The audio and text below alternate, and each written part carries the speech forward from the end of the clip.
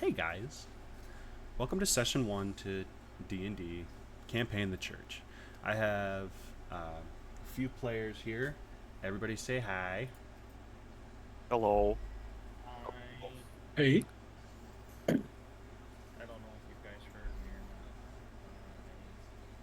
or not. No, they could definitely hear you. Hola. They could definitely hear you. No, so today's session 1 for the church campaign. Party's been about it. No, I don't know how excited y'all have been for it, but I've been excited to try and do this. You guys ready? Yeah. All right. I'm going to read the intro for everybody on Twitch. I know y'all have read it, so listen if you want. Otherwise, here's the setting. Welcome, travelers, to the land of Clifton. This land is an empire that has gone through many hardships and trials, from major famines to overflow of rains. Then came the infestation of the dead. These periods of time usually lasted a generation, roughly 25 years. These periods of time were known as the Cursed Era. The Cursed Era felt unrelenting and torture to cultures, almost killing some races and or species. Towns becoming no more than small villages, and villages wiping off the face of the earth. Populations were reducing to ashes and floods and decay. The Cursed Era was also creating a sense of desperation and depression. No one was able to trust their neighbor, for they might have been robbed the following night just for having an extra loaf of bread.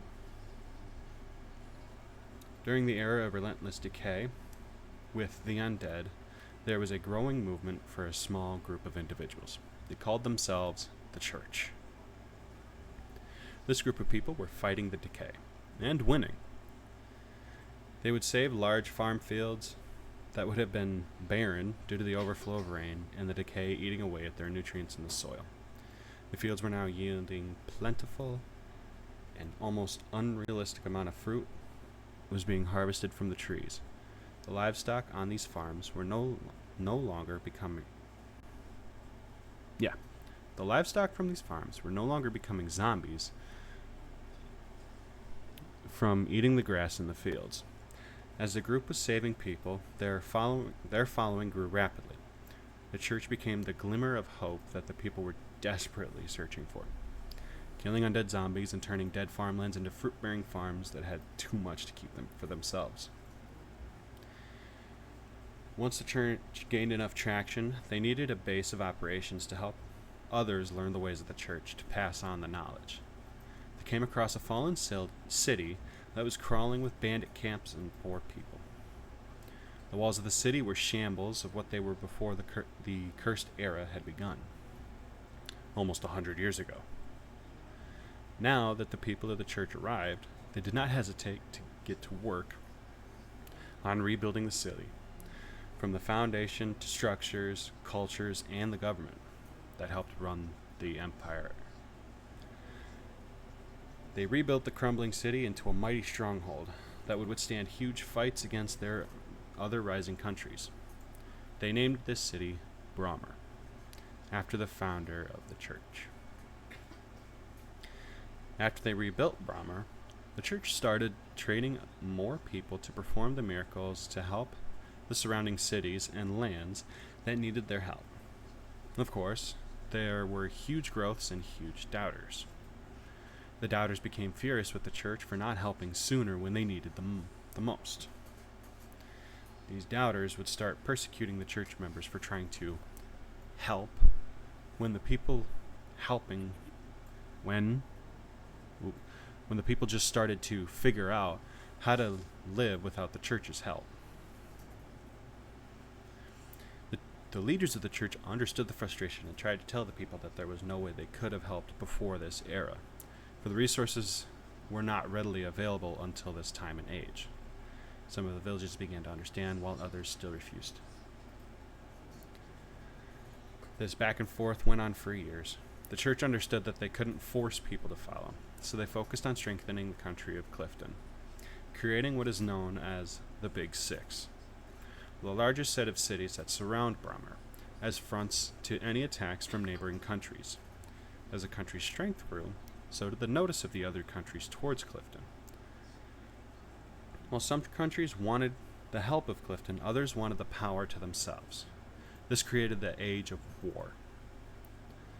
Countries constantly trying to one-up each other, alliances being formed, then backstabbed later to try and gain power. The biggest power that posed the greatest threat towards Clifton was the army of the Black Dragon. This raging army of undead barbarians and kobolds were relentless.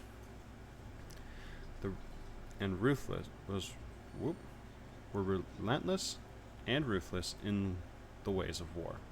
Decay followed where their army would march and fight, spreading more undead and killing the land.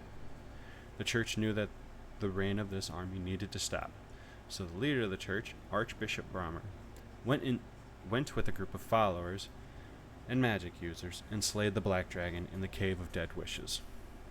They sealed off the cave to try and stop the decay from spreading. They were successful and came out victorious. Once other countries got wind of the Black Dragon army being brought down, the Age of War finally came to an end, and they stopped trying to go after Clifton for their power and, surprisingly, their help. The Archbishop Brommer was labeled the first king of Clifton after there not being a king for over 100 years that wouldn't die within 500 years of their reign. Brommer's reign lasted another 25 years, then passed in his sleep due to old age. His successor, the Archbishop of the Church, became the next king, by vote of the people of Brommer and the Church. A decree was made that king was only to be crowned by the...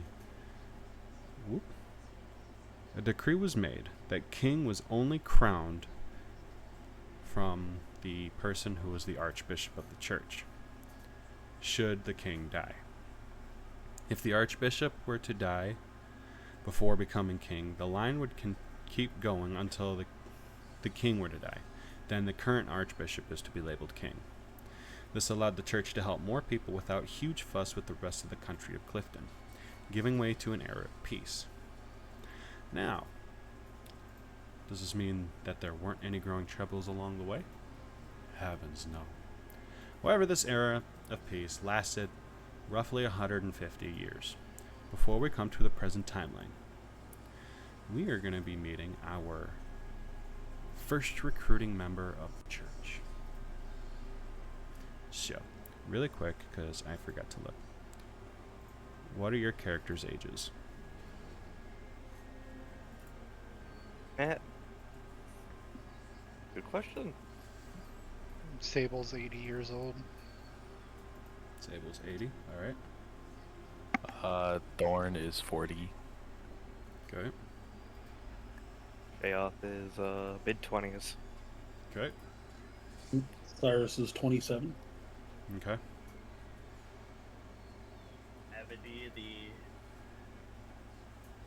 Ebony's 100. No, he's 14. Okay. So Sable, was it being 80? Yep. Go ahead and introduce your character first. Being the first person in this era recruited by the church. Alrighty. I am Sable. I am a rogue elf. My backstory is I started training for war as soon as I reached my adulthood and carry very few memories of life before I took up arms. Sometimes I catch myself reflexively performing the basic fighting exercises, and eventually I go ahead and put that to use on the battlefield.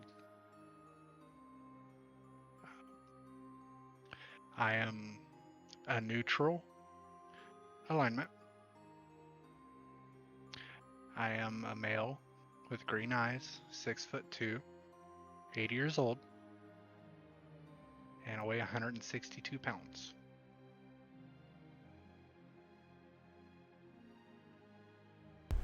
So, how did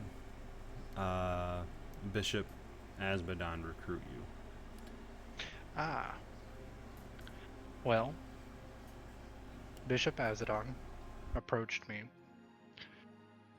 looking to recruit for the church. And sorry, 1 second. No worries.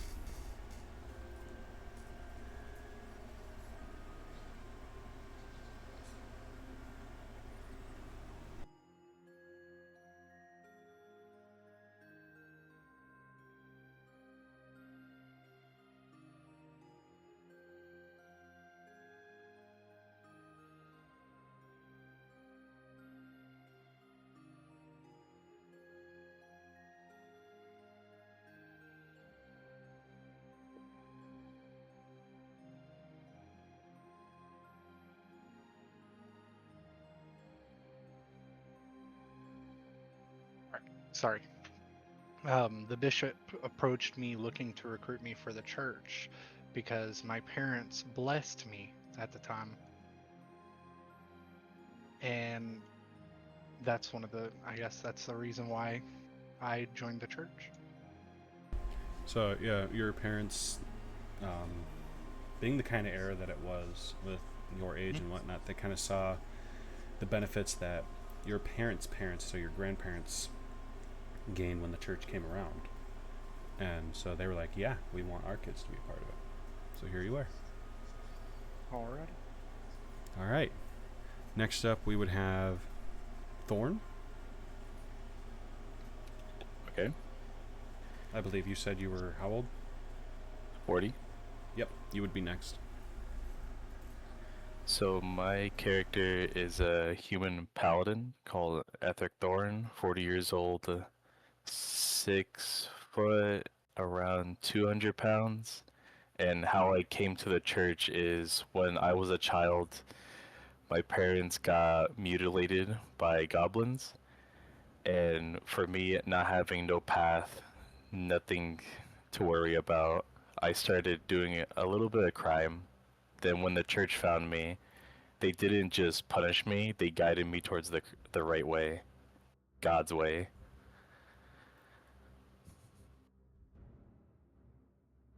All right.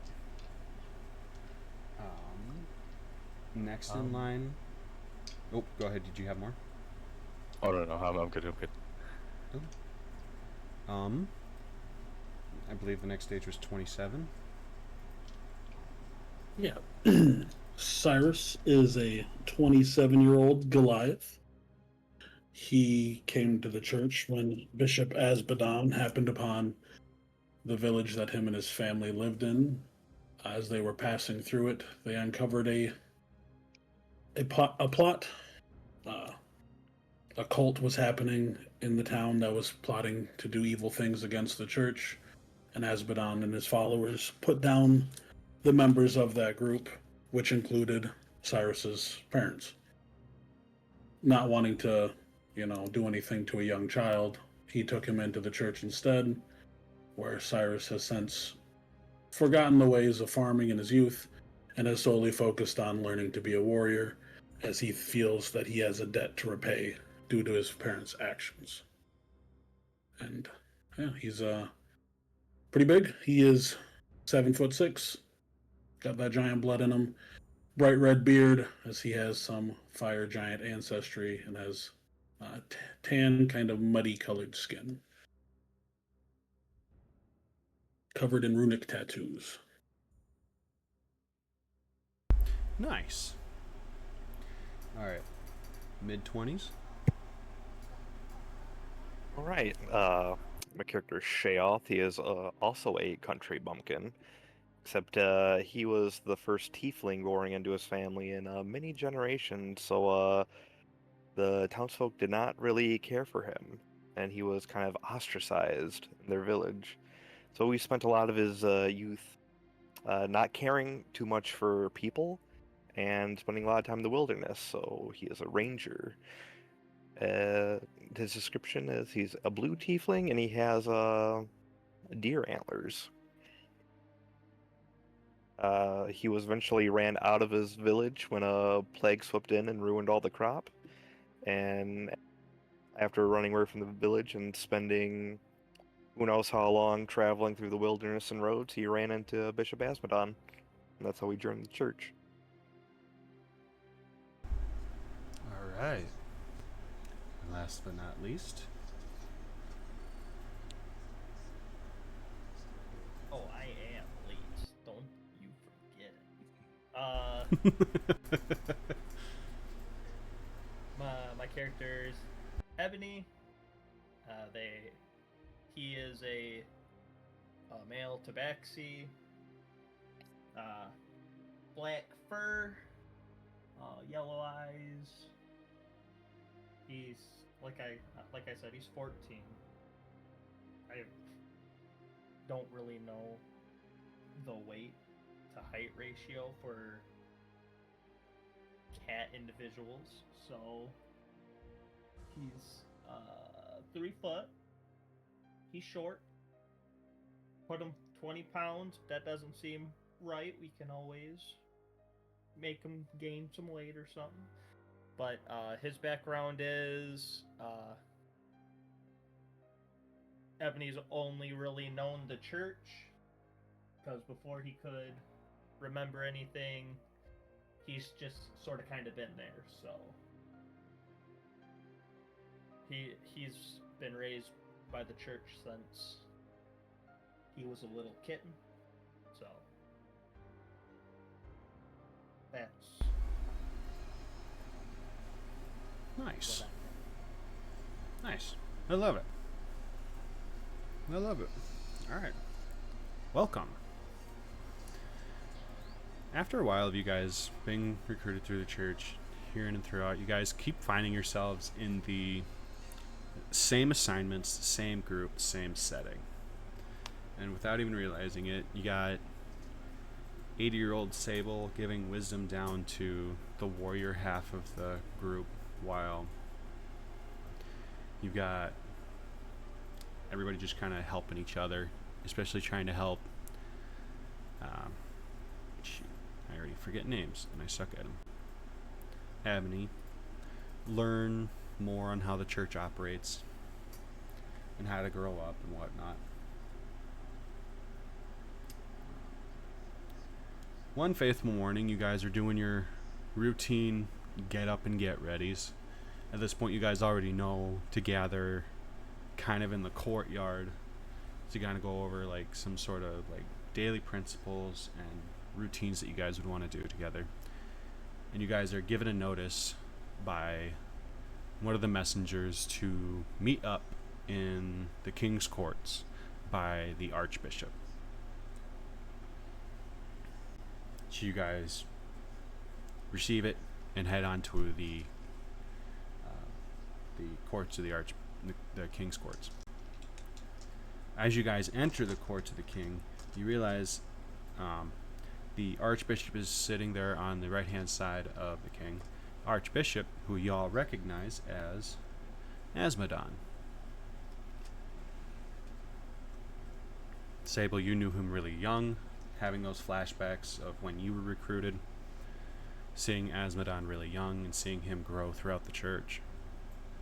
And each one of you guys reflecting on seeing Asmodon as you guys were recruited and growing within the church your guys' selves. King looks down at Asmodon to give the order. Asmodon looks at all of you and says, "We need you guys to head down to the city of Skipple, one of the big six. We're having some troubling rogue issues going on."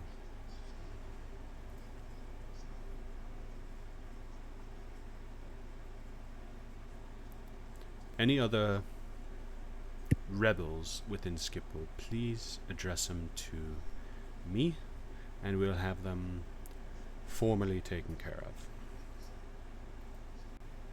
Any comments, questions, or concerns about this quest?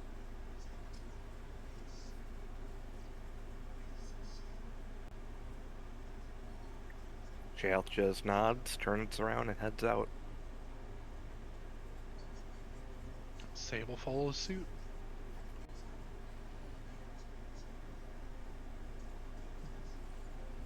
Alright. Ebony follows.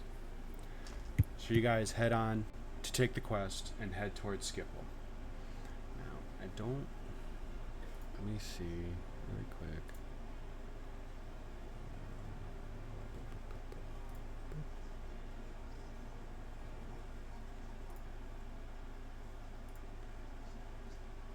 Boom. This is Skipple. You guys were here, and now you're taking this little road down to Skipple.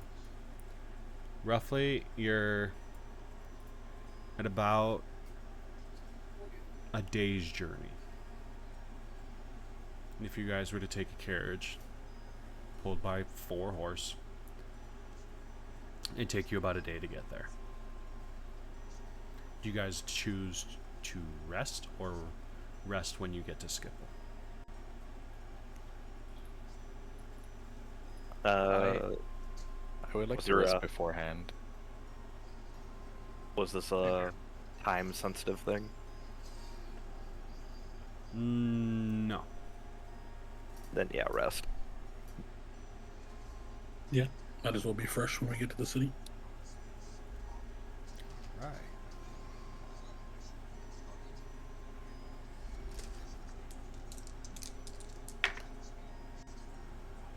Okay. Do you guys take watch? No, actually, you guys have guards escorting you. So, we have one of our party members leave for a hot second. Do we wish to continue?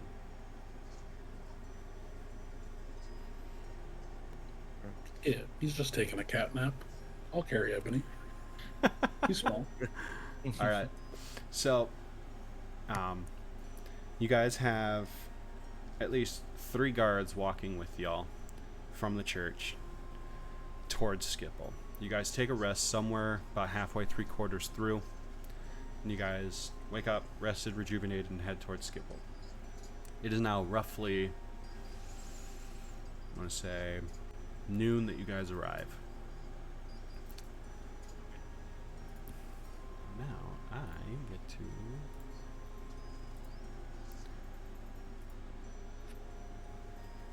show you a really cool map.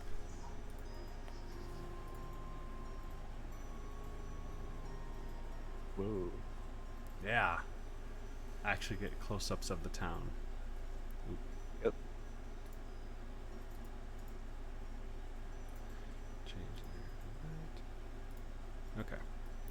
So, you guys enter the town through this road here.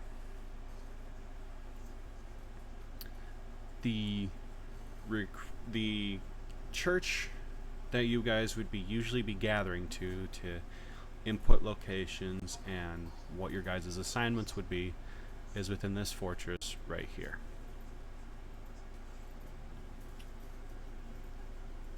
As you guys are walking through, you guys are getting ready to head to that route towards your main objective when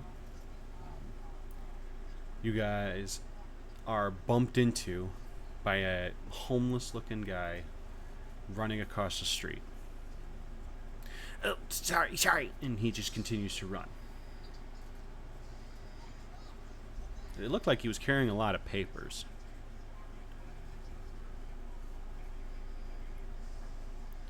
I'm immediately going to check my pockets to see if I'm missing anything.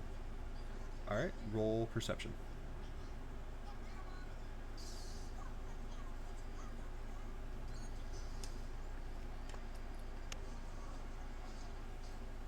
Holy smokes. So, you have all your bearings, you're patting your pockets and whatnot. You notice nothing's missing, but you happen to glance down and notice there's a paper. There's a piece of paper that flew to your feet.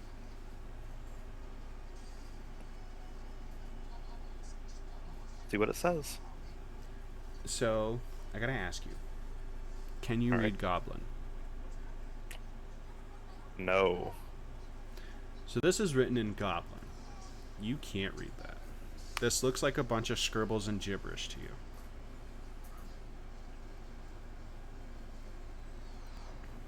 It's kind of tisk.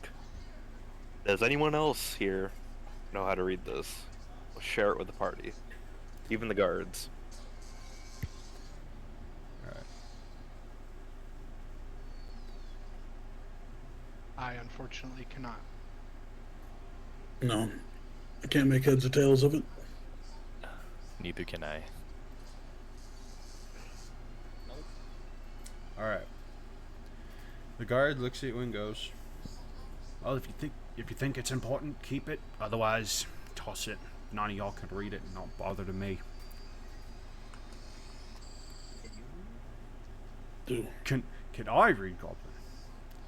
What do you make of me? I ain't some homeless bum.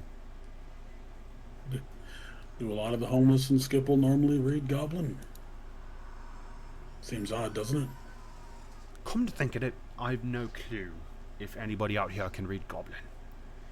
What I have heard, as you guys are continuing to walk towards your guys' destination, what I have heard is a lot of rogues have been using weird scratches and marks and whatnot to cast letters amongst each other. Could be a secret code stating that y'all are here prepared for attack or something like that. It's not ominous at all.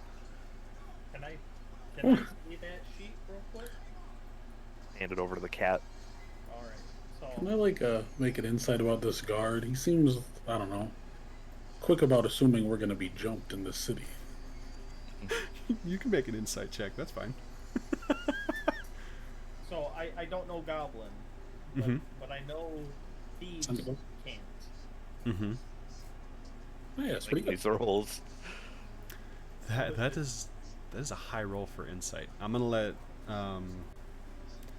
Nash finish his thought, and then I'll go back to the insight really quick. So go ahead. If I don't understand the language, is there like, does anything stand out, even if I don't understand what's really being written, or would I need to know what I'm reading? You understand there's a pattern, but you couldn't make out what it says because it's written in another code, in another language. Yeah, that's 2 language barriers. You're only getting over one of the hurdles. Underline the hurdle that I see. I'm leaving it at that, and I want to say someone smarter will hopefully come by. Don't worry, my fellow village idiot. We'll get through this somehow. We could. If I can somehow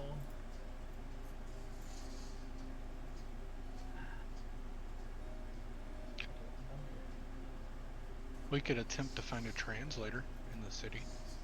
How about that insight check though? Yeah, that insight check. So that insight check on the guard, you can easily tell that he's seen a lot of church members get jumped by a bunch of rogues, and he doesn't think twice that a majority of the rogues that he's been dealing with are of goblin nature. So he's put the two together in a sort of a racial sort of way. He's like, all goblins are rogues and all rogues are against the church. Oh, So he's racist. that's kind of the vibe you're getting from this. Just shrug. Makes sense.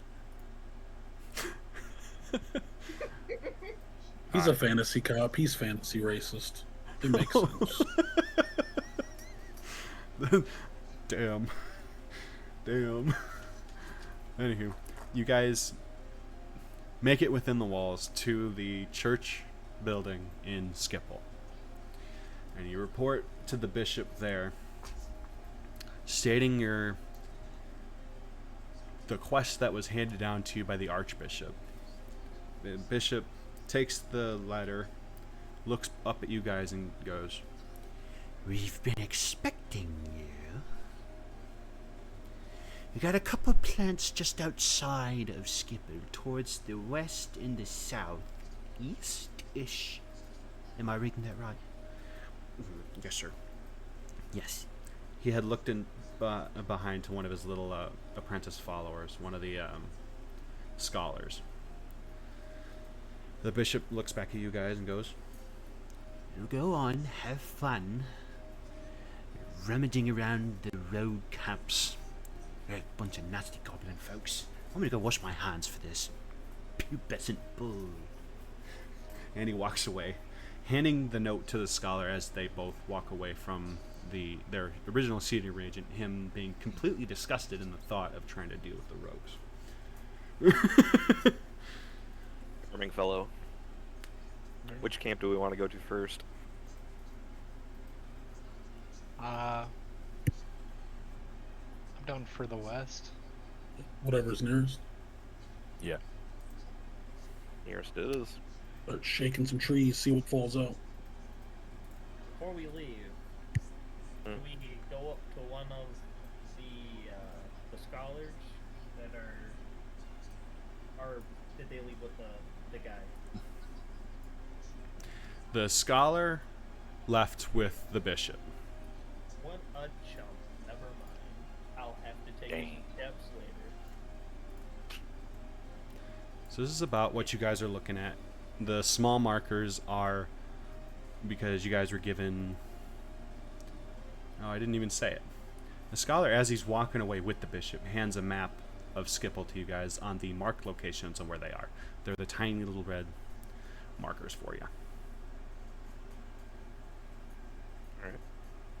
I thought he's right here next to me. I can ask him a question. As he's walking away, he's fully walked out of the room now. Sorry. I had to add that little note because I was like, hold on, this doesn't make sense to just surprisingly have the note. So I added that little bit in there. My apologies. Do we want to head to Claybrook first then? Yeah. All right. So, Alright. Oh, Claybrook. Gotcha. I was not reading that. Cool. So you head down towards the middle of the Claybrook southern section of Skipple. What are you guys looking for, if you don't mind me asking? Hooded figures. Maybe markings. Classist. I heard three things. So I heard hooded figures. What else? Markings. Markings. And...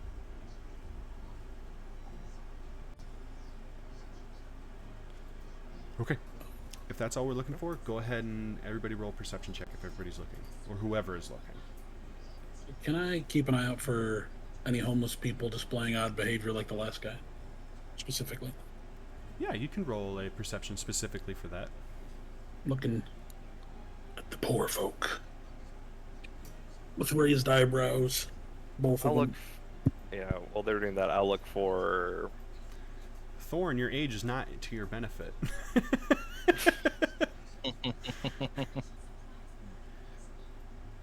Okay. I'm just gonna look out for locals just like mean mugging us and giving us dirty looks.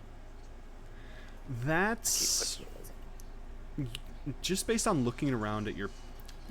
Almost didn't need to roll that, but okay. With a 16, I'd say you could generalize about 5 to 10% of the people that you're looking at just walking around this part of town definitely is giving you a stink eye. You have no idea why, but you're definitely getting that stink eye. Can I look for codes like written outside the building saying like just look for things that are like these that are. Yeah, you sure can. You can look for that. Sable, really quick, you're 16. The general look around. So you noticed there's a lot of people in this part of town either wearing a hood of some sort, either to hide a facial feature, or you noticed one person take off his hood, or a group of people take off their hoods as they're walking into a building, and you notice random markings on the backs of their necks. Okay. All What do you guys think of similarly identical, but slightly different. Yeah, what do you guys think about it? Those markings on the back of their necks. Don't reckon they're birthmarks. They're some type of group of some form. Like tattoos? They're all slightly different, so it's not like a branding or anything. Can I look a little bit closer? Do I recognize this mark? Is it anything of something that's been used in the past?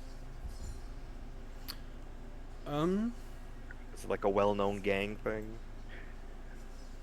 With your guys' history with the church, you'd say, yeah, this is starting to look familiar with the patterns of the rogues that you guys have encountered in other smaller towns, but have not noticed the sophistication of trying to hide it nearly as much over in the Big Six. So yeah, it definitely seems fishy. And what were you trying to say, Nash? I didn't see what you rolled. Yeah, I'm trying to figure that out right now. I could tell you what he rolled, but I think you'd rather roll it again. No, I rolled a 10. I'm just trying to, because I'm trying to figure out how to make the roll from roll 20 go to. I told you have to get the add-on for it, Nash, but no, you don't want to get the add-on. That's how you get it to work. How do you get the add-on? We'll deal with it a different time. Just do your classic /R rolls. Alright.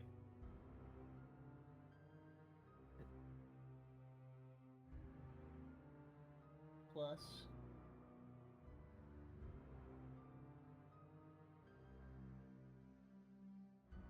+2. You didn't put your plus.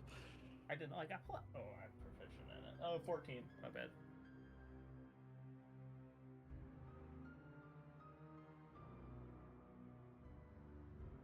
Okay.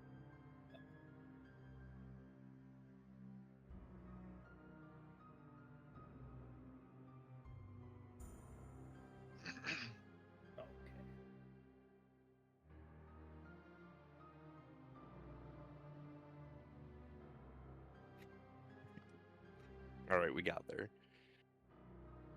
I said 14. Hey, it's better than the 10.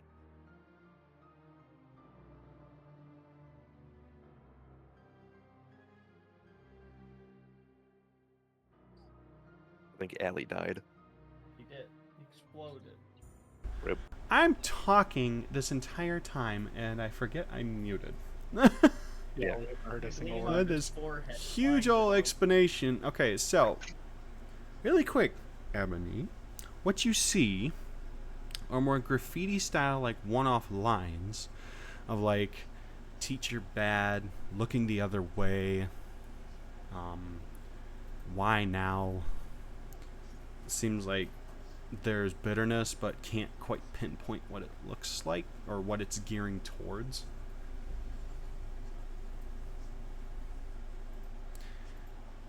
You almost feel like, in modern day sense, you're in the hood of the town. So there's graffiti on some of the buildings here and there, some in languages you don't understand, some in one-off lines like what I had just described, and then there's like random pictures or whatnot. Though you did notice one of the symbols that's eerily familiar to the ones that your companion described on the back of those dudes' necks.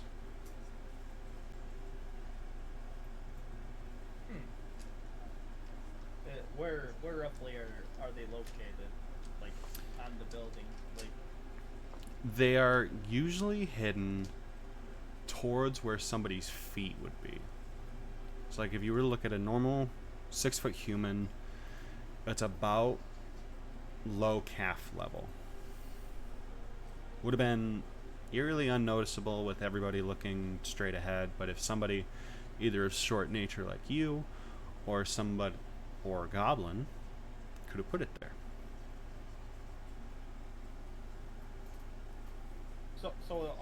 is there more of those symbols on certain buildings than other buildings, or are they sort of kind of just plastered everywhere?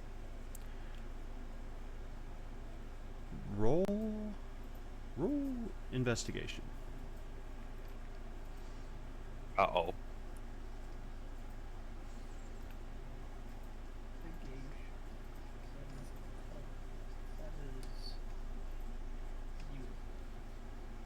Holy moly. Got the green numbers, boys. With a nat 20, you notice that it almost seems like there's a pattern between the buildings that these symbols are placed on. You notice it almost forms like a line, you could say, between buildings.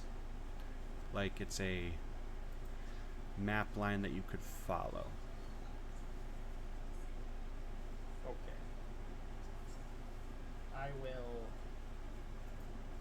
tell the group, I think we should go in this way.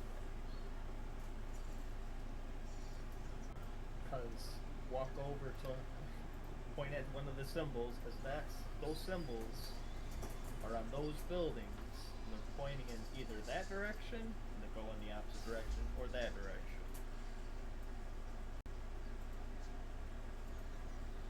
I'll just shrug. We don't have a timeline to really deal with these rogues, so we're going off on a tangent.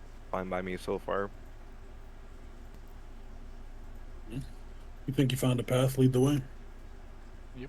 I just don't know which way is the right way. Oh, we'll find somebody at the end. We'll get answers from them. Okay. We're gonna go.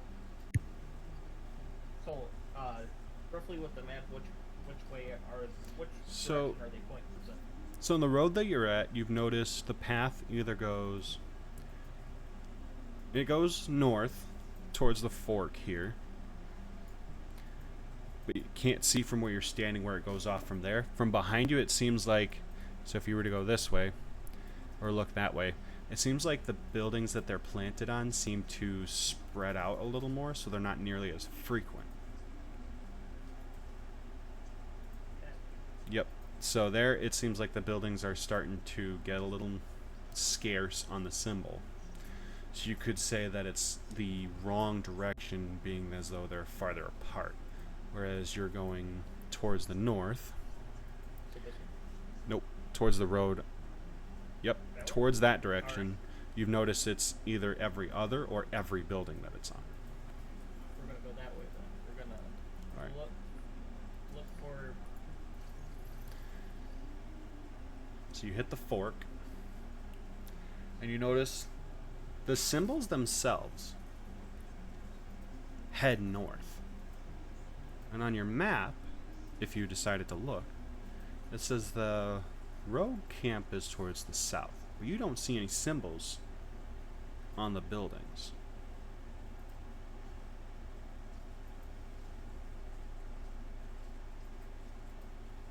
Is there like something that we're standing on? No, it's just a fork in the road between a bunch of buildings. And then, so the symbols just stop, or No, so the symbols are still repeating if you head more this direction.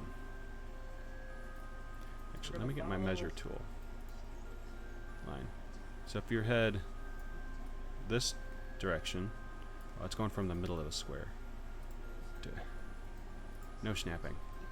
So from here, if you were to head this direction, you've noticed the symbols are still on the buildings. Head this direction, there aren't any. we're gonna follow the. Yeah, we'll follow it. We'll keep going. What's the worst that could happen? Alright. You end up in a city square, what feels like a city square anyways, with a huge fountain right in the middle. On the fountain, on the very smallest base of that fountain, because you're already looking for these symbols, you notice a ring of them at the base of the fountain.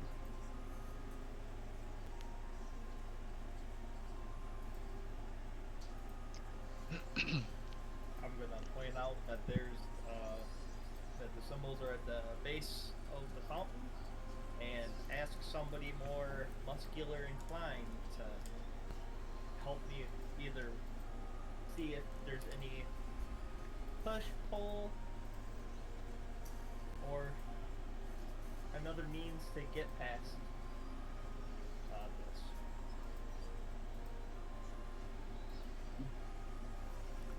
So who was wanting to Take a look at it. Take a look at it? And then while he's also doing that, is it okay if I take another look around for people with symbols on their neck? You can certainly do that. I need Cyrus to roll investigation, and I need, who is that? Thorn or Sable? Sable? Go ahead and roll Yep. perception. I would like to help the person who's trying to. Hey, that's pretty good. I'd like to help the person who's trying to move the fountain with the help action. Alright. You certainly can. Does that add like a d4 to his roll? It gives him advantage. Okay, so just roll it again.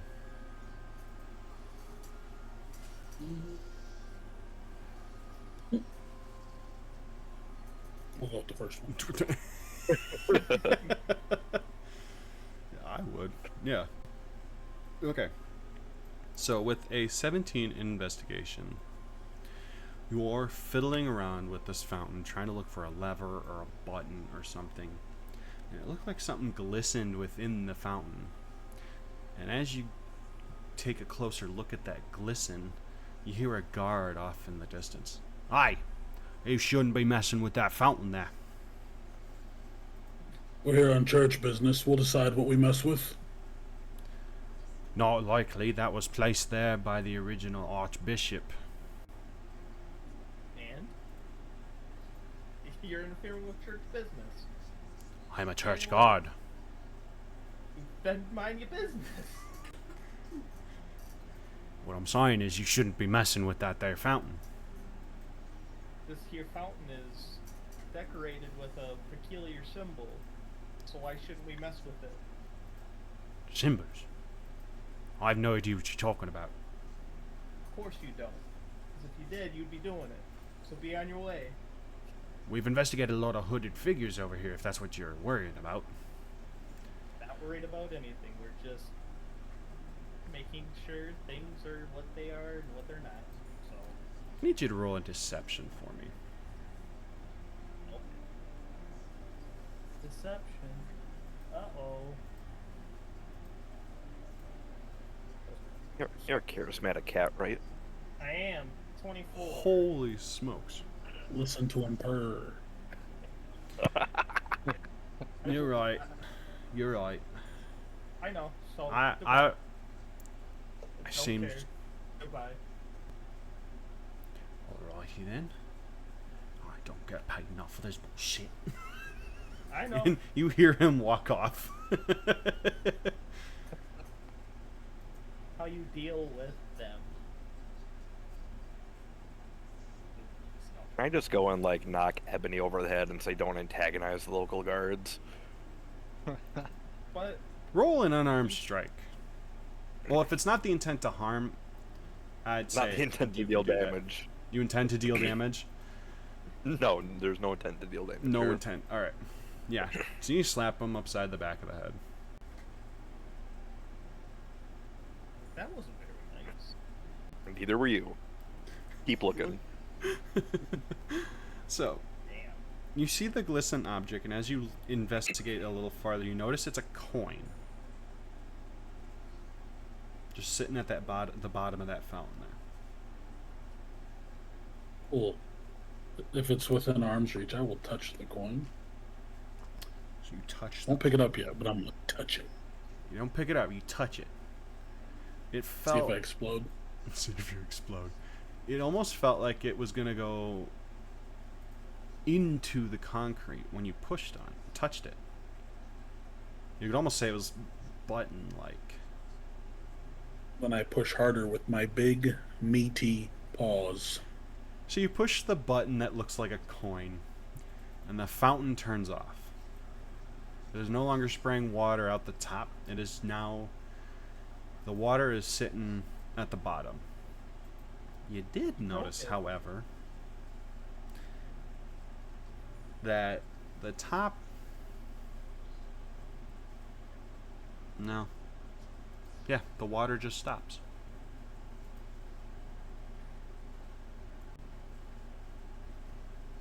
You do notice the water level sinking at the bottom. Almost as if it was draining. Are there drain holes? How big's the fountain? So the fountain is roughly 15-foot radius. And the centerpiece Okay. comes like from the outer edge. There's about, let's say 15 radius. You're looking about 5-foot distance from the edge of the fountain to the middle of the fountains. That's nothing but water, and that middle section is the part that spigots out water. Gradually getting smaller with each level towards the center pillar. The water, you definitely start to see drain holes off to the corners, so that it seemed like common people would pass by, seeing, hey, it's a fountain, it's just going to continuously rotate water. You do, however, see a really big drain hole towards the center towards the centerpiece. You can fit roughly a medium-sized creature through it.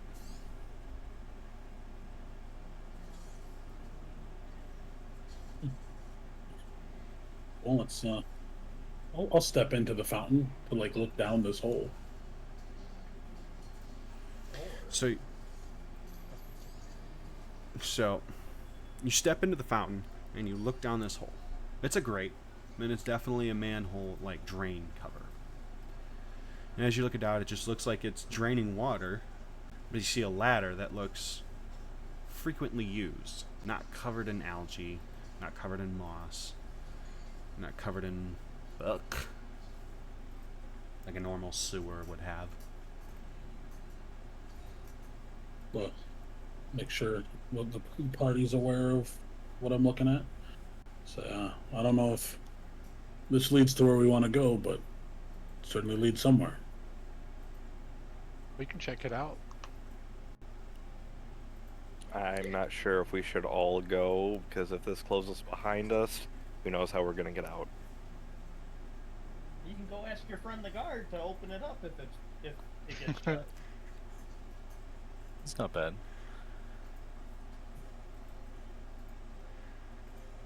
Do one of y'all look around for a guard? Do we still have our church escort with us? No, you guys are. You 5 are by yourself.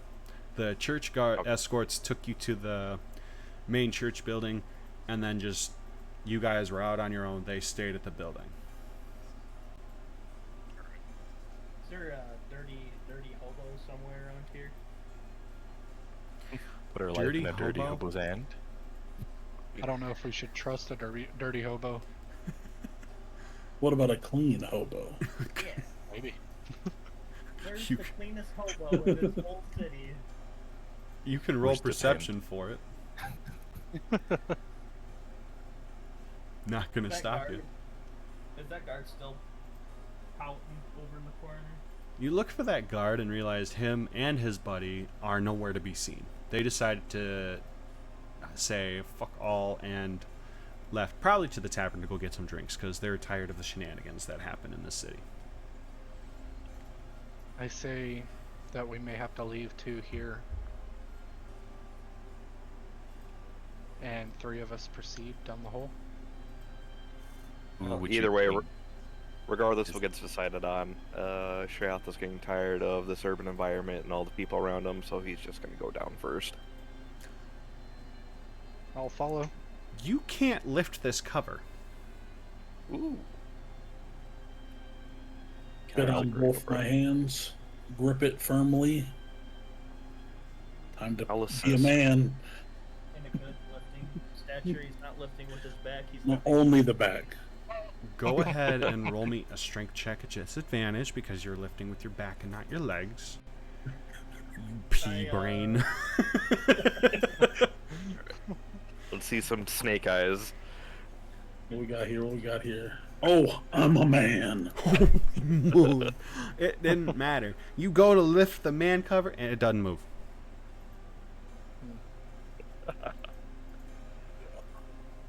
I know. You man, I heard it look jiggle. Like a guy's- You heard it jiggle. It didn't move. It didn't that come was up. Literally the hardest I could ever lift anything. It didn't work. And he got the green number and everything. It can't be opened. Let's head back where we came from. Well, do you think we could open it with a crowbar? I do have a crowbar. I do too. Are there other... Can I look for other buttons in the fountain? Roll an investigation.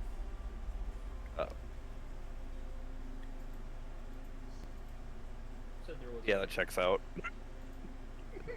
Oh my lid. So Tried your best. as you're That's all that matters. as you're like you decided to get on your hands and knees to look for some ungodly reason. There's like minuscule water now in the bottom of this fountain. You guys can comfortably maybe just getting your knees and hands wet and just crawl around it and look. We're looking around, not seeing anything. You ended up on the opposite side of the fountain. You're like, ooh, I found a coin.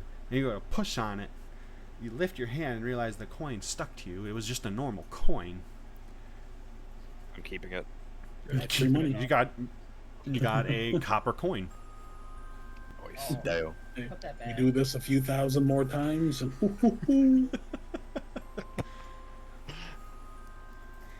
Geoff, if you're thirsty, Can here's I some go water. ahead and help him look around for a button as well? Yeah. You said that there was a circle of the thieves symbol. I'm assuming it's a thieves symbol. You can assume what it is.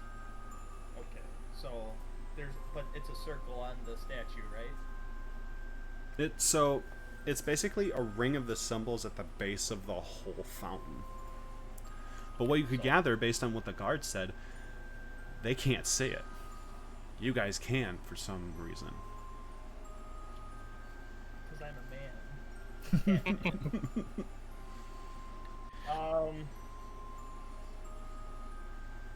I'm gonna look at the statue itself.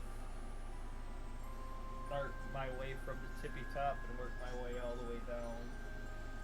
All right, go ahead and roll an investigation check, and same with you, Sable. Before you roll your check, Sable, try your best. That's all that matters. You get a D6 for inspiration. Ooh.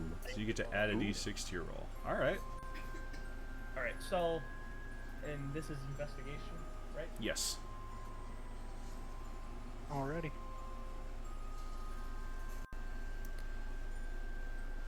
And then roll a d6. If you want to, you can hold on to it. It lasts a minute. Or- I think.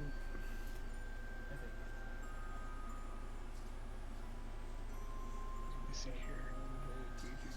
I believe it's slash roll It's an hour. 1d6. I'm thirsting for 20s. The 19. So if you want to, Sable, on roll 20, there's a die on the left-hand side of the screen. Yep. You can just hit the 1d6 if you want Oh, cool. to add to that. Hit /R. Hey, Holy moly. numbers.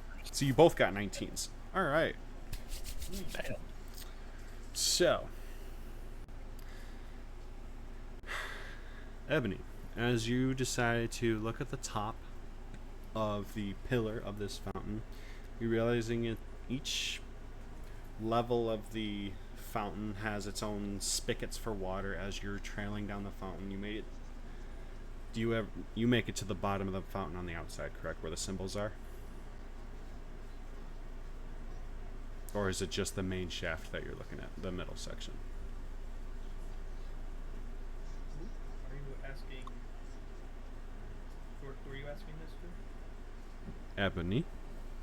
Oh, my bad. I was looking at the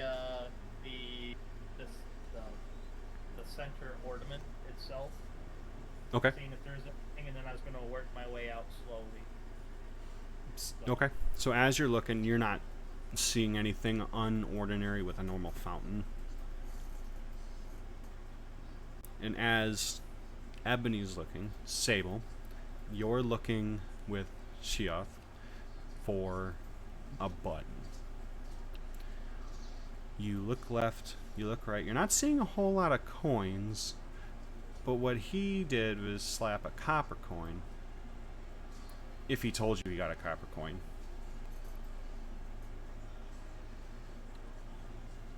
Sheoth, did you say you got a copper coin? I do have a copper coin. No, did never mind. Anywho, you see, Sable, another gold coin lying around. Before you managed to get to it, you slipped, and your hand catches yourself and lands on this gold coin, and you hear a click. Lift your hand, there's no coin in your hand, and the coin raised back up from the concrete. You click the button. The manhole grate cover slides open.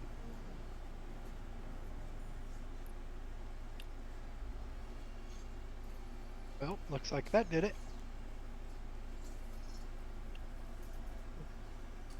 Good job. I'll head on in. I'll follow you. Still getting tired of all these people and being in a town. Alright. You think someone should still be outside, guarding the entrance, or you think everyone should go in? Don't you worry. We'll be fine. I think we should leave at least one outside. It'd be better if we didn't get trapped inside, if there's no exit. Always an exit. The water has to go somewhere, right? True enough. True. What do y'all think? Who would you suggest should be outside? You asking me, the DM, or the other players? The other players. Okay. It's not going to be me. I'm already making my way down. Yep, I've been moving my way over there to head down as well. This is a crazy question. Okay. We shut the grate. Then we go to the other place. The other place? Please explain Other your place. question. It wasn't a question, it was a statement. What other place? I was gonna say we were gonna trap you guys. I don't know. There's other places on the map. Unfortunate that we lost 2 companions, but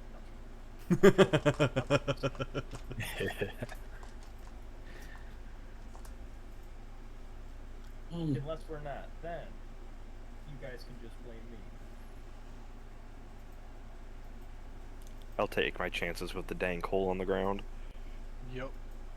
Same.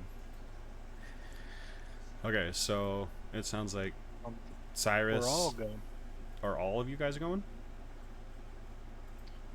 That's As useful it would be for somebody to stay. If somebody's going to trap us here, then they would also know where we're going. So if we split up, it may be kind of helping them more than anything, because they could kill us separately if they wanted to, or attack us separately. Right. Let's all go then. All right. Yep. You all decide to go. As you guys are making your way down, Sheoth hits the bottom first. There's about a couple inches worth of flowing water at the bottom.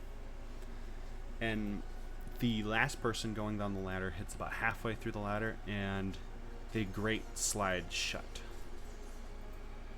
Nice. And then the water starts to resume back into the fountain. But as the water resumes, you realize the water isn't seeping into this cover. Is there light in there? Dim. It's very dim. So those of you who had dark vision, it would be like a normal day. If you didn't have dark vision, it seemed pretty dim. Roughly, you could see 30 feet in front of you.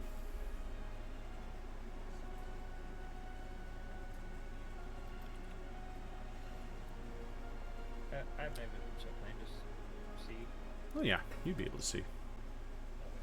Night vision's stronger than dark vision. I don't have night vision. I have dark vision. Okay, you have dark vision, I'm a- and you can see I'm a full fake 60 ass feet.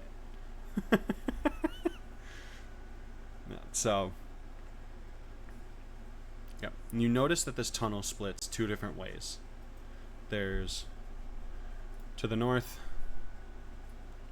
and to the south.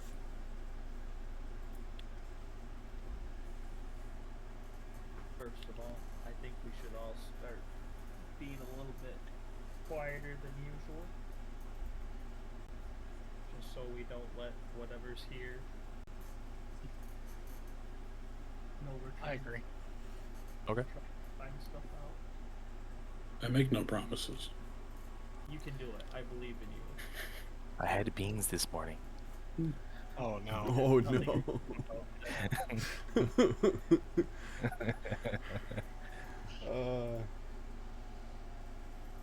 Let me see. Hold on.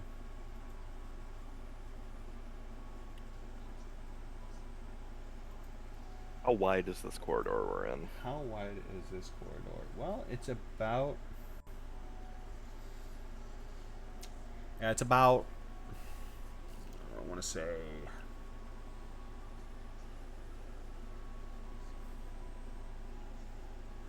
20 feet wide. All right. Yeah, out of nowhere, you're just here.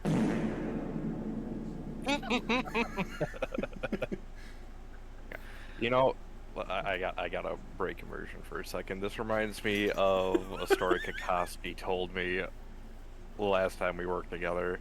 And he was just like, I think all elves should have disadvantage on stealth checks because they're supposed to be like feminine-esque, like hairless beauties. Therefore, they don't have ass hair, so they have sloppy, loud farts.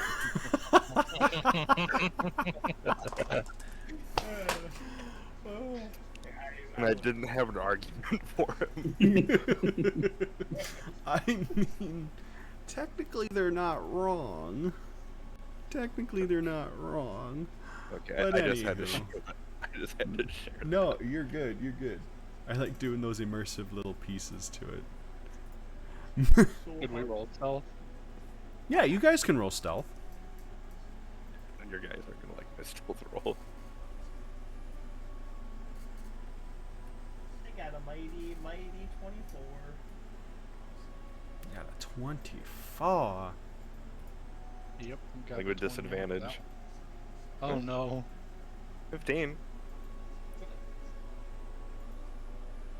Would have known. Yeah. Oh. What'd you get? Oh, you know, some good. Did you use the D6? You that's just not inspired me, but it's not gonna help. I got a 5.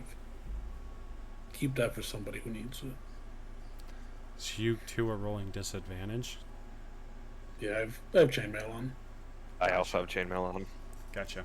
Okay. So, Scale mail. Okay, that's understandable. You guys still haven't told me which way you're going. South. South? South. Southeast. That's where I'm going. All right. Well, should we look around for more symbols while we're down here before we take off? I mean, the symbols led us here, so I would say this is where the symbols were meant to lead us. Well, we still should look just in case, because They may be leading a certain direction down here, and we could just be walking towards the exit if we're not going the right direction. Well, it said it only leads north and south, right? From where you stand, yes, you can only see north and south directions. And I was just gonna say we know the relative location of two rogue hideouts are one to the north and one to the south. so either way, we should strike gold. I'm peculiar about north. But it doesn't hurt to look around and see if anybody's dropped anything in this kind of initial landing area. Maybe give us an idea of who has passed through here. All right, go ahead and roll perception for who's looking.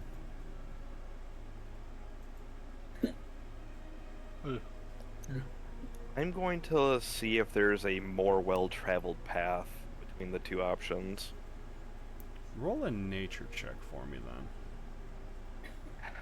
Shit. Really screwed me over with these intelligence checks. No. Oh, You're 6.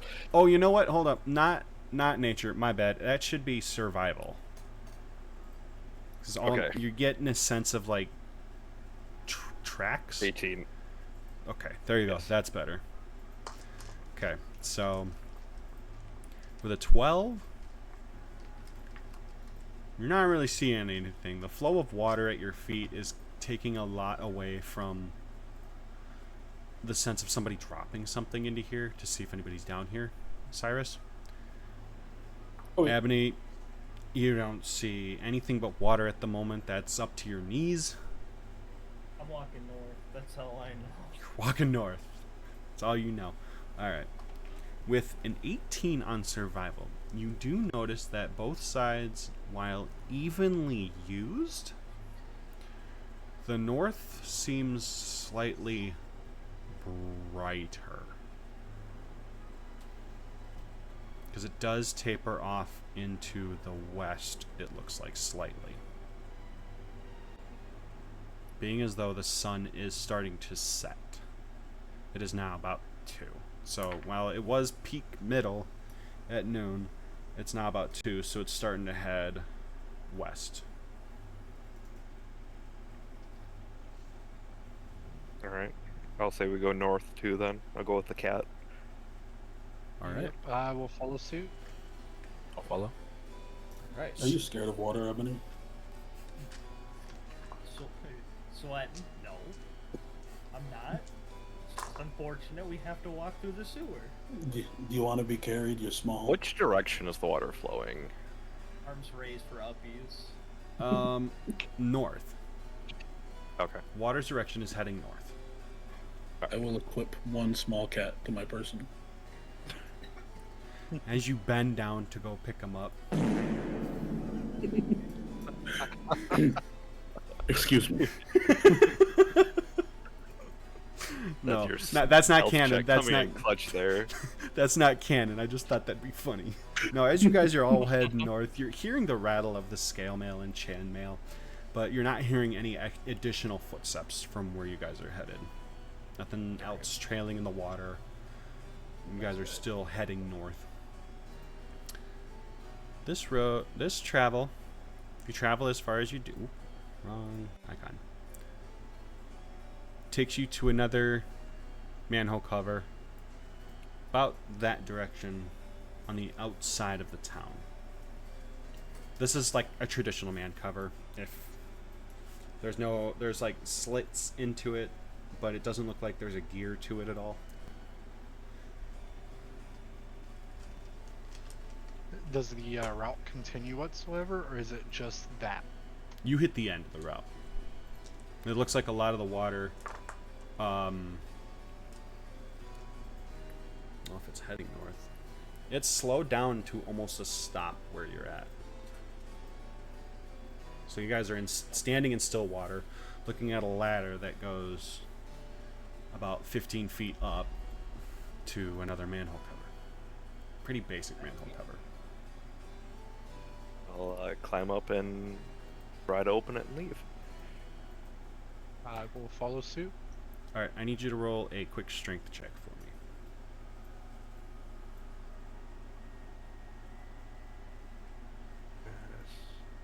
Strength saving throw. Usually I try to figure out how to, there it is. Oh, 9. With a 9, you get it to wiggle. You get it to wiggle. It's not quite giving you what you want. But you're trying. Muscle you're boy, wiggling get it. up here. Can I help him?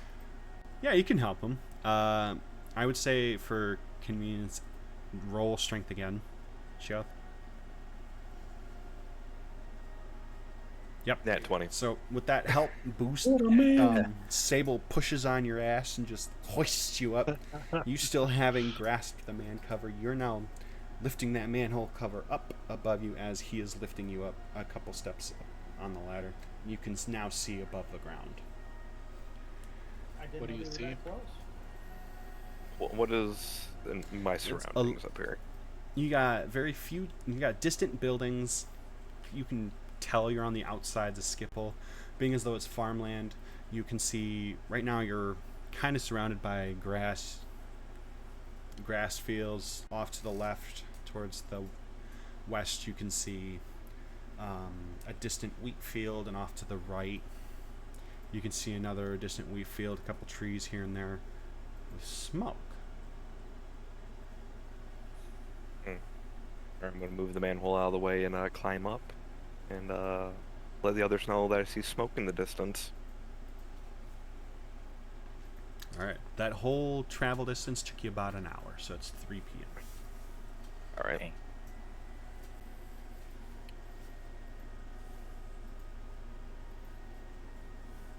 I'm gonna sneak up on the smoke. You're gonna head towards the smoke. All right. So you guys are heading towards the smoke. You come up to the main road that would enter back into Skipple. You see a couple passerbyers. There's a couple wagons far out. There's a couple wagons that look like they're trying to leave. You guys are still continuing. You come about a football field's distance away. It's about 100 yards out. And you notice it's not just smoke, there's a bonfire. This bonfire is surrounded by a few black tents and one giant red tent off into the distance, or off to one side. So it creates kind of like this ring of tents around it, and then the big one almost seems like a central hub, almost like the commander's tent. You said we're about 100 feet out? 100 yards. 100 yards, okay. So it's about I'm going 300 feet. That's a big football field. That's a normal football field. Is it? Yes. Well, I mean, technically, normal football field's 110 yards, but who's counting? 3 feet is 1 yard. 100 feet. 100 yards is 300 feet. All right. Yeah. Okay. I'm going to say I'm going to try to stealth approach to at least half that. Stealth I'll move check. halfway up. All right, go ahead and roll that. Nice. Yeah, I'll roll with disadvantage, I know. Oh my. 5. Oh my. I'm gonna sneak away from the not sneaky guy. I'm not sneaking into it, I'm sneaking up to, like, halfway there. I'm not going all the way. You try to sneak, so you fall flat on your chest and try to rummage down through the wheat field that you're now approaching. And everywhere you're going, you're creating a noticeable path in the wheat. Nobody sees you, but you're definitely creating the fact that there's something roaming through the wheat. Oh, all right. Do I get there though? You get to where you desire to go. Okay. I just wanted to get Unnoticed. halfway there, and I'm taking the hide action. What does that do? Let me see if I can click on it. It actually gives me a description. I believe the hide action just. With the hide action, you try to conceal yourself. Okay. You must succeed a DC 15 stealth check. I'm in a wheat field, right? Yes. So would you say I'm heavily obscured? Well, because I said you were belly crawling through it. Yeah. Okay. So I just need to make a high enough stealth check here. I think this one's just... Well, again, nope, doesn't check. Oh, that's all I wanted to do. I'm not hidden in this field. I'm like a scarecrow standing out here, but don't worry. Your idea of hide is hiding in plain sight. So you grab some of the wheat, rip it out of the ground, stand in a T-pose, and look as if though you were a scarecrow watching the field. Right. So you do get a pretty good advantage on seeing what's around you, because now you're closer. You see, you're just staring at them from a field. You see that this ring of tents is definitely a hub for rogues. There's a bunch of rogues roaming around looking at the campfire. You can definitely see about half of the population of those rogues are indeed goblins. And then you can see some scattered other races here and there, some human, some humanoid. You happen to glance over towards the biggest red tent and notice a giant dragonborn creature walk out of there towards the fire. Can't hear what he says, but you could definitely tell he has a commanding voice, and he raises his hand, speaking loud and firm, and gathers the attention of all the rogues surrounding him, as if to give a speech.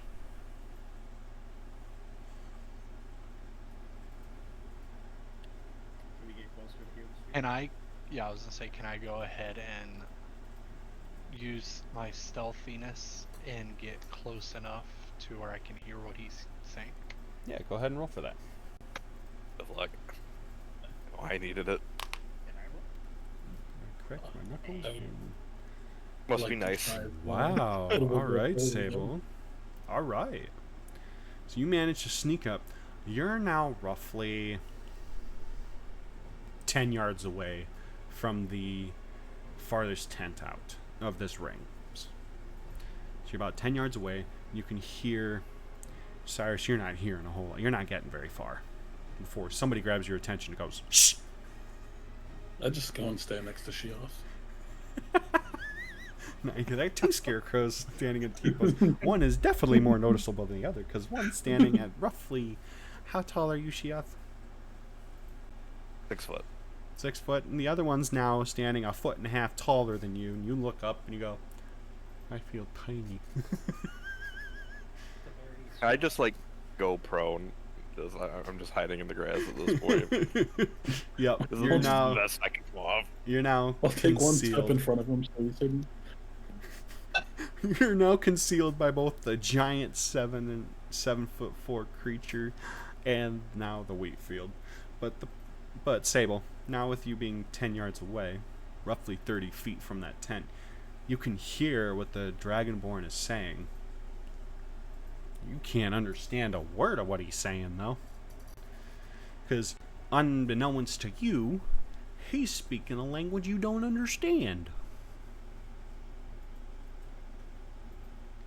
Did I sneak What up language would that be, if you don't mind me asking? Goblin.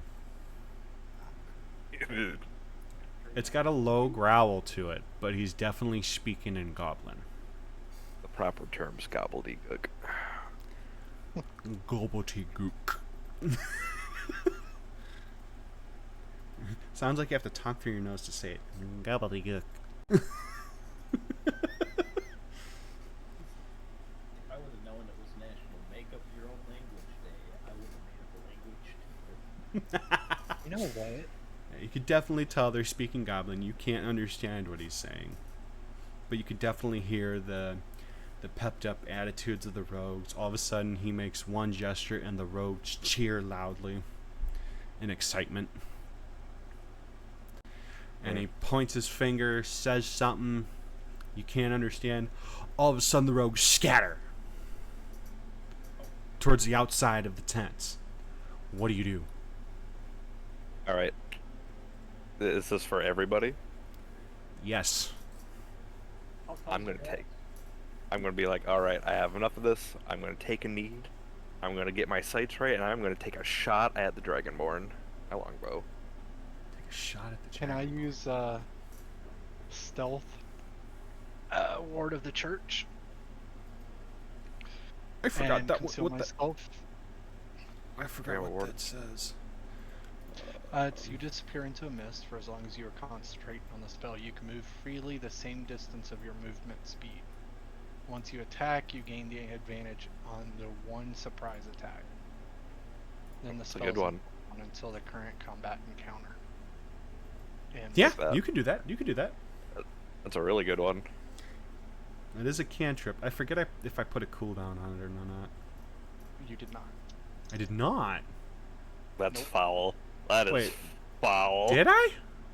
Wait, didn't you say you can't use it till at least the end of combat? No, Oh. it says you can't use it again. It's on cooldown until the end of the combat encounter? encounter. That's the cooldown. Okay, so the cooldown is you can only use it once per combat encounter. Okay. Now that I got that cleared out of my... But there is no duration to it. That is true. The moment you attack, get hit, or touch another creature, basically, this spell would end. So yeah, in theory, it does not end until you do that. Or just tell You it to can end. Go ahead and Yeah, you become invisible to the naked eye. How tall's the grass? Grass is roughly 4 foot. So you'd be concealed regardless? I don't know what's happening. I'm tiptoeing, trying to look and see. The way you got here was you followed Sheoth's path of wheat separation. Because that's all you could see. That, and then I stand up, looking over his shoulder, like, Okay. So. Okay. So, as you see all the rogues scatter about in several different distances, who was lining up the shot? It was me, actually. I need to see something real quick. Is the Dragonborn or a goblin within 120 feet? Then I don't know 120 if I feet got from where you're close standing. You're. Let's see that distance from that ring of tents. You were standing 50 yards, so that would put you 150 feet. Yep. Okay, I'm just gonna start. That's sprinting just towards the from from the ring of tents from where you're standing. So that outer ring, that doesn't count the distance between that tent ring to the fire pillar. I said I'm bonfire. gonna hold up my shield and start running. Hold up your shield, start running. All right. Do I have enough time to move up a couple dozen feet still?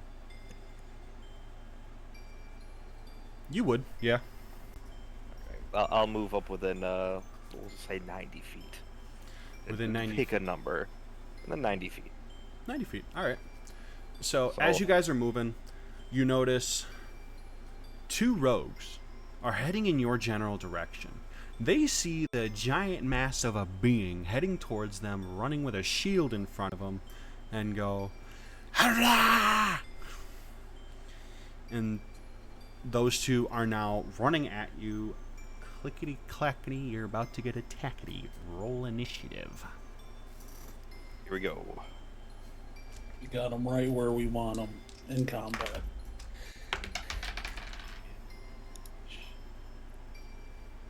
Not bad. I'm ready. Erect and ready. Okay, now I need to do something really quick. And because I didn't prepare this section. Yay. You should have known. Well, I should have known. Geoff is a murder hobo. He likes to kill everything that moves. I do you haven't think killed we anything yet. I didn't expect it to go this far off the main track that I had in mind. Welcome to Dungeons and Dragons. We're just sniffing out the combat. I don't have tokens for the rest of you.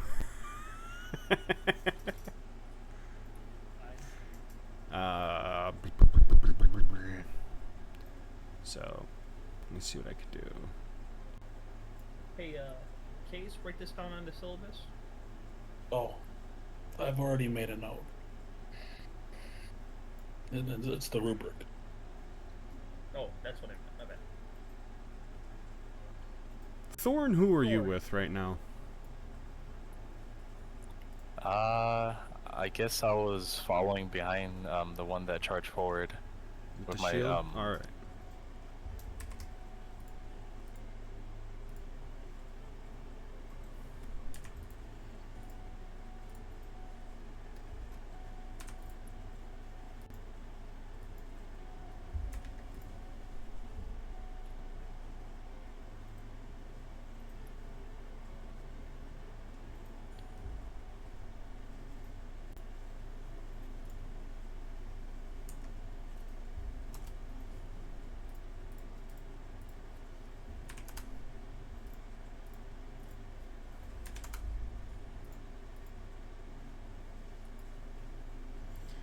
So, Thorn 3. Cyrus, you're 1. Thorn, you're 2. And Sable, you're 3. Which puts you.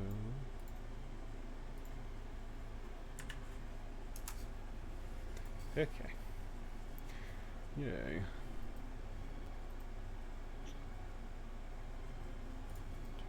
I think we're missing one initiative still.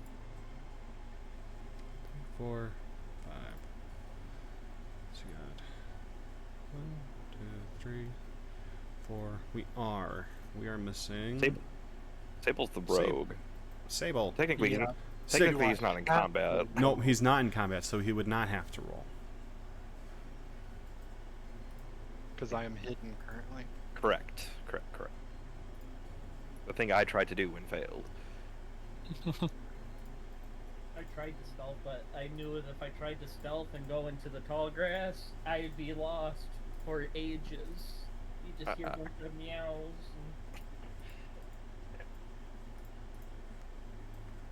So I need to actually.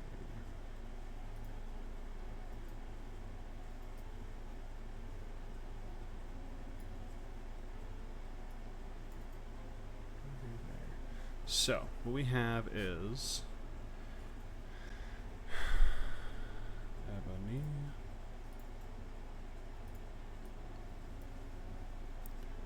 Then Sheath.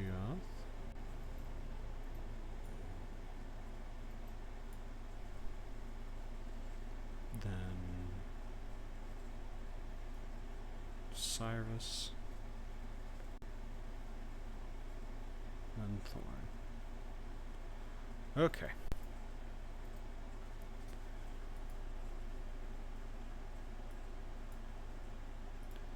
It's about roughly what we're looking at.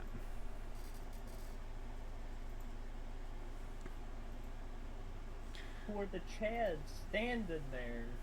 Menacingly. What happens when you don't make your own token? So I said this one is Sable. These are the two rogues. That puts this one as Cyrus. This one as who did I say? It's getting Not confusing real quick. Yep, this is about to get really confusing real quick, which is why I had it numbered. So Cyrus, you're number 1. Track of your token. Sable, you're number 3. Thorn, you're number 2. Ebony, you're number 4. So if I call out a number, you know which one you are. Oh, which one's 4? So, first up first is number 4. Alrighty, number 4. Which one's 4 again? You. I know which one's 4. Oh, which one on the screen's 4? This one. Yeah. Oof! Ow! Okay. Heavy creature, the heavy creature. What should we do? So I'm gonna move forward 30 feet. 30 feet. Okay. Yeah, I can't control the whatchamacallit? Token. I'm going to activate the feline agility. I'm gonna move forward another 30 feet. So you go here. Here. Yeah. Okay. I'm gonna use my action to cast bam bam bam bam. That spell. It's a spell I made. Just causes people's heads to explode. Nothing too good. I'm gonna use Starry Wisp. It's you launch a motor light at one creature or object within range with a ranged spell attack. Okay. So I'm going to attack the most north road. That one? Yep. Alright. How's a 21 doing? How does a 21 do you? A 21 hits. Okay. Nice. So there's some more things that happen. On hit, takes 1d8 radiant damage, and until the end of the next turn, it emits a dim light in a 10-foot radius and can't benefit from the invisible condition. Okay, so it does 6 and then another 1 on its turn. No, it just it can't Can't stealth. it can't stealth. It's glowing. Right. Okay. Alright. And the guy that's right next to me, right here, he's invisible, right? Yep. Okay. You can't Hold on. I don't even know. I don't care even. I'm going to. Which one's which? Cyrus is the one that's slightly closer to you, and then Thorn's the one that's behind him.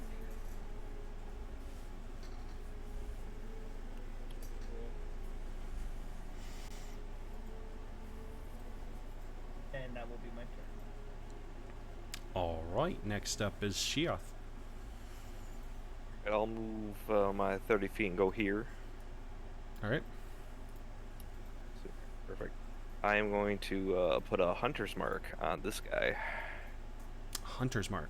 Regular Hunter's Mark? Yeah, the bonus action. Okay. Then I'm going to try to plug him with a longbow shot. Alright, what does Hunter's Mark do again? Because I forget. I use a bonus action if someone's in 90 feet. If I land a hit, I deal an additional d6 damage. Okay. And I'm concentrating on it. Okay. Go ahead. Okay. Longbow, go. 21. Ooh, that definitely hits. Only damage. 8. 8 piercing damage Plus. on Plus the d6. 5. for a total of 13 Grand total points of of 13. damage. Are you a master with this longbow? Like, do you have mastery with it? Yeah, but I'm not doing the slow thing. Oh, okay. Alright.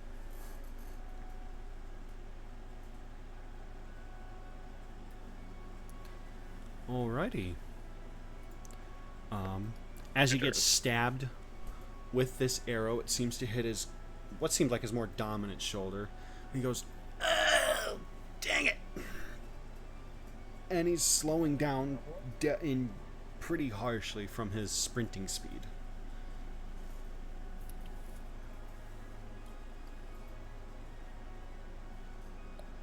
So next up would be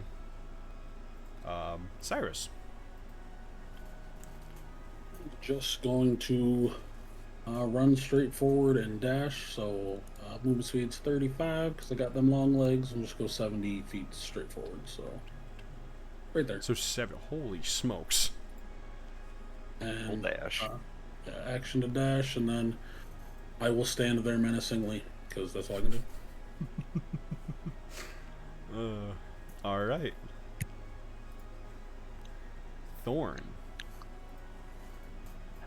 So my character model is all the way in the back, right, towards the left.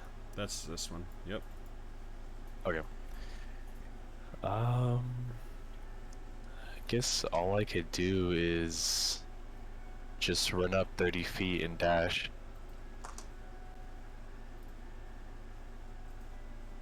All right. And that's my turn. All right. So we run into the first rogue. The rogue that got shot with an arrow.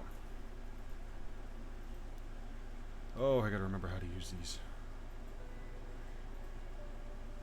He is going to throw a dagger straight across to this looking guy right here. Who is that? The cat. The tiny little kitty. He hates cat cannon. There's a 10 hit. He didn't even try. He didn't even see me. The grass is too tall. So, as he's throwing this dagger, the pain in the shoulder from that arrow manages to eschew his throw enough that he couldn't do it. He takes his movement and darts around behind his fellow rogue to kind of assist in whatever he needs. With that being said, it's the next rogue's turn. This rogue decides to get up on the side of Cyrus and use a dagger on him. Just You mean straight up. Sable? Yep. That's who I said. Sable. That's me in the front. That's No, the- it's Or not. no, that isn't me. Okay. That's not. I'm sorry, I wasn't paying attention. Nope, that's alright. You're here, Sable. Yep. Gets on the side of Cyrus and uses a dagger to slash at you. I doubt a 4 would hit. That ain't gonna cut it, buddy. Dinks on your shield in his swing and does nothing, realizing that he's upset you as you turn to look at him.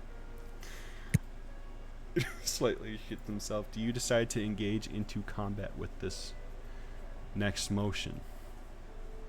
Actually, I'm allowed to keep moving forward, ain't I? You're allowed to keep Yep. moving. I want to, since I can advance up to my move limit, I want to advance another 30 feet, heading towards the red tent. Mm-hmm. Oh, repent. So here? Yeah. Where okay. I guess I'm heading towards the red tent, so if that's where closer to the red tent, absolutely. Okay, so you're bypassing combat. Okay. Like it.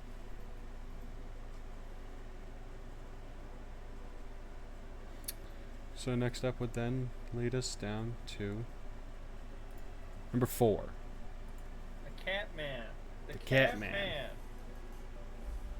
Catman's gonna move on the other side of this. Is this person's visible, right? Just Yes. making Sure. Yep. Okay. I'm gonna go on the opposite side. Okay. Pull out the rapier. I'll stab.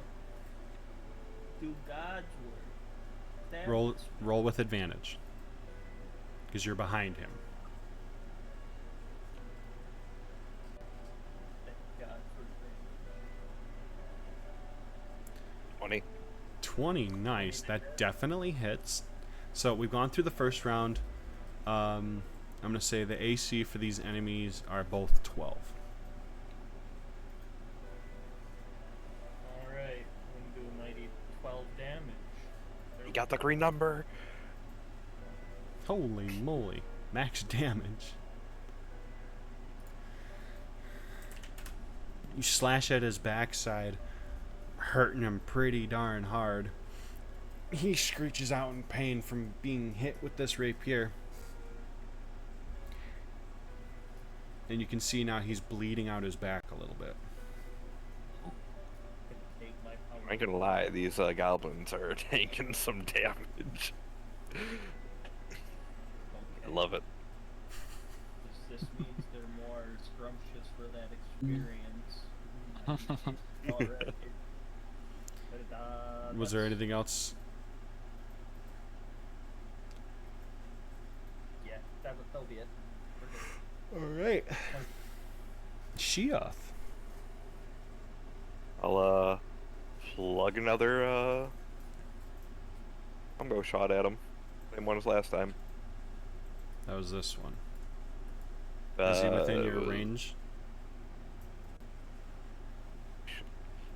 I think it was this one. Nope. All right, yeah, I'll shoot the same one. Everyone All right. hit last time. Go. Ugh. 8. Oh.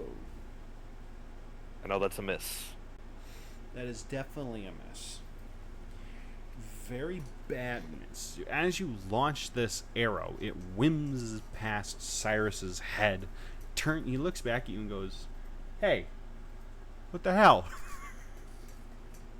Okay. They're the shorter ones. Look, That's man, my turn. I didn't order a ranger off of Amazon. More like Timu. I'm sorry. Okay, was that the end of your turn, or are you gonna move? I'm not gonna move. Not gonna move. All right, who's next? Cyrus. Time for me to nat one and kill our bard. So Oh boy. looking down at the rogue in front of me, I reach to my back where I have my greatsword and then shake my head. No, not yet. Unclip the flail from my side, and we'll use the ward of the church on it, add in some extra radiant glow to the flail, and we're going to take a swing at this fellow. All right. Just a normal roll for him. It's a normal roll to hit, and then the radiance just adds damage. Well, Just I a did free as good swing. as our ranger did. Wow. So, you swing down at this goblin with this flail that you try to imbue with magic, missing him just because of his short stature, and nearly misses your own side with the follow-through of that swing. That's going to be it for me, Chief. It's going to be it for you. All right. Thorn, it is your turn. How far is the closest rogue to me? So, you are looking 20 feet. 20 feet? Okay, I'll go up 20 feet and do a normal flail attack. All right. Everybody's flailing around here. Below the flail. Make sure I do this correctly. If I do it like that... Nope, that is not the right way to do it. That's not the attack with the flail. So you should just be able to under... let's see. It's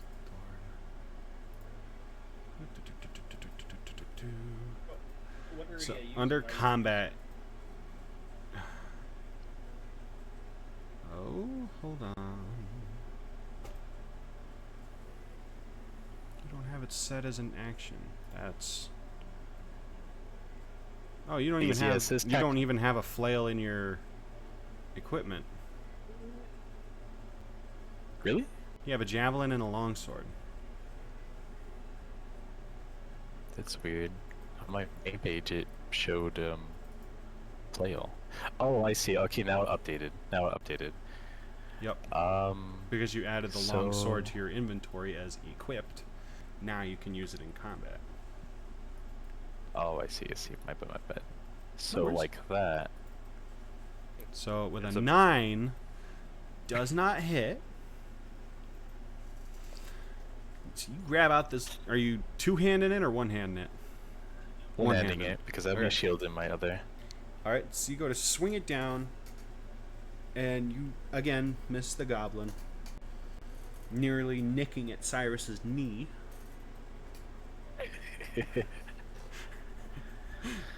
We're a well-oiled machine, boys. Rusty. You're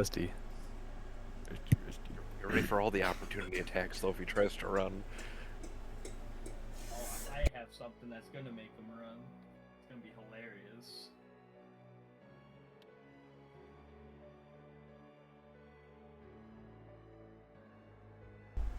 All right. So, as it is now this rogue's turn, and I double-checked it's the one that Sheoth hit before, is now going to run up at this cat Hit that one? and go at him with a dagger. Does a 15 hit? It misses, because he's a chump. What are you wearing? What? Armor. Oh. Jesus. It's 12 plus 4. Holy 16. shit. Okay. All right.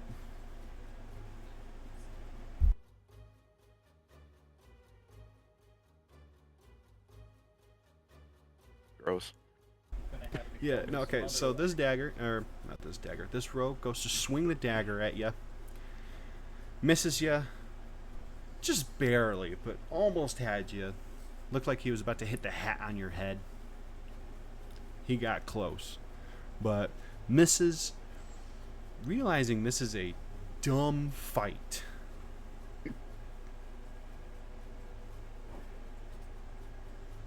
He, ends up standing there because he's got nothing else to do. Good. Good.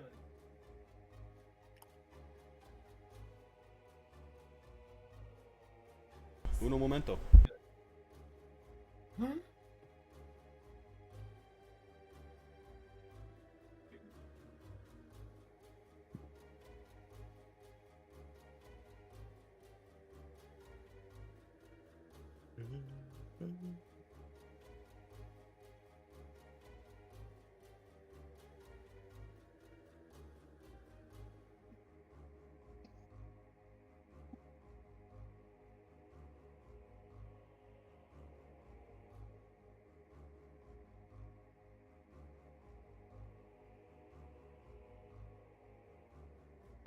Had to go kill a giant bug. Alright, we're back. Yeah, no, that was bad. So, now, it's the second road's turn. Now, in this giant pile of bodies surrounding him, he's going to take Don't you run. an action in Swift Step. Throws down a pile of smoke, and as the smoke disappears, as too does he. You guys cannot see him anymore. Would some people say he's invisible? Yes.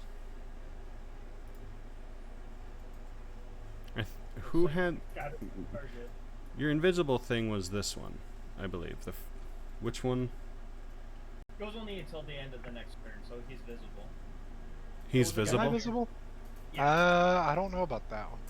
Because it doesn't, it says, until the end of the combat encounter entirely. No, not you. I think he's Okay. talking about Oh. the rogue. The spell, he can go back to being invisible because it's at the end of, or until the end of your next turn. So he's good. He's no longer a glowy boy. Okay, Oh. so he's completely unseeable to the naked eye. Did he make It's fine. It's all good. It's I got a new target. He's right here. I'm gonna stand perfectly still, so I get my feline cat movement again. So, Sable, you're still running towards that tent? Yes, I actually, if I haven't reached the tent, I want to reach it, because I was only so far away, 10 meters, I think, from where dude was giving a speech. Yep, no worries. So you're heading towards that camp, and you realize the Dragonborn sees you, or not? No, he still can't see you. He's walking back into the main tent. I would like to continue my way on towards the red tent and enter behind him. Stand in a corner, maybe. All right. So you enter behind him, and I'm going to describe this tent to you when we get back to you. Mhm. All right. So, Ebony, it is your turn. Alrighty. This man's right here. I saw his buddy disappear, so Ebony's gonna take a step back. You're going to take a step back? He can do what he wants. Yeah, he was going to move here.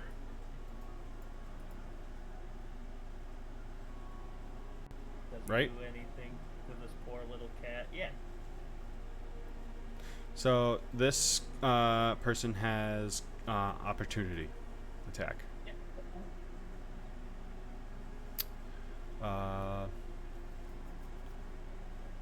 If I don't remember how it goes. He just attacked. He just attacks. Does it just Yeah, immediately use your do reaction. damage, or? No. You gotta roll No. a hit. Yeah. He fumbled.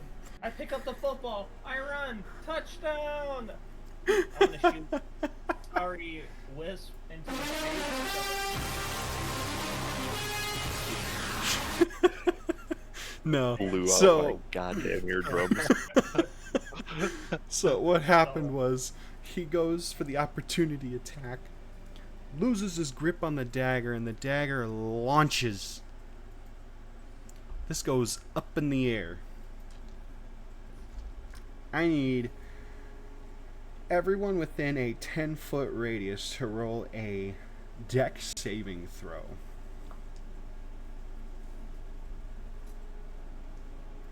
Does the rogue also have to roll a saving throw? 11. Hey, 18. Sorry about that. Nope. Wait, am I caught in the radius? Yeah. Oh, Yeah, all three of So you the are. radius We're is playing, roughly this big. we're playing the good old game of you shoot the arrow up in the air and the last one to move wins. Pretty much. So, you got an 11, you got an 18. Cyrus, you definitely don't get hit. Just so nimble. My character sheet's having a little bit issues. It's not loading properly.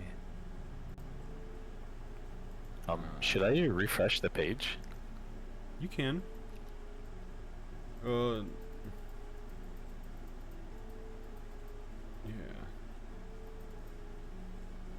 Okay. Is it not rolling it for you? It's not popping up anything. Oh wait, there we go.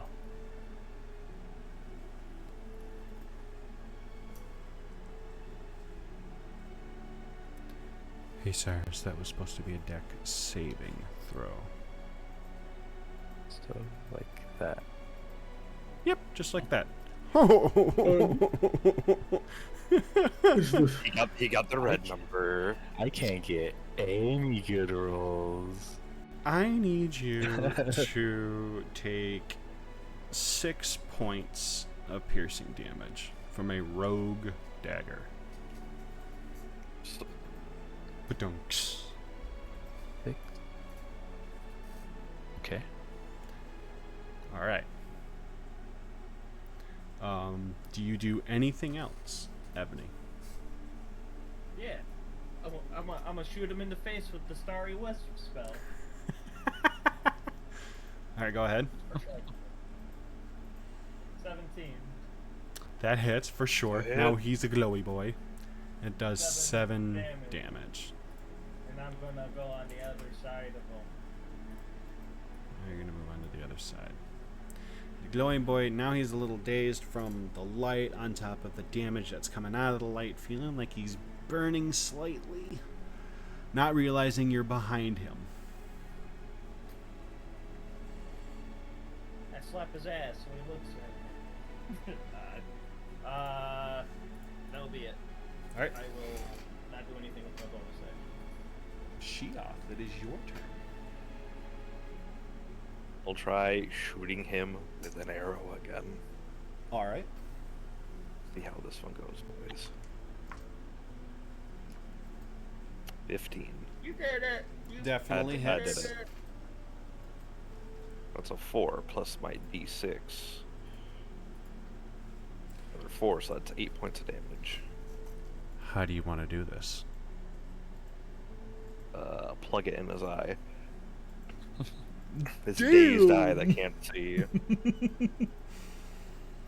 As this guy is now dazed from being what feels like being lit on fire, now glowing, he's getting struck in the eye by this arrow, and then falls backwards at the feet of Ebony, the cat. Dead. Nice. Alright, and I will move 30 feet here. Alright.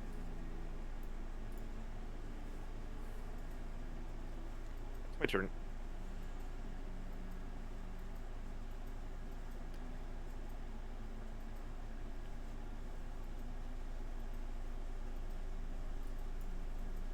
Alright, so next up would be Cyrus. Can I attempt to look for the rogue that has disappeared? You can roll perception. Yes, you can. Look. What do I see with my special eyes? 20? Nothing. You see footprints, only from where he was standing for a hot second. Beyond that, you don't see anything.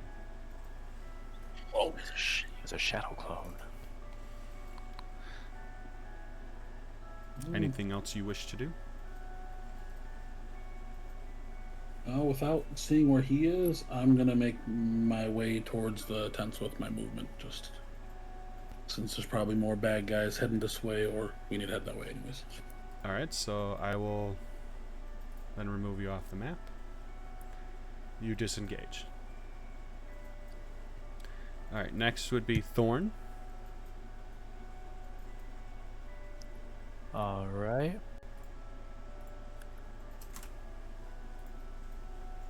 I will run up to the closest remaining rogue.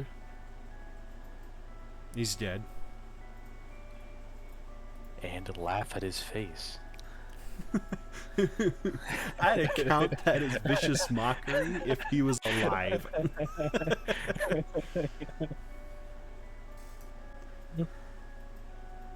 Dang,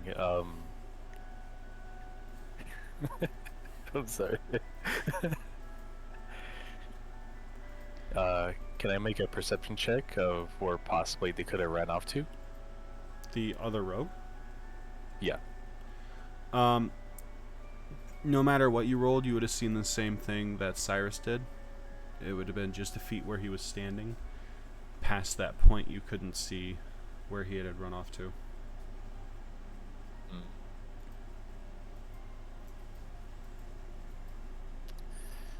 I guess I'll just hold my action. Maybe there will be a sneak attack coming, or maybe he actually ran off, so I'll just hold my action. Okay.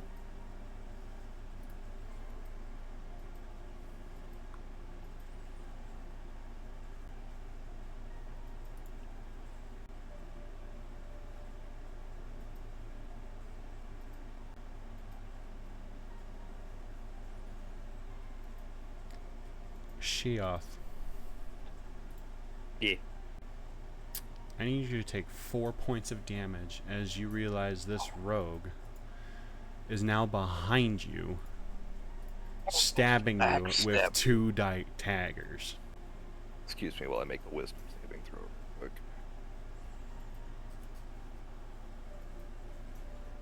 I lose concentration. The hunter's mark that would have been on the person that's dead, it's no longer applicable. Is that what you were?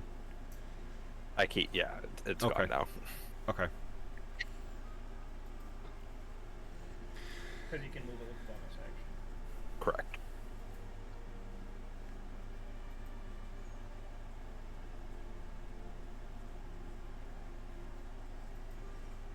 Yep.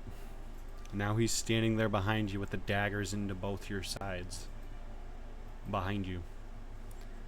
Up next would be Ebony.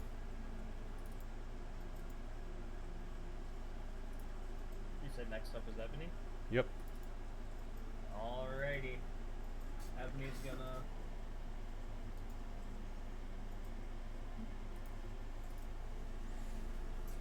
You guys got that guy, right? Because we were... You got that guy, right?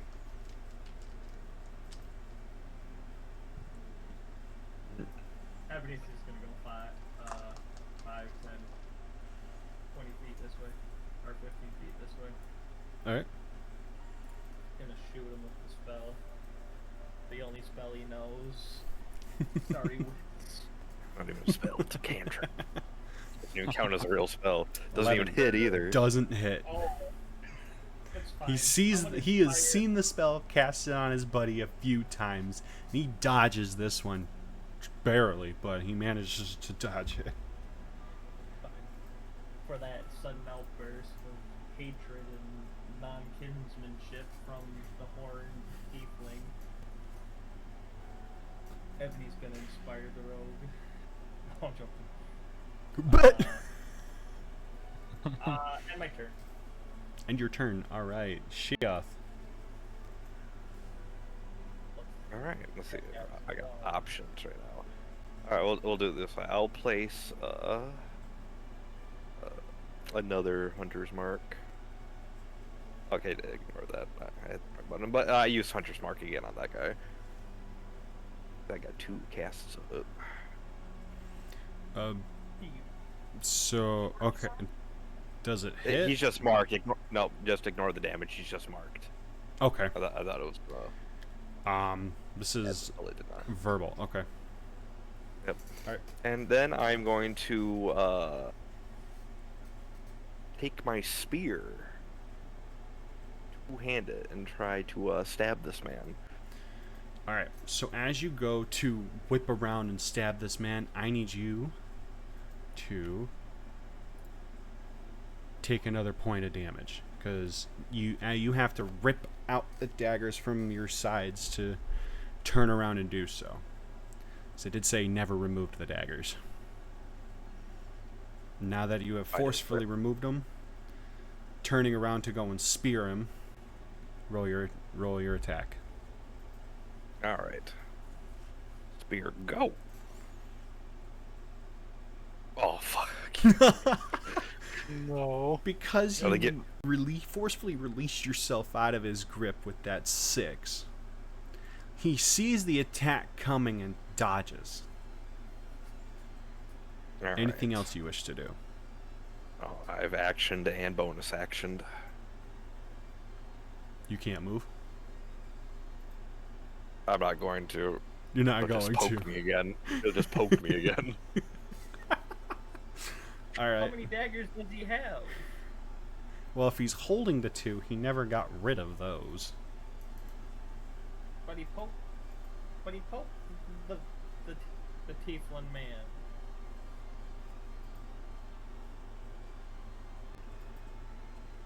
He still Either way, has my them. turn's over. I'm out of actions. Thorn, it is your turn. I will use all my movement to get as close to the rogue as I can. Oh, I don't even get that close. I guess I'll dash to him as well. Okay. And that'll be my turn. All right. 'Tis now the rogue's turn. Dirty rat.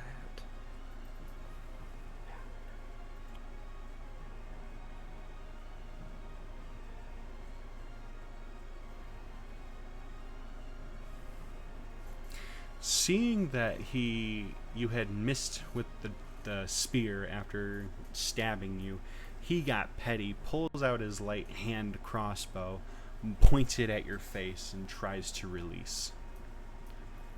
And a 6 definitely does not hit. Wouldn't that be with like disadvantage too? I think Point blank. so. Yeah. Roll it again. I want to see if it gets a 1. Nope. I'll take a That 6 then. would have hit. That would have hit. No. But no. Tries to, misses. You see him draw it, and he goes to shoot it. You dodge it quite easily. And he's just standing there dumbfounded. He's like, "Oh, I thought I had him emotionally damaged. Shoot." All right, Ebony. He's gonna blow on his hand and shoot again. All right. This time I feel it. It's gonna work. Damn. Not quite. Sees the I spell might- again, and he just barely misses out of the way again. My turn. I have the double movement again. I didn't move. And where are you headed? I'm not moving. Are you not moving? Okay. Yeah. Is she off? Going for the spear stab again. Go for the spear stab again. All right, let's see it. At 20. Oh my! All right, what's the damage? Well, what is this? Ugh. It's two-handed, so it would be 2-hand critical. 6. So it would have been 8 total on top of the D6 from Hunter's Mark. So it was 10 altogether with that hit. All right, that stab hurt him pretty hard. He is now bloodied, looking at you with disgust because he realized he got hit that time by Air's spear and how much that hurt. Thorn. So, how do the weapon masteries work?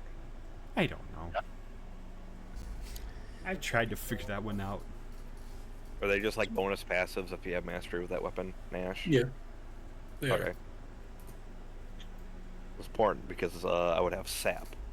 Sap means that he has a disadvantage on his neck attack roll. Okay. Did you say my name? I did. Oh, okay. Since I'll swing on my longsword. Okay. Roll. Dang.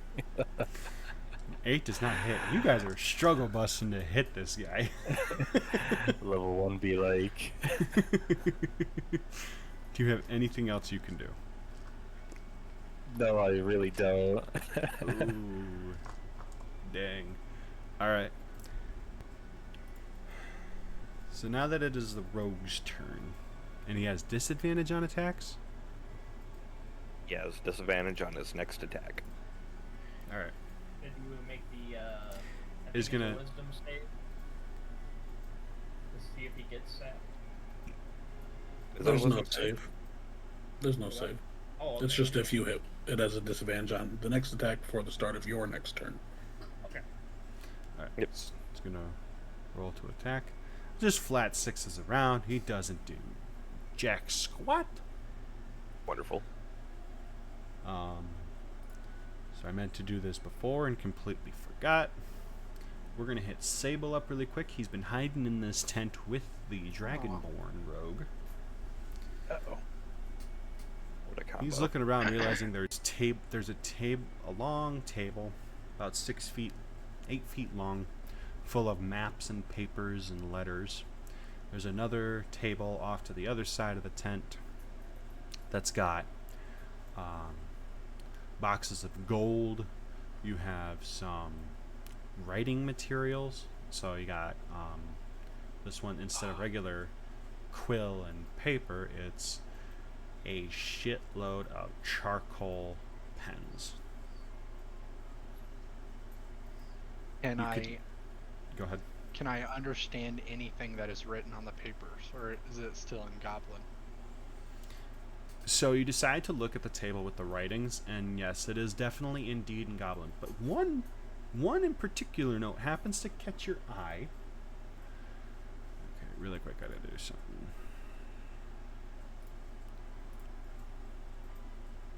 Gotta do this because I need to know the information. Yay!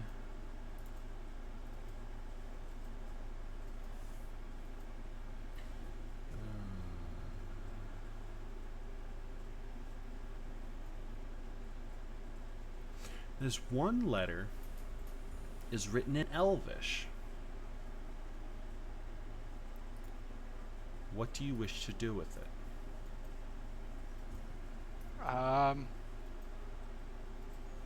Where is the leader, or the man who's presumed to be in charge in all of this?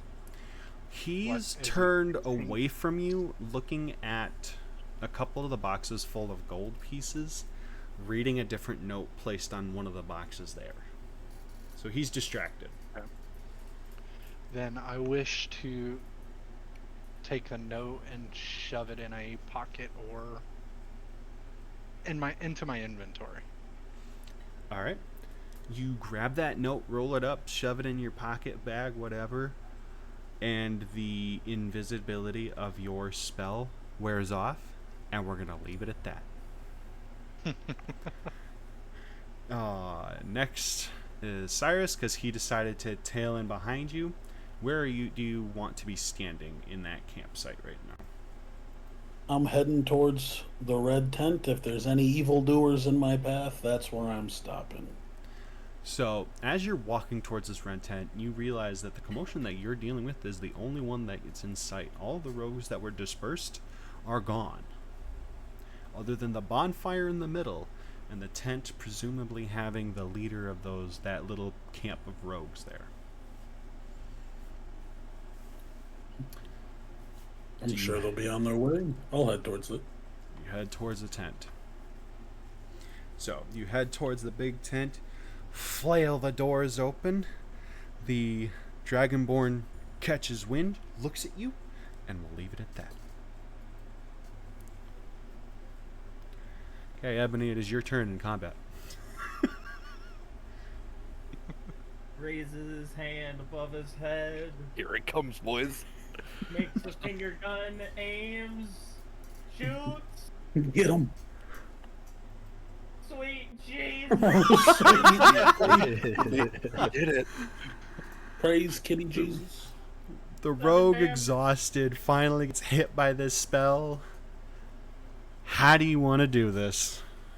I just shoot him in the face and say, "Thank God for that." Just walk towards the tents. Shoots Just him and pure walks away. exhaustion walks away. The rogue gets hit, feeling the burn of this radiant damage, falls flat on his back and just perishes. And I'll start running to the tents. Start Hope running my to the kitty tents. cheeks don't get jumped.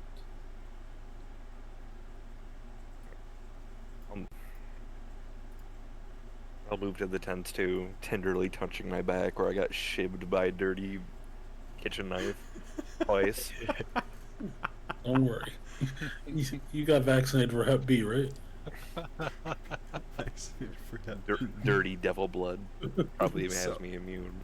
As you guys are walking towards these tents in pure exhaustion from the encounter that you guys just had, what is happening inside this red tent is the Dragonborn rogue leader notices the giant flail open the tent doors, then oddly notices the other rogue pulling off, or it looked like he was stuffing his pocket. Looks at the rogue Sable, yells something in Goblin, and then points at the giant standing at his door, as if he was commanding you to attack him.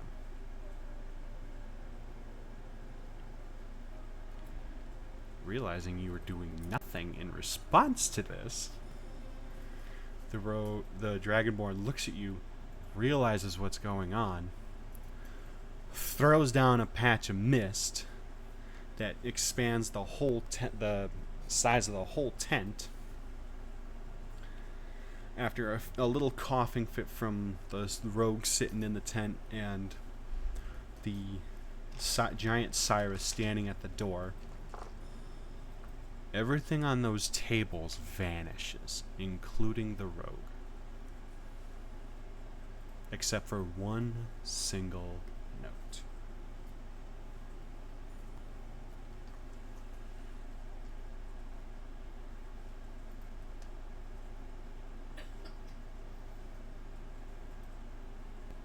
Harl. So I vanished and not the Dragonborn, right? Or did the Dragonborn? No, the Dragonborn and everything on the tables that was untouched vanished, other than a single note. Okay.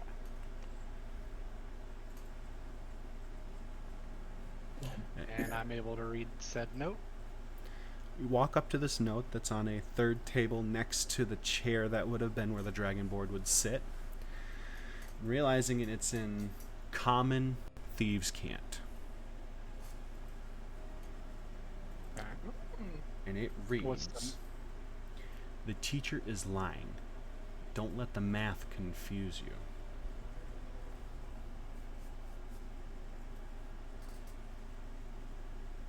You read to it in a little more because it's Thieves' Cant, and you understand that this means the church is not telling you the truth. I know something they don't. Come see me if you want to know the truth. Okay. Do I still have said the Elvish note in my pocket? Or in You my do. inventory? You do. Can I take that out and read it as well? You do take that out and you look through it, and realizing it's saying the teacher has a class scheduled for today. Make sure that all students are present. Make sure you pass this class with excellence. Also realizing this is in Thieves' Cant, is stating the church is having members from the capital come to this city. Make sure that both camps are ready for their arrival. Don't let them leave.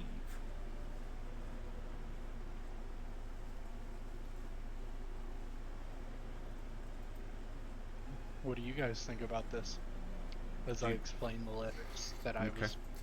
As you finish reading it and explain it to Cyrus, the rest of the party happens to show up right behind Cyrus, peering into the tent, now empty except for you two.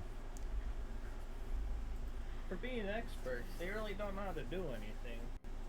They didn't touch me once. I have a feeling they did a good number on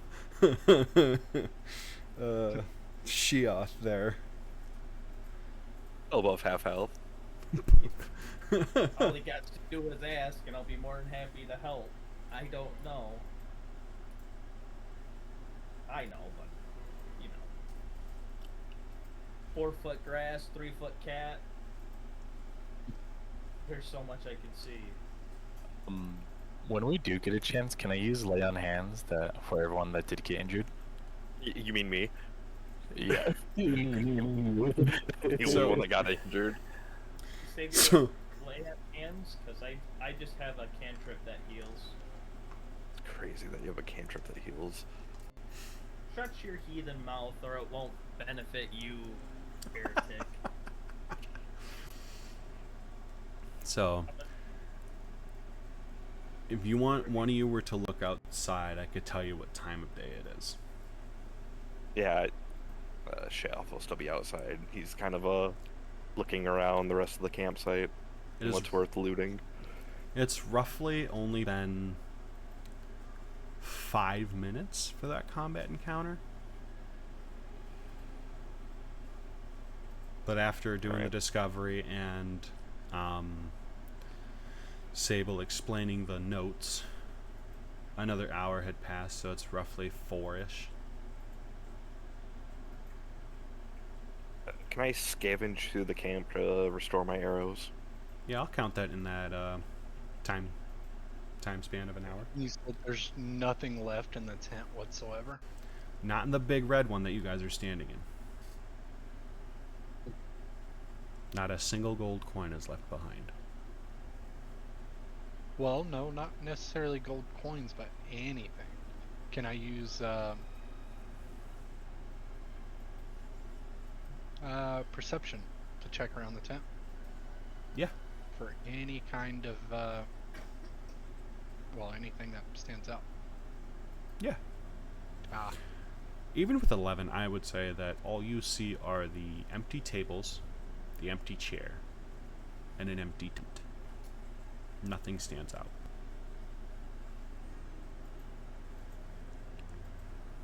Did anybody check the bodies of the rogues that we killed? that's a good I point. think so. I'll start walking towards the bodies. I will Realizing they're join- still kind of lit up from your previous spell, you can easily find those.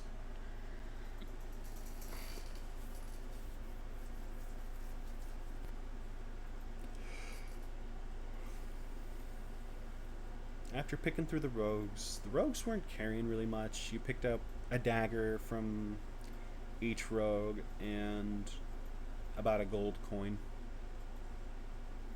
So you're And a saying I have 2 gold coins? And a slip of paper from each rogue written in goblin. Let the other goblin know. Eventually I'll learn it. Not learn it, but I'll learn a spell that'll let me learn it. That one.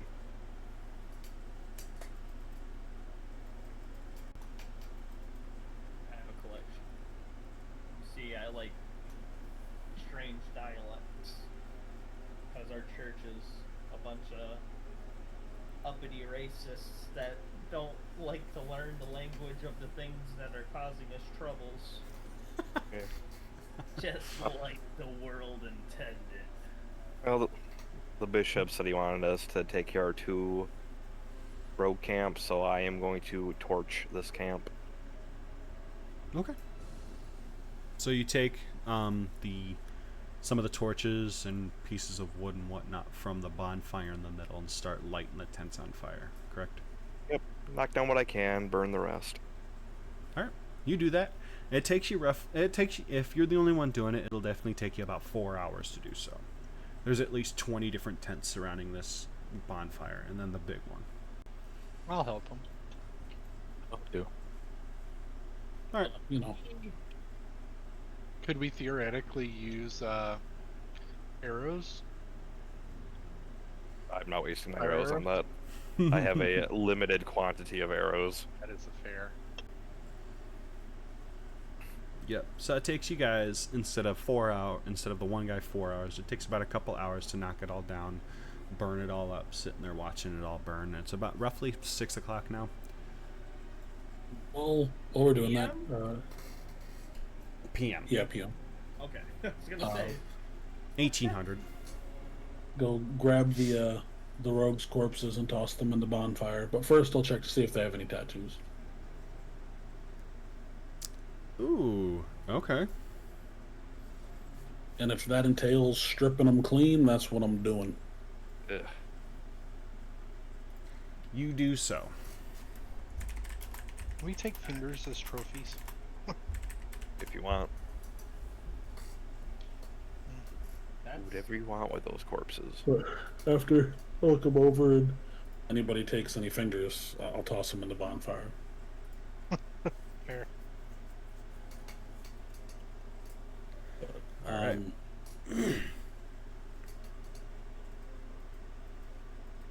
What you do with that is up to you.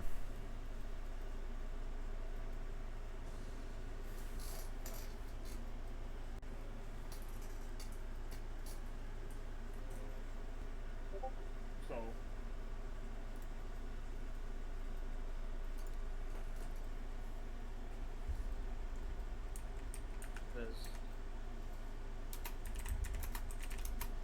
So the camp is all burnt down and there were no tattoos on the goblins, right?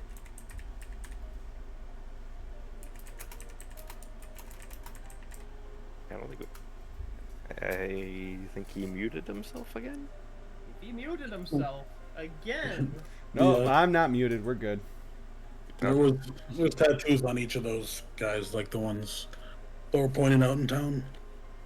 So if we see them while we're walking in the middle of the street, I'm cool with just Nabbing snapping them. them off the street. Yeah. Yep, I'm down. So let's take the road back into town, and we'll nab the first person we see that have it. Kept asking questions like we should have done with the favorite goblins. They don't Yep. so do you just want to go to the next camp? Yeah, but let's cut through town. Let's not go through the sewer, Are you so we can scared? nab someone that might be tattooed.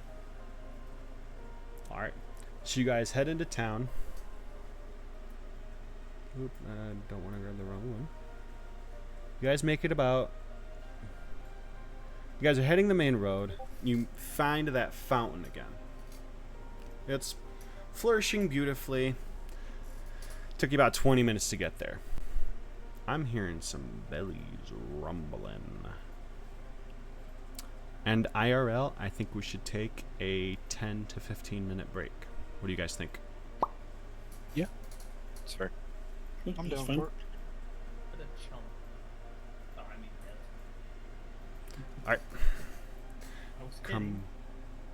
Come back in 15, y'all. Be right back. Yep.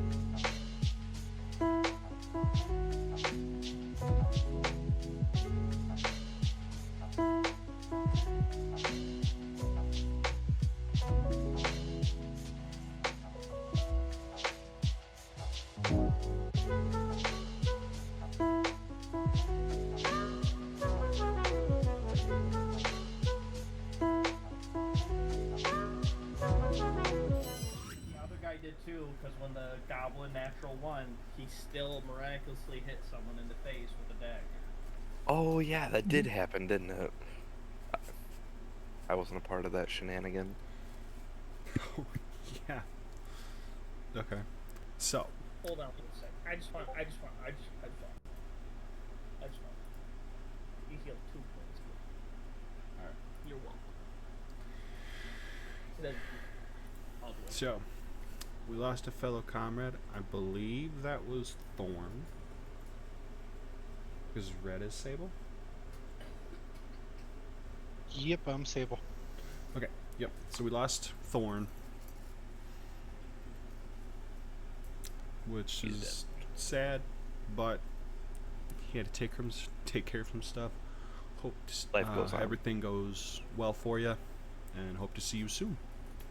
Alright, so you guys take the main road back into town, realize you end up back at that fountain in 20 minutes, having Ebony heal you guys back up to full health, and seeing the fountain, realizing it's late. I hear you guys are hungry, you guys are tired, you guys are ready to move on to the next bit. What are you guys doing? You want to go start some fights in taverns? Yeah, let's go to the tavern. Alright. So the nearest tavern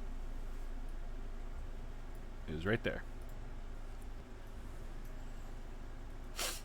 So as you guys All walk into this rustic, atmospheric tavern, you see... let me see if I can do this. I switched the light a little bit. I don't know if it does really well in the stream. That's alright. Figure that one out later. What I did was I switched from a white light to a yellow light. IRL. It's well-lit, candle-lit tavern. It's hustling and bustling with the dinner rush. You got bartenders bringing trays of drinks and food to large tables of guards and librarians and common folk all throughout the tavern. You guys see there are conveniently 5 stools along the bar itself that y'all could sit at. You guys take a seat. You guys order with the barkeep. What are you ordering? Well, what's on the menu? Well, let's see what's on the menu here. We got.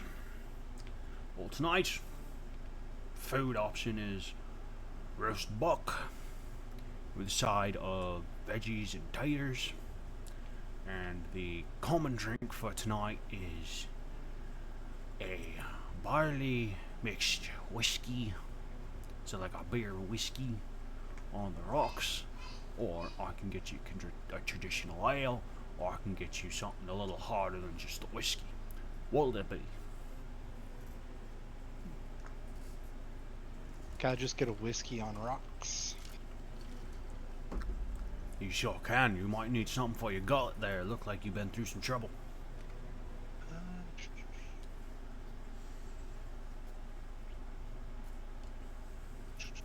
Go ahead and hit me up with the specialty. Alright. So far we got one dinner special and a whiskey. Anything else?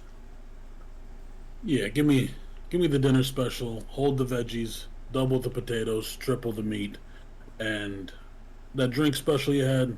One of those, large cup, and then fill a shot glass up with the whiskey. Drop it in there. Alright, so here's what I can do. I'll give you meat and taters on the warrior special platter. And then I'll give you a barrel and drop a pint of that whiskey. How's that sound? Fantastic. Alright. Anything else for yous? You got, non-alcoholic drinks? Yeah, can we get a saucer of milk for my friend here? I mean, you're not wrong. Not He looks- the tiefling, the cat. He looks over the bar, realizes there's somebody sitting next to you, and there's a tiny cat there.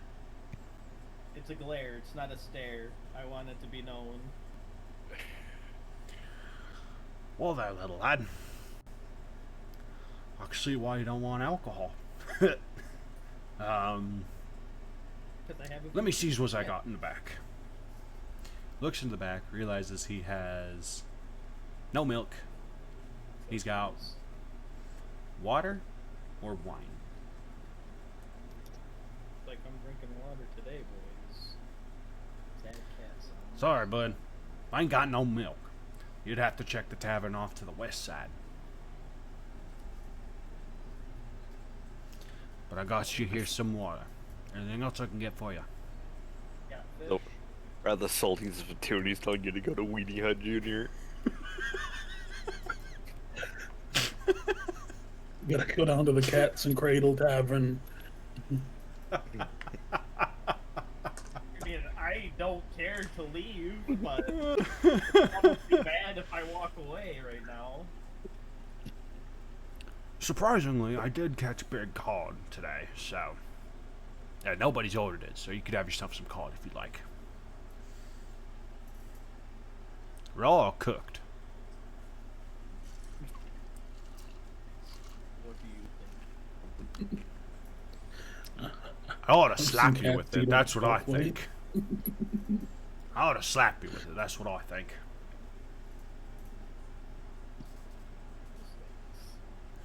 I'll give it to you raw then.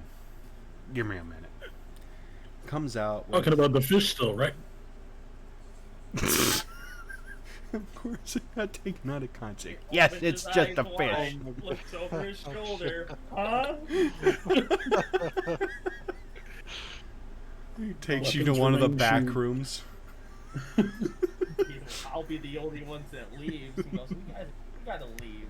Something bad happened in that room back there. You got your milk. And no, he got my milk. And early retirement. Damn.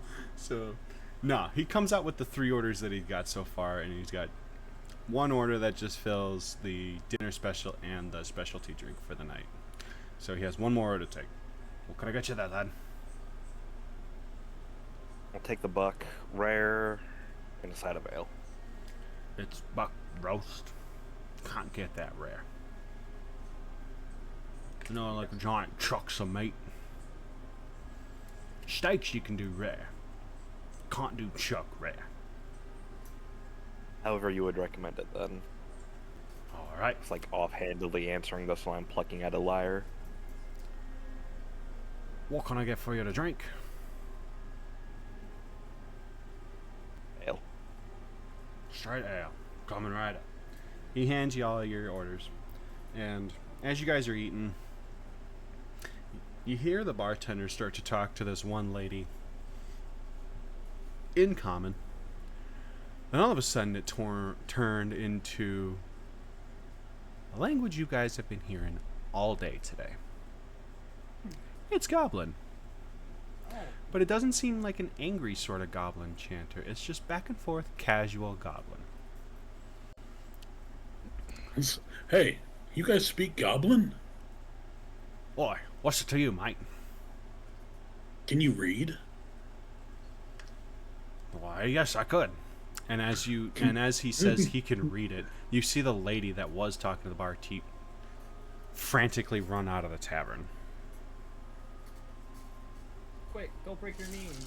We'll ask her questions next. Shit. Ah, don't waste your time with her. Still have, She's just a little do we shit. still have the note from earlier that goblin that ran past us dropped? Who It kept wasn't it? a goblin, it was just I did. Yeah, it was a goblin who dropped it. Oh, I thought it was just some stinky man.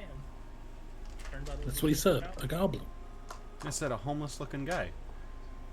And the soldier said it was a goblin. Your escort said it was a goblin.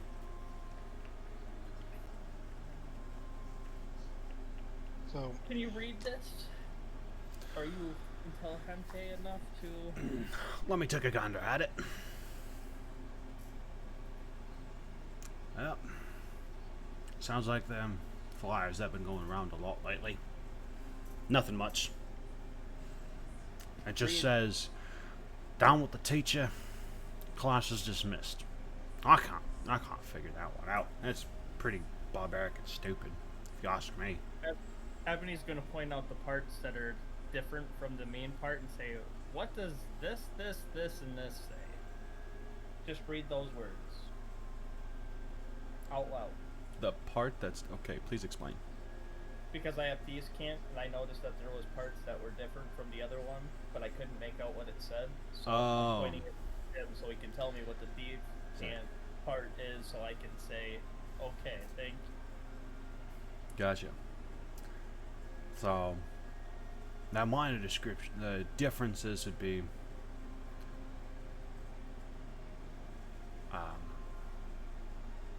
church is deceitful, not working for who you think they are, run and hide. Are you folks with the church at all? Oh, I don't even know what the hell the church is. Your robes Not at all. deceive you. You mean these plain ass robes that make me impenetrable to pointy bits? I beg to differ. No, I'm talking the colored ass robes on underneath all that armor that tell us you're all from the church. What you on about? you know what? Just I have an idea. One second.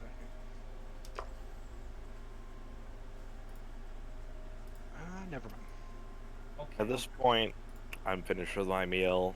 I pay whatever it was, and I get up. I just wait outside the tavern doors.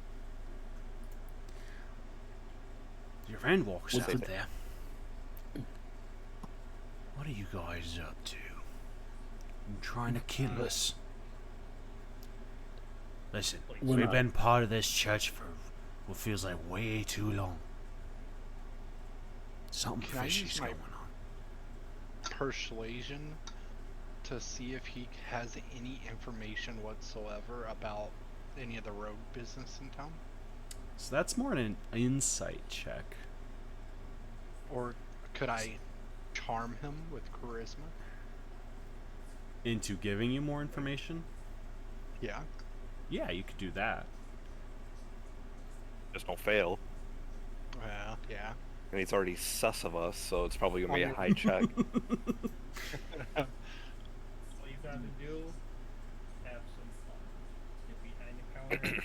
I'll lock the door. Bada bing, bada boom. I mean, what's the worst that can happen? You get Julius Caesared by everyone in the tavern. Oh, shit. I could always use intimidation to force him to tell us, That but that could end bad too. That one's a higher risk. Mm-hmm. Sir, High risk, high reward is the way I view things.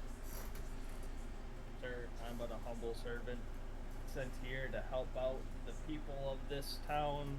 If there's any information you can give me that will help me find the people that are spreading these false rumors, it will help us in our investigation to make this place a better place.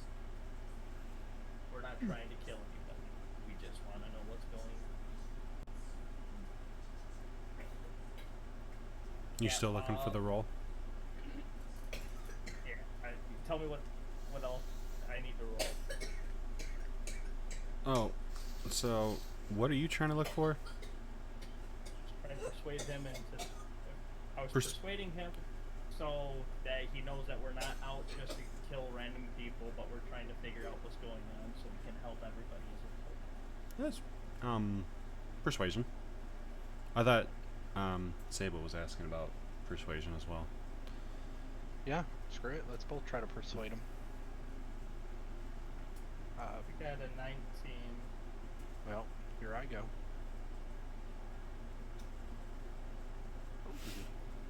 Natural Is that a green number? It's the green number. Nice. So, he listens to the both of you, asking questions, and answers honestly.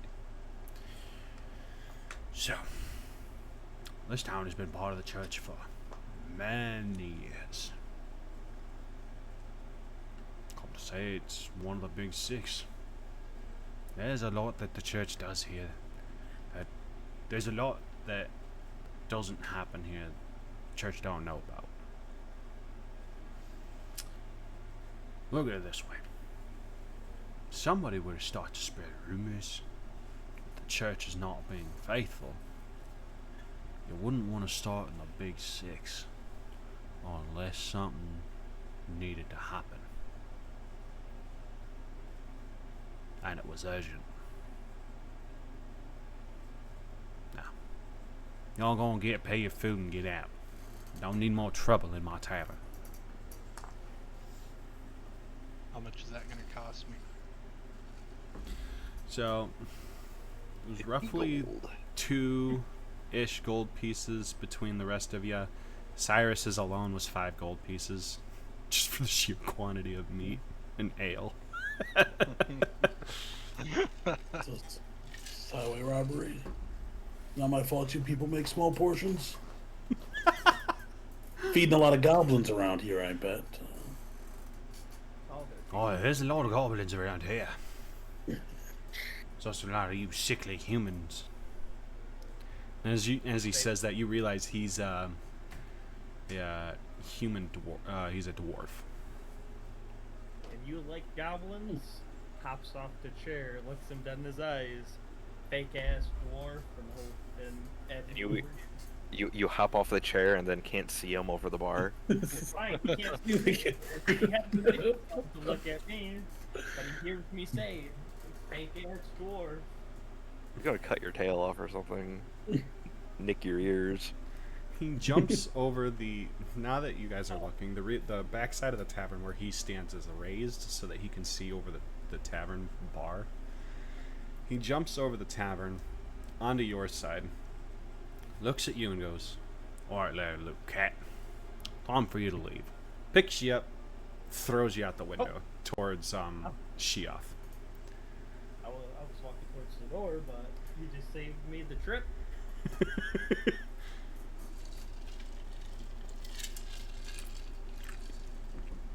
I'll give him his 5 gold and say in Dwarvish, because I speak Dwarvish. I've had stronger ale from elves. Don't touch the cat again. Oh god. Roll intimidation with advantage. because he was not expecting the dwarvish.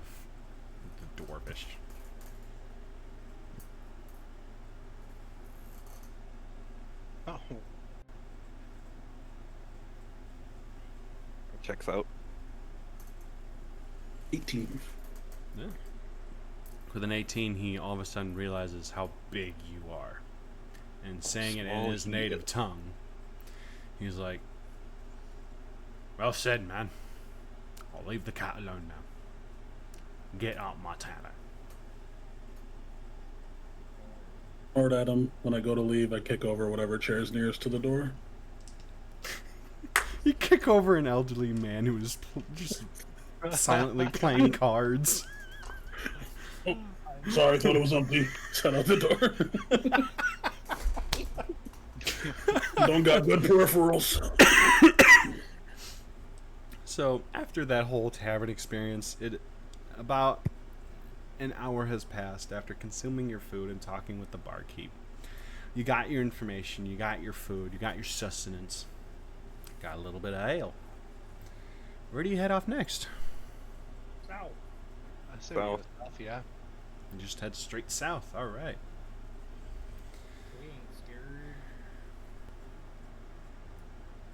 So you guys head south. You hit a fork in the road, and you notice a group of hooded figures walking through alleyways that don't take the main road, but weave in between buildings. Do you follow them or keep going your normal path? Follow the hooded figures. Why not? All sneaky like. We already established we can't do sneaky like. I can make one of you. Now, I can- I'm happy to follow these guys with you, but I want to let you know I'm pretty sure this might be a trap. What are the chances? I will withhold further opinions and elaborations. How close together are these buildings? Standard alleyway. Roughly 10 feet width. Is No what? there a chance I can get up on one of the roofs of the buildings and just follow them from the roof? I think we should just keep it south towards where we know it's located. Generally. Theoretically, if you rolled a good acrobatics, you could get to the rooftops.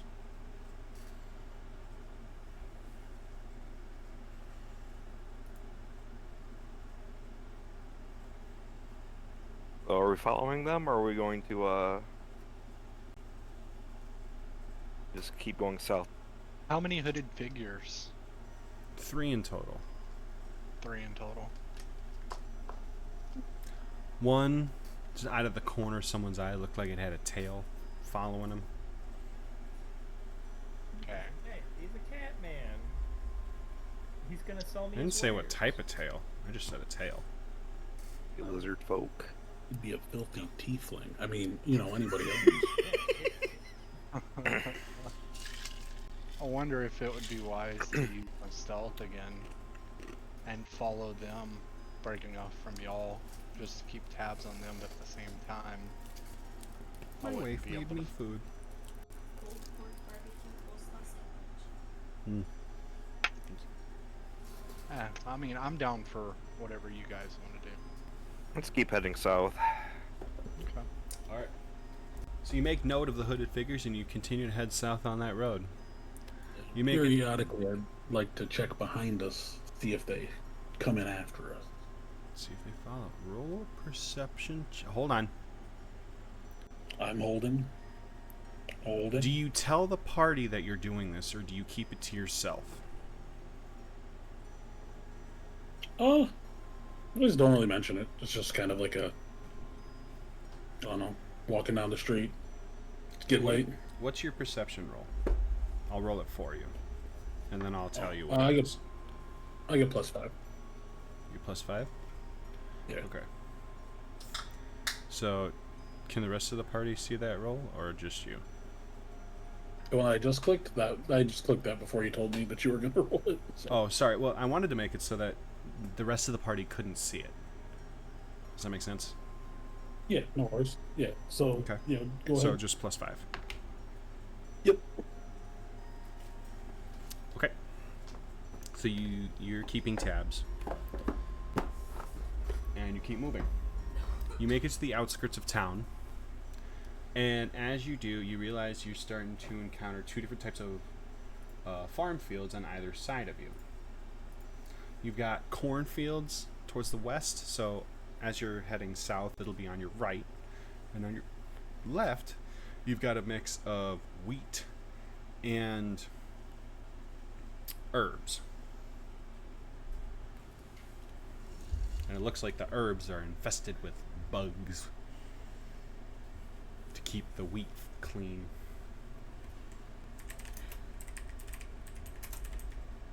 Looks clean to me. I'd say head to the left because that's the directions we were told for this camp.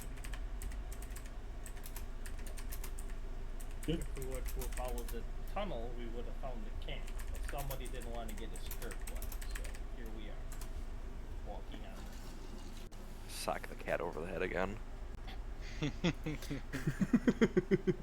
Okay, so when you say right, are you talking this direction, or when you're facing down this way, this direction?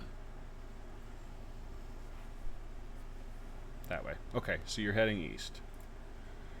Alright.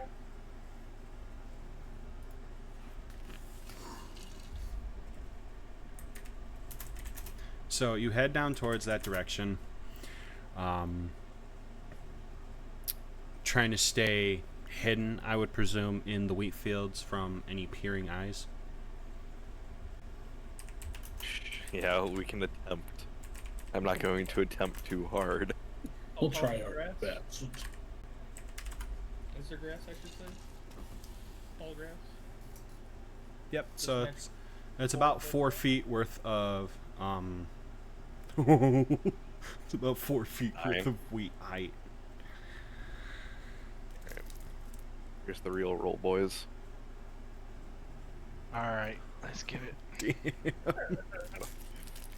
All right. Got a mighty 18.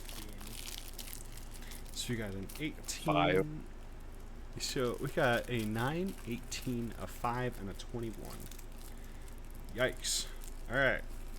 So those of you who succeed manage to use the wheat to your advantage and evade any peers. Those of you who fail the check stand out like a sore fucking thumb above the wheat. Checks out. Hurts my back to crouch for too long, anyways. Everybody's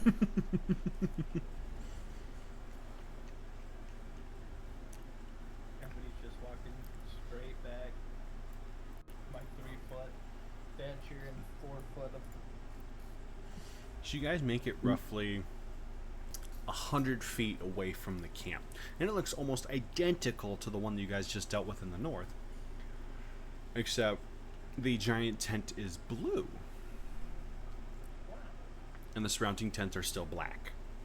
Which are getting harder to see now that the sun is trying to set, come close to almost 8 p.m. now.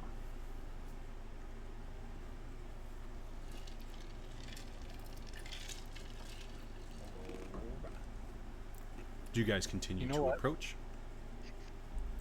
I'm going to preemptively use stealth cantrip. Okay. I think that is a yes for approaching. Yes. And, well, go ahead and approach. Alright. See, as the guys you're approaching, you notice one of you disappears out of sight. Not thinking twice about it, you continue to head towards the tent. Wait, one of us just vanished? Mhm. Yeah, me. I Yeah, look to Sable the left. disappear. I look to the left. I look to the right. I look under my foot. Damn, he's dead. Keep walking towards the tent.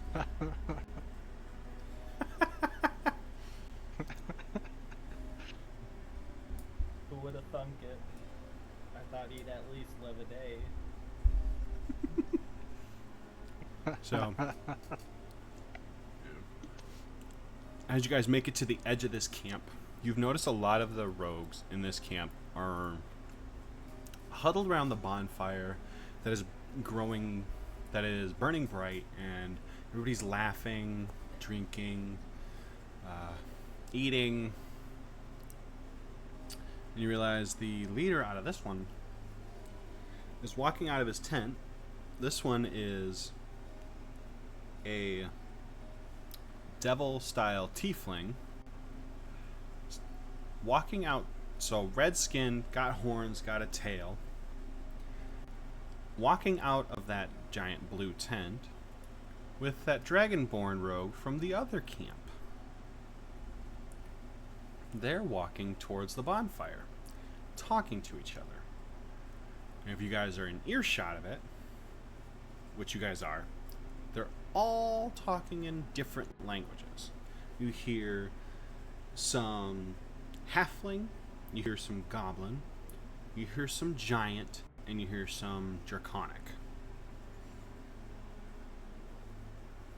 I know Speak giant. One of those. That's also giant. He sits down, just starts playing with grass, and says, I don't understand a damn thing you're saying. So, the giant that's being said is, didn't see the new church members today. That was dumb. What a boring assignment. The responder to that is, yeah, I ran from the other camp. I didn't see nothing. I heard some shouting, but that's about it. Ran through the town, took some gold, and then left. We must loot that one.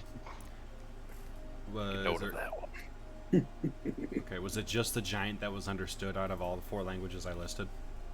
Yes. Okay. Yeah, I just got common, dwarvish, and giants. All I got. You saw a half giant, half human rogue and a dwarf talking amongst each other, also in giant. Dude, did you hear what was going on in the tavern? Yeah, there was that one chick from our camp that ran out because they asked about knowing goblin. Can't trust the tavern keeper. He's gonna just talk. Now, at some point, we're gonna have to get rid of him. I'll talk to the boss about it. Maybe we can get rid of him tonight. He talks too much. For sure, man, for sure. You know what? Let me go talk to him. And the dwarf gets up and walks towards the 2 leaders.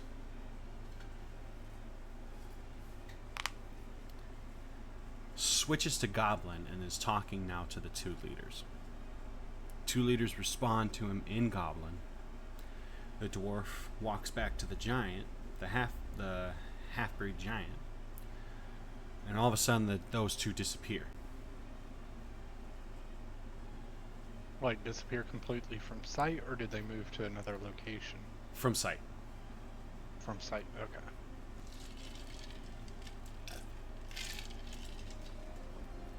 In case you guys missed that conversation, those 2 guys are gonna go kill that dwarf tavern keeper, probably. I don't know where that ranks on our priorities at the moment. Very Yeah. unfortunate. How the good die young. Now, theoretically, how close are the rest of the members of the group away from the remaining leader? So, to put it this way, the bonfire sits in the middle. You got 20-foot radius away from that, and you got the ring of tents. You guys are just on the outskirts of those tents. And the leaders are still walking towards the bonfire, and all of them went away with the...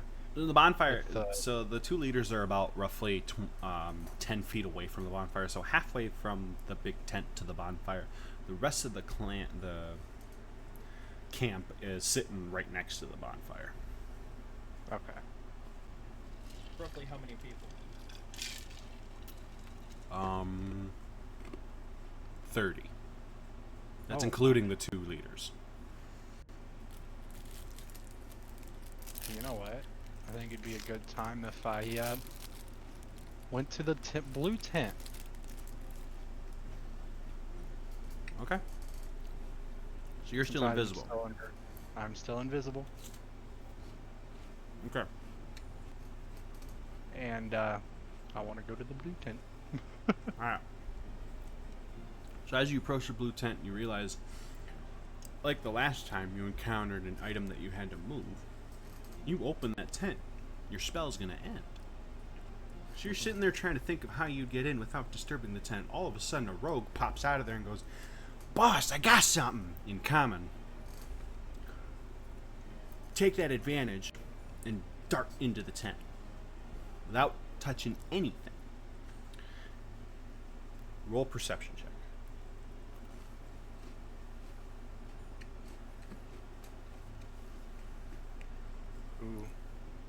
Ooh, okay. So, with a 13, I would say you see 4 tables, each loaded with different, what you guess you could call stages of items. You have one with maps. You have another with letters. Or orders. You don't know. They're all rolled up and tied, sealed with a wax seal. You got another table full of gold and treasures. And you have another table full of medallions. And then the chair and the 2 side tables next to those chairs.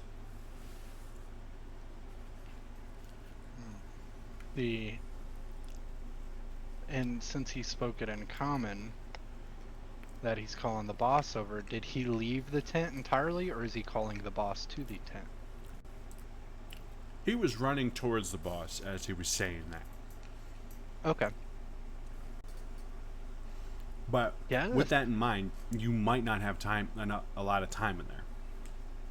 That is true. So, I guess what I want to do, since I'm still invisible, is go ahead and I'm going to end up losing my invisibility over it. Mm-hmm. But since the tent's away from the bonfire,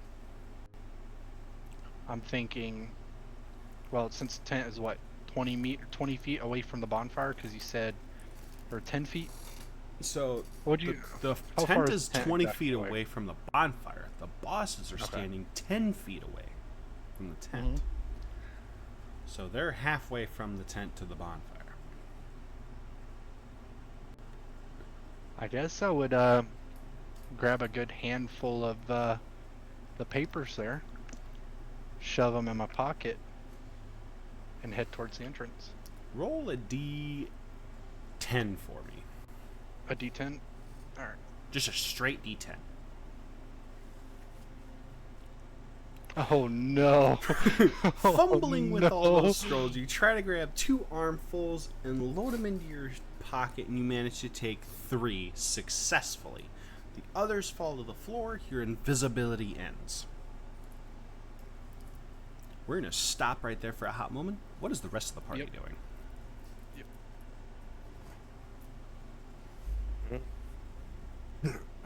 Just standing back, watching, I guess.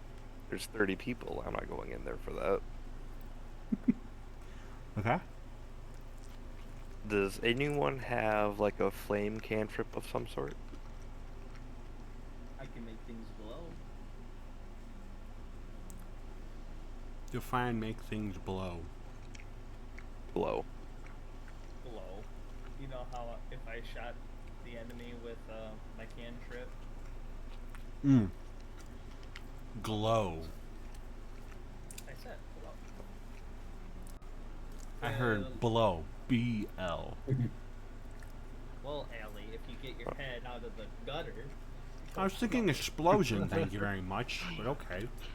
How about this, DM? I'm gonna ask you a question just for an idea I may have. If I have Nash hold this cantrip at the ready that does the light damage, Mm-hmm. because it technically is a fire damage based cantrip, could I light an arrow off his cantrip?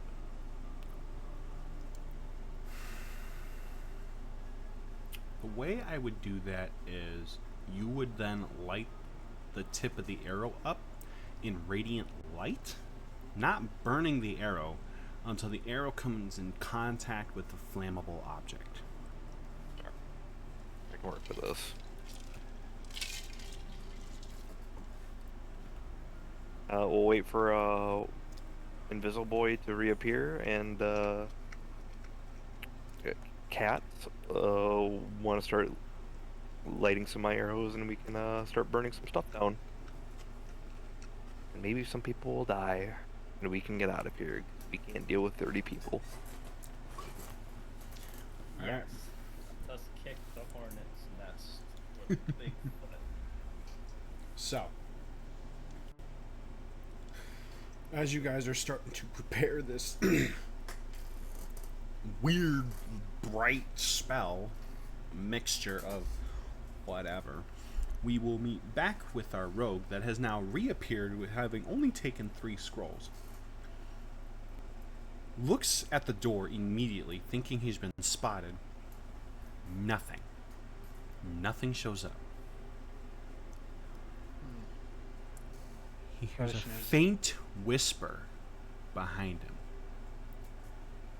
Hello? Whips around, turns behind him, realizes there's another set of tent doors behind him, realizing that's a bedroom. Hears a woman's voice. Hon, you there? What do you do? Hmm.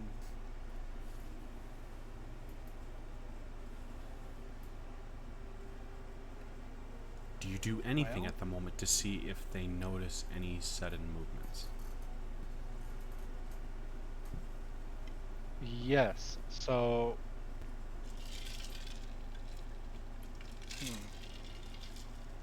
Honestly, if there's there's no movement, no spotting, nobody's come to the tent door yet. Can I not use my ward of the church again? Since I'm not in combat, technically. So technically you're not in combat. This is gonna get real broken real fast. This It is being broken. allowed. This Already. situation, I would say you have an hour reset time. Okay. Okay.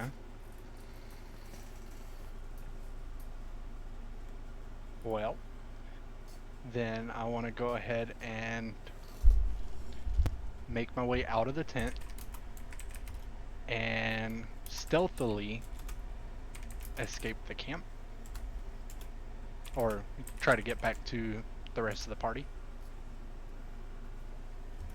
Best of luck.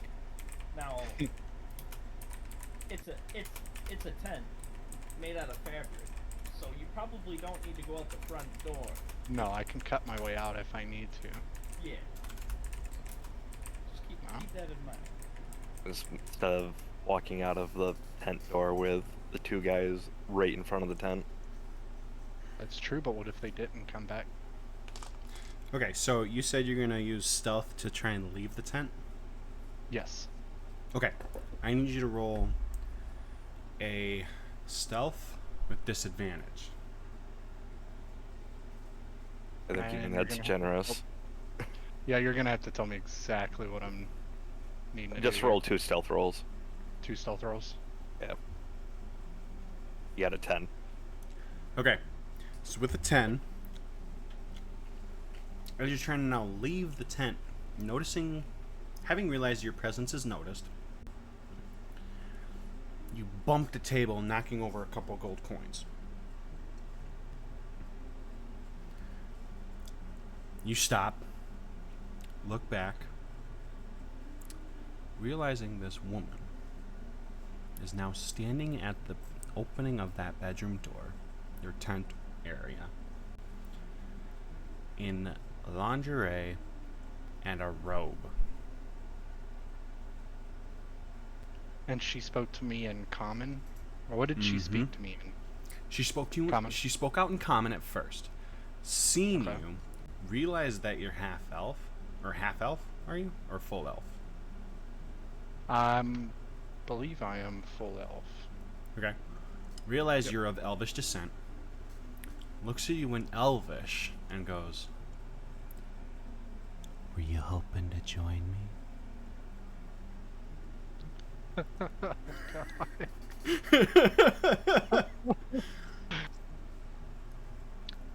Or are you Oh, just hoping to take the information and leave? Because I can scream and let them know you're here. Flashbacks to the succubus. Legend has it he's still fighting. His friends abandoned him.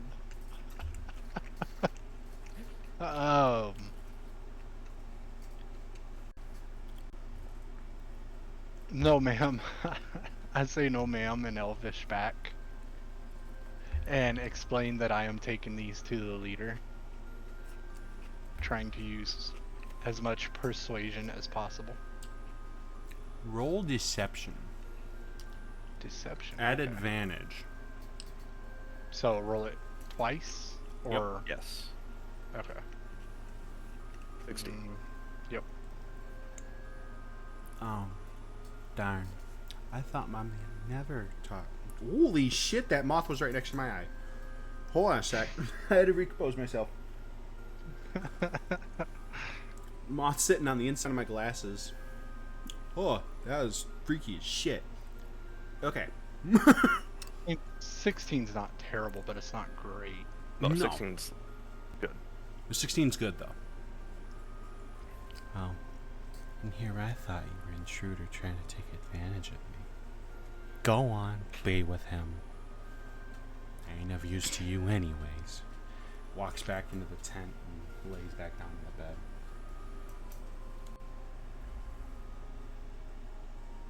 Well, then I guess I go to, cut a way out of the tent instead of the front door. Or the main door. Alright. As you approach And- the main door, you realize that the leaders are starting to turn around, hearing what the underling found, are heading back towards the tent. You, all four of you, approach that door at the same time.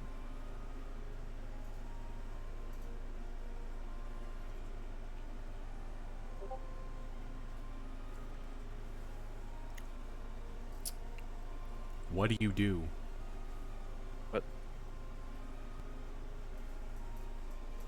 So the rest of the party's approaching the door, is what you're saying? No. Or what do you mean by all four of you? The two leaders, Oh, okay. the underling, and you. I notice, I guess, that they're coming back. You said I did notice, right? Mm-hmm. Okay. And I go to escape out the side of the tent. Just rip a hole through it. Or cut a hole through it with a dagger if I need to. Alright, you said fuck it, I need a sleight of hand check. Sleight of hand. Okay, this is not going to be good. Oh, sweet. Holy shit! That's a natural 20. Alright. You Yep. managed to make such a sliver of a hole in the bottom fucking corner of the tent so that it was unnoticeable and slid right out of the tent without being noticed. The two leaders and the underling walk into the tent as if nothing happened. And you run out and meet up with your party. They're all asleep with a hooded figure standing above them. Oh no. Guess it's time to The hooded figure realizes your presence and runs away.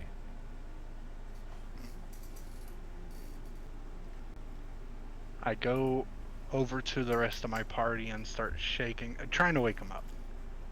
Okay.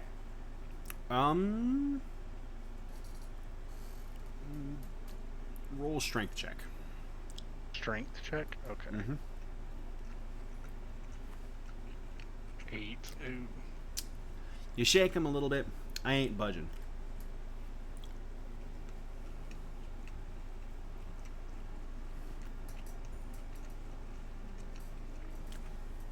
What do you do? May have to start tickling them with a knife. Hey, if the pain don't wake them, if I can't shake them awake, then may have to So, poke are you 'em going awake. to take the dagger and just barely pierce the skin so that it causes enough pain that would normally startle a person awake? Yes. Okay. So, the 4 party members all take 1 point of damage and are now awake. All right. You got what? -1 heart point.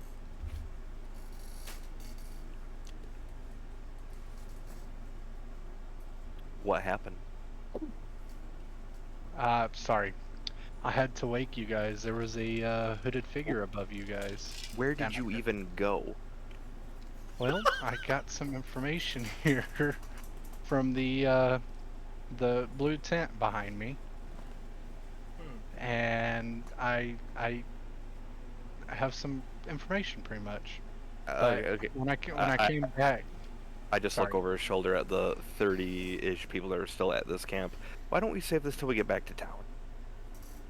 well, that's the thing.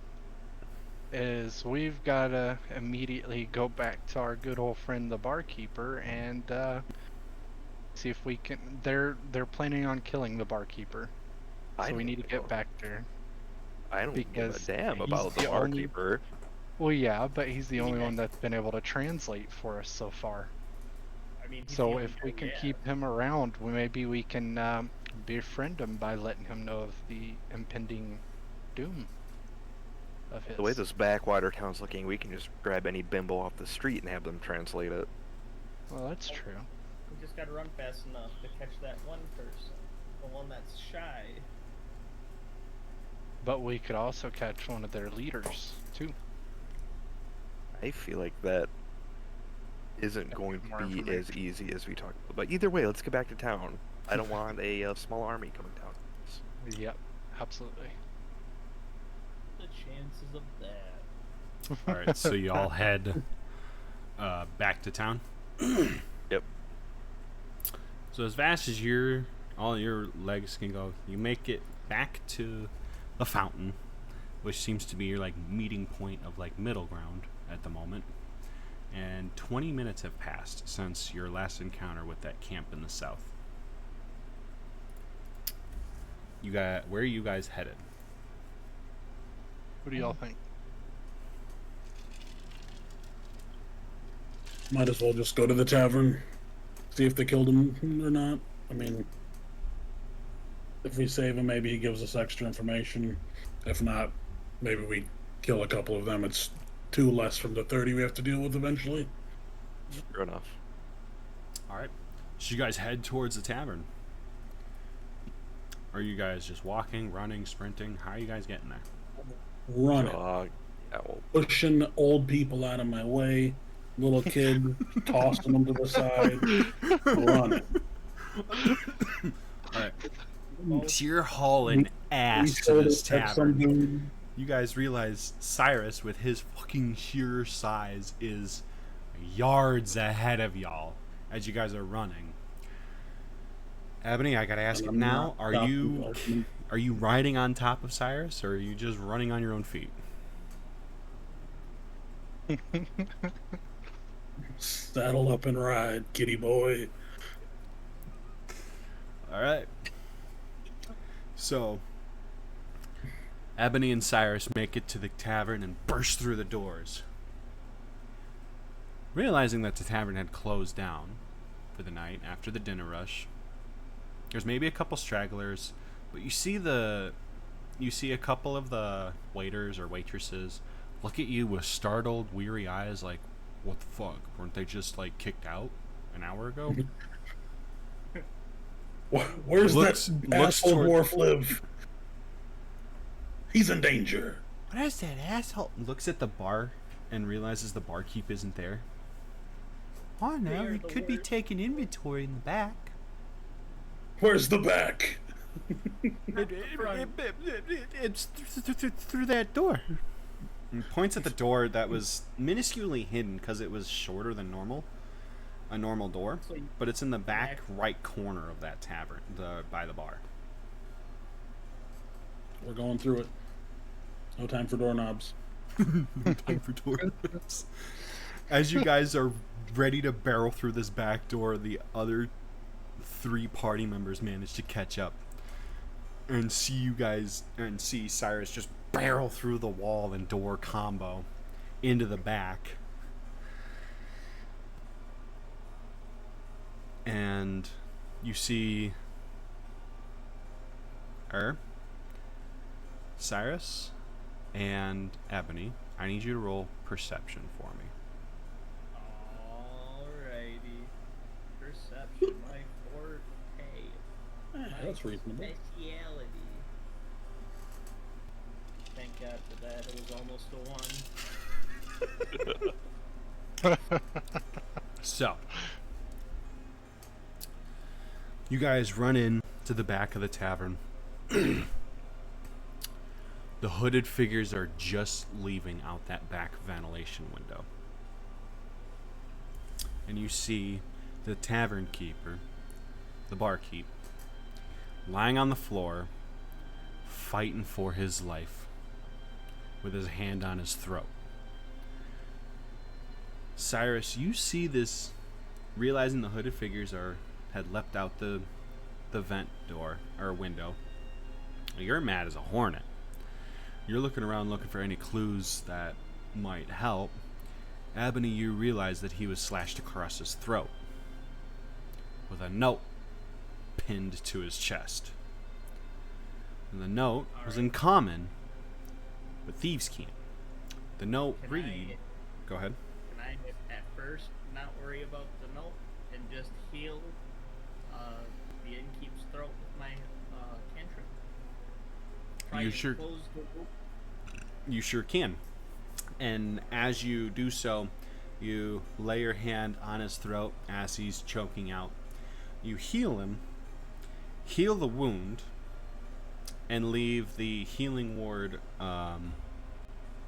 symbol, like a tattoo on his throat, where the scar would have been. Then I pick up the note. You I pick look up the down note. at him and say, "You're welcome," then read the note. Barkeep, startled, just slightly falls asleep on the floor, just not wanting to try and process it now. You read the note, and the note says, "Those who can't will, and those who will should not." Meaning, this man's mouth needed to be silenced. He cannot keep sharing secrets.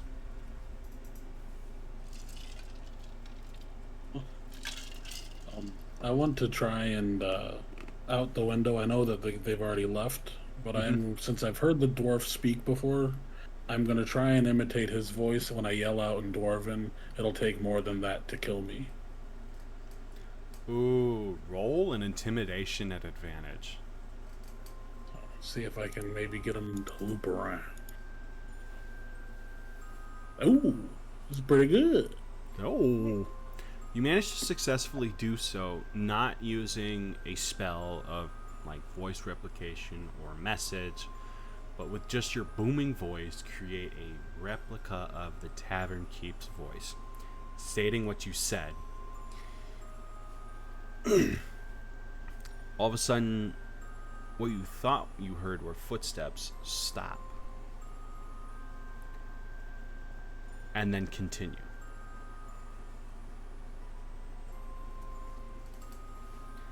So they're long gone, out of sight. It's roughly 9-ish p.m. It's dark. It's night. The sun has finished setting. You can see the stars as you're looking outside. You come back in to look at what's happening. Oh, yeah.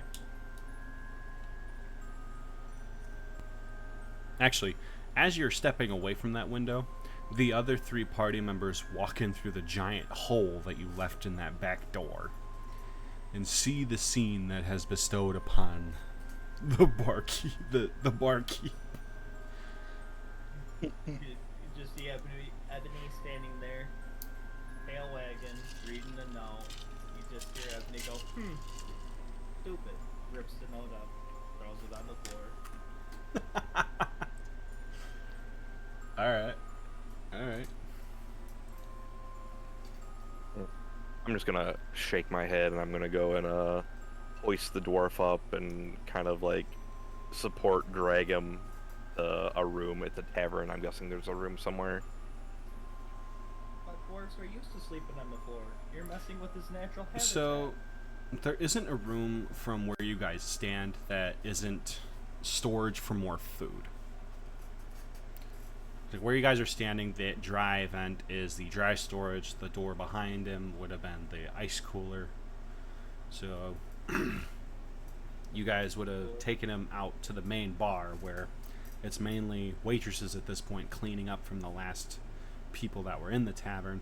Seeing the scene that you guys bring out to them is like, oh my gosh, is he okay? I thought he was just counting inventory. They all rush to you guys and go, give him to us, we'll take care of him. Does he have a room here? Do you speak up? Do you I mean, speak? yeah, well, all of us in Skipple can speak up. Oh, well, you can have him if you read this note and the other notes. If not, he's ours. Forever. Which notes? It's a good bargain. Just saying. Yeah, just pretend you don't know Goblin and you don't have to deal with it. You know what? One of you just read the note to them. One of the rest of you help me get them to a room somewhere. Okay, so let me look. What notes are you guys referring to? Because I thought I read them all already. Yeah, The thought all of three them that I were- pulled out. I have 2 notes from the Goblin we Oh. killed. The blood-stained notes. Don't worry about the ketchup on these pages, man. What Well, did he those- say? Hey, Those. those and the 3 I got from the camp as well. Okay. So, one of the waitresses takes Sheoth and the barkeep out of Cyrus's hands and takes him, leads him up the stairs on the other side of the tavern to the barkeep's room. While the other 2 waitresses sit down with the 5 notes that are laid out in front of you. Looks at the 2 that were bloody stained and goes, oh yeah, that's definitely Goblin. Looks at the 3 that were wax sealed, opens them up and goes, this ain't Goblin. That's Draconic. Ebony slowly looks over at him and glares. You didn't check. Oh no. I can't What if, read Draconic. I can definitely read Goblin. The 2 here in Goblin, definitely in blood, not ketchup. Sorry, buddy, I could tell. Read. One of them reads, follow the class's orders. We'll be back to regroup shortly. Well, that seems very straightforward. The next one reads, the exact same thing. Is there any shenanigans on this note? Like thieves can't? Have you ever taken a candle to the back of a page? Sometimes if you put lemon juice on something and then throw it over the fire for a hot minute to kind of dry it, you can hide notes. You ever tried that? Yeah, here, I'll show you. So she takes the one note and puts it over a candle and slowly starts to crisp it up a little bit. All of a sudden, there's another note in Goblin underneath it. Not in Thieves' Camp, but in Goblin, straight up, it reads, if you run into the church members, run and hide. Don't encounter them until we're all grouped up. Tonight, we will feast on the blood of their souls in the main church. Oh, dearie me, that sounds like an issue. You guys alright? Just looks at himself, looks up at her, and says, well, I ain't dead, so I'm doing fine. Oh, you're just a lovely little peachy little cat. And grabs your cheek and just shakes it a little bit. Scratch. Well, ow, I'm trying to be use a little bit of endearment. What's wrong with that? I pictured she, as hard as she pictures mine, the same thing. Is this endearment? Does this make you feel good? Oh, that's so lovely. It don't hurt one bit. Walks away.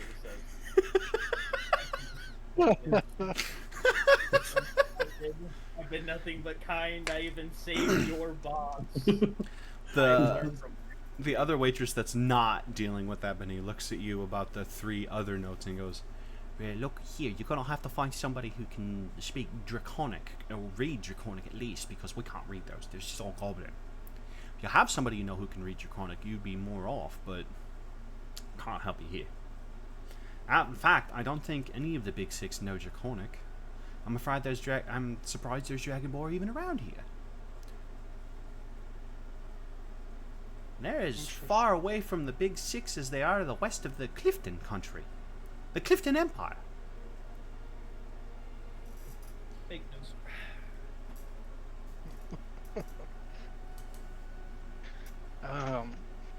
What do you guys think? Since they're planning on attacking us at the church, we know where they'll be. When are they going to attack? That is the question. Did it say tonight? Read this note again. Yeah, the hidden note. The hidden note says yes, it would be tonight. Hold on, there's a little bit of clarification. Midnight at the highest moon peak. The moon's highest peak, midnight, is when they plan to strike.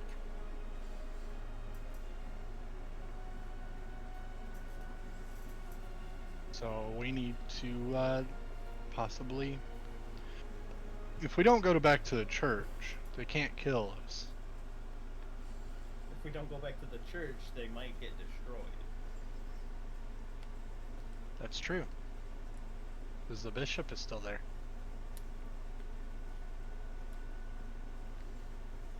Or they just killed the bishop. Yeah. You know, doesn't look good But- if we're sent to a town and they kill the bishop while we're here. I do wonder how many guards are in the city. How many of them are not dirty? That's true. I wouldn't They're trust all anyone. clean. I wouldn't trust anyone we didn't come with. We need to do something about the leaders then at this point. Because that would be the only way to break up the entire group, as if they have no upper echelon.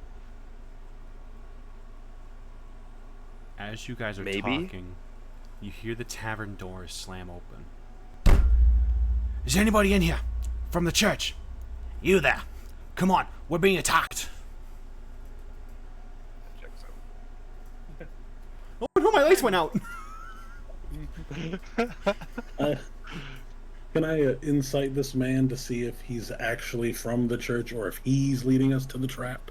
You could roll a nat. Intentionally? You could roll a nat 1. He's wearing the church's armor set. He's one of the guards, running towards the church. I mean, he could still be lying.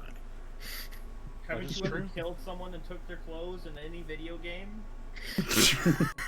Is he bald? Is he Agent 47? No, I'm saying you could roll a nat 1 on insight. You could roll a nat 1 on history. You could roll a nat 1 on perception. He's telling the fucking truth. How would I know? Okay. Alright, I guess. This whiner needs help apparently, so I'm joking. But the question is how big is the attack? Well, we're We gonna can find out kill because and we're going die. there. He's running after telling you guys. Oh, Kinda, start running. I chase after him. And as you I guys chase after. leave the tavern, you see a huge pillar of fire and smoke from where the church was. That's not good. And you run towards it. jokes on Realizing- you weren't even in there yet.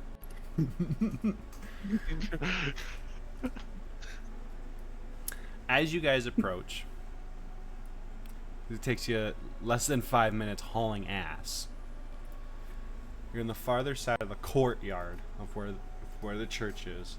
The fire is blazing the whole building. You see fire, you see people screaming, you see utter chaos. You see goblins even running from the fire. Do you guys run towards it? Yes. Yes. That's what heroes do, boss. I ain't a hero. But I smell money in those flames, so Can I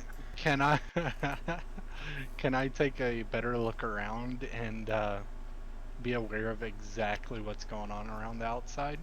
Roll perception. See if there are any knights or any goblins currently in fighting. 13. That sucks. Okay, so with a 13, you're still feeling the sporadic adrenaline of the exigent circumstance, and you do, however, catch a glimpse of the female hooded figure from the tavern running away from the building on the opposite side of the courtyard. So where you guys are standing, she is running this direction. This direction, if you didn't see it. I will break off going to the church and chase after her. It's not. Hold a on. coincidence Sable was the anymore. one that saw it. He would have to tell you. Oh, that's right. What would Hey, happen? there's that lady from before. what one? The one from the bar. Or the bar. Yeah, the one that ran off the moment the tavern guy said he spoke goblin.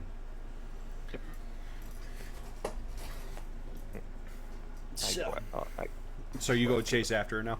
Yep, I chase after her. Alright, you haul ass after her. And is the rest of the party heading towards the church? No, I'm gonna go ahead and follow him Okay. and chase after her as well. Oh, yeah. Well, I'll follow as well. Stay together when there's 30 hombres out here after us. Okay. So, if all of y'all are deciding to follow the one hooded lady, Sable manages to catch up to that person. Catch her, pin her against the wall. Oh. Oh my, where is this going? Immediately starts asking questions. Do you need me to roll intimidation? I need to know what you're gonna ask. How do you fit all that in them jeans? Oh no. What happened? And why are you here? Are we caught up with them? You're just now catching up after he's finished asking those questions. She's now answering. I don't know. It wasn't even us. It was the church who lit it. You gotta believe me. I repeat my questions and become a little more forceful. Okay. Become a little more forceful, Okay. Can I hog tie her with rope while this is going on? please. I don't like where this is going. It seems like Sables gets put in these situations repetitively A so far in lot. this one session. Just slowly look over and say, we're still the good guys, right? Hans, are we the baddies? So, I guess tie me up, whatever. I don't care. Oh, The rogues she's didn't fine with start it. this. The rogues didn't start this. Then why were y'all planning it? I saw the papers. We saw your arrival. We were planning for you five, not the whole church. We were gonna We saw infiltrate the church. Go after you five when you went to bed, because we weren't sure you're gonna go after us the first fucking day. We're just gonna assassinate you right then and there. That's usually how shit goes. That's why people Alright. get sent here. where's the bucket of water? Wait, what? You're not the first party that gets sent here. Duh. But what's this about assassination? The church is not working for the government or the king. The king fell ill. And how do you know this? What tells us you're telling the truth? Ask the Dragonborn. Take me to Where is him he? and he'd tell you. He's Saw still the on his king way before from we the got- camp. He never left. I was the one that put you all to sleep, so that hopefully you got captured by them, and they'd be able to answer your damn questions. We saw the king before he came to town, so that doesn't check out. When'd you see the king? Well, we saw the Before we bishop, not the left. king. Bishop with the king. Okay, Bishop, out right? out of character. You guys saw the king. He was sitting in his throne, and a very elderly man, and the archbishop was sitting next to him on his right hand side. Right. Back into character. Just take me to the Dragonborn leader from the red tent. Though now he's in the blue because somebody decided to set fire on the other one. Oh, that's what happens when you put a tent next to a big ass campfire. What did you think was gonna happen? It I was have a better originally idea. fireproof. The only reason it became flammable was because the guy left. Why didn't he talk to us before? He just ran away. You scared little child. He didn't know how to approach you, and you weren't hog-tied. He doesn't like talking when you doesn't have power. So he's a coward. I can't say much about the Ezimar, though. Oops. The other one guy, in okay. blue. Red skin, but blue. What's the other Dragonborn's name? I can't tell you. He only says it in Goblin, and that's the one language I surprisingly only know a little bit of, which is why I was trying to learn it from the Tavern Keep. While all this is going on, I'm going to start hoofing it back to the church to see who's all not burning. So then why did you guys kill the tavern keep? Okay, so it's just Seoth that's running back towards the church. Hey, I'm interested in this lady now. I done had to run my Well, bitch you ass have her after tied her. up. You can do what you want. If you need me to leave, I can. I mean, No. I can play you a little ditty, you know. Little what now? Not ditty. A ditty. No, just stop. Just stop. Just drop it.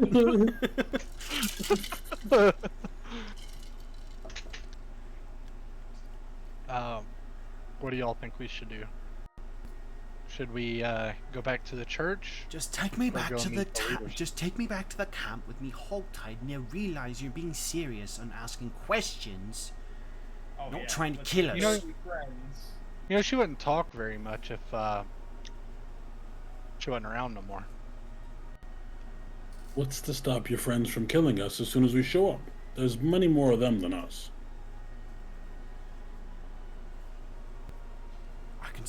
I can speak Draconic. Good for you. We can't. Yeah, how do we know that you'll convey what we're trying to say correctly? You got me hog-tied in the middle of an alley. How much worse of a situation can you put me in? We're One not worried moment. about your situation. Take off my boot, take a sock off, stick it in her mouth. That's worse, isn't it? Please. No, not really. I've had the master's foot in my mouth once before. Anywho, You're into that kind of stuff. fuck off, you little cat. Wow. That's not very nice. The Azimar scares me more than the Dragonborn. The Dragonborn is just blue. The Azimar's red. What? Your one blue fella already ran back to the church. Are you gonna follow him, or are you gonna take me to my camp? We're gonna take you back to the church and find a nice hefty flame. And we're gonna That's get it a exactly little what I later. was thinking. Wait! Don't kill me! Well, why not? You wanted us to go to your camp of 30 people. And... I'm the only person who could tell the leaders that you're on our side. That is, if you are on our side or not. What side are you on? 'Cause Not the that's church. church. So you And not the send it on leagues site. either. Oh shit. Who's the league? Pulls out notebook, licks the pen tip. I can't say much more than that. You'll have to take me back to my camp. I need to know more Better about start this league, talking. or you're gonna get toasty hot real quick. I was thinking. Burn me about alive cut- at the stake, you little witch. Okay, I need to know, I need a charisma saving throw from you. Me? Ebony. Nash. He's good at those. And good at these. Red There we numbers. go. 22. 22. Oh, nice. Shit. Backhand. Stop your witchcraft, wench. I'm from the church. You face the power of God now. Fine. Then you're gonna have to kill me. I ain't saying Alright. more.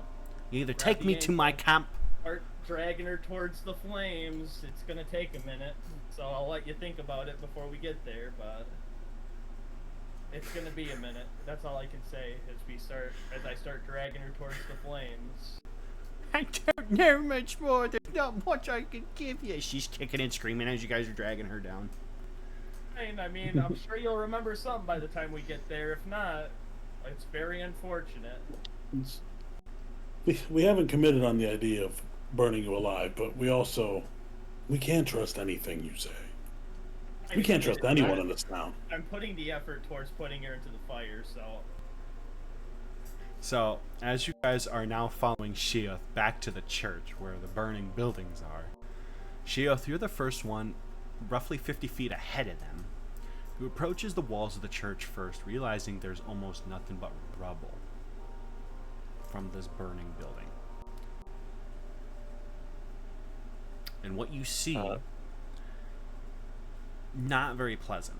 So there's not much of the building left. Still a huge amount of flame. There's people who are caught on fire running away from the church. You hear screams, you hear cries, you hear children getting smushed by rubble. It is not a pretty sight.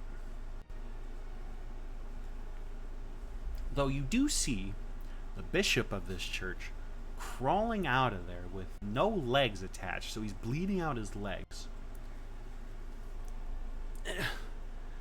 It was you, wasn't it? You set this building on fire. Not quite. We were stopping an assassination at the tavern.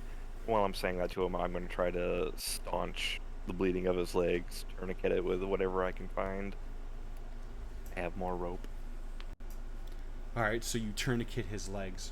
As you're trying to, he grabs you by the collar of your shirt, sticks one finger, which are weirdly long, and sticks it right in. Okay, so I don't know if you're seeing me on roll 20 at all. Sticks it right in the gap in between that soft spot underneath your chin, almost piercing the skin under there, and goes, "You're with them." Who is them? He falls over, passed out, onto the floor. These still geezer finally shut up as I get back to trying to stop the bleeding. As you're going, he's and still- you're trying to tourniquet his legs, you realize you graze against his skin, and it is ghost white and cold.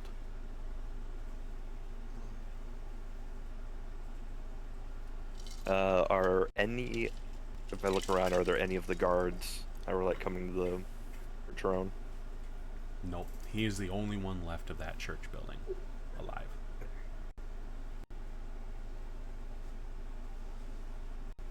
Great. And that, but at this point, the rest of the party shows up with the squirming, kicking, hooded lady. So, what happened here?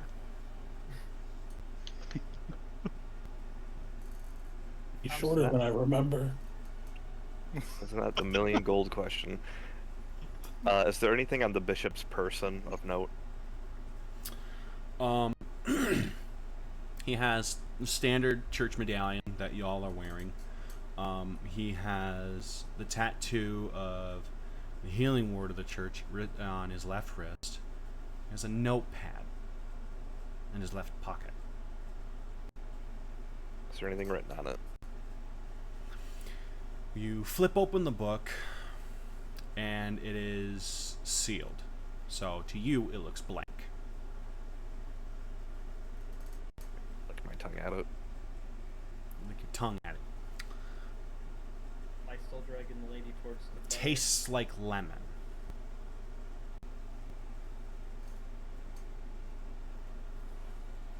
I take the notebook towards the fire, and I do the fire trick that we were shown earlier. Alright, so you take it towards the fire, and you realize that in common, detailed descriptions and logs of when you guys got here, when you guys left, when the fire is lit, where it was lit, and why.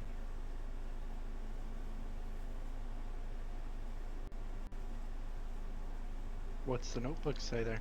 Or what's the paper or what's the thing say? So, it shows that you guys showed at noon, left right after talking to you.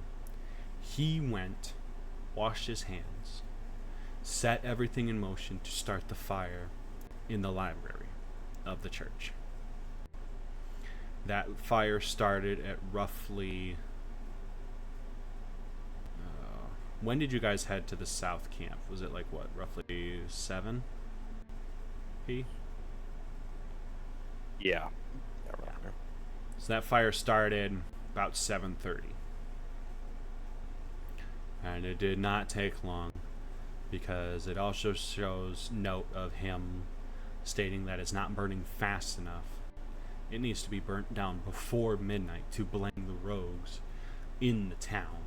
So he used a fire cantrip, or fire spell, and made it explode, which is when the guards started rushing down, roughly around 9 p. Didn't take into account that this fire spell was going to explode on impact, rather than just light everything on fire. He got hit with the rubble, docked it, waited to see certain shadows, and started crawling out of there, using that to his advantage. He wrote it all down, surprisingly.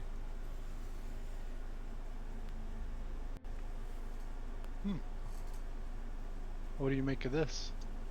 I rub my eyes from the oncoming migraine that this is going to cause. He looks like an idiot. That's what it looks like. Why would the church? Why would the bishop burn down, or the bishop burn down his own church? He says we were a part. We were with them. At this point, I would say this is above our pay grade. We should head back to the Archbishop. Was the bishop know still what happened. alive? Don't take me to the Archbishop, please. Just take me to my leader. He'll tell you everything. You straight up told us you were going to assassinate us. We're not taking you back there. That was the original plan. In the middle of the night while you were Exactly. sleeping. We didn't expect you to come after us right away.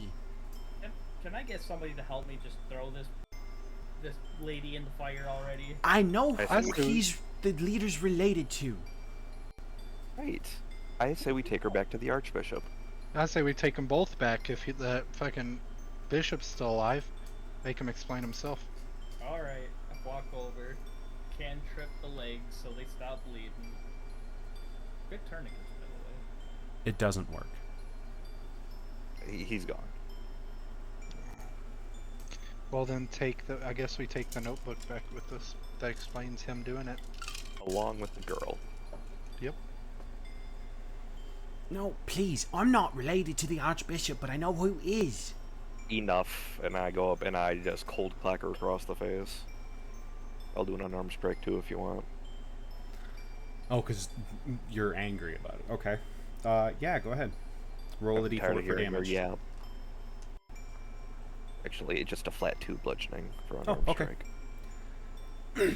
So you slap her across the face, causing 2 points of damage. She looks back at you and spits at you. You might as well kill me in the fire now before you take me back to the damn Archbishop in Briar. It's not Brahma. our call. All right. So what do you plan on doing now? Guess we need to go back, figure out what the hell to do next. I say we leave town. You say you leave town. All right. No. You make it to here with a kicking, screaming female rogue with the whole party. As you guys are ready to leave the town, there's two figures standing on the road on either side.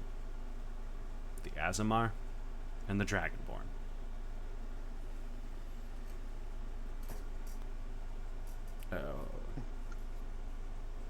We knew you'd leave. He says in common with his dragon voice. It didn't take us long to figure that out. The Azamar backed him up. Well, the town's a shithole. It shouldn't take long for anyone to figure that out. Yeah, and our only reason to be in here kind of burst into flames, so... Good job, That's by the way. just the church. Yeah. The only reason to be here. That wasn't us. We're aware. I was gonna say that's not what she said. The fire was not us. The fire was lit by your own kind. While We they're can talking, tell you their plan. While they're talking, can I look around to see if there's anyone in the surrounding area besides the two? Roll at disadvantage. Perception. My bad.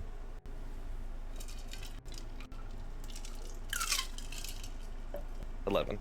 11. Okay. You don't see much.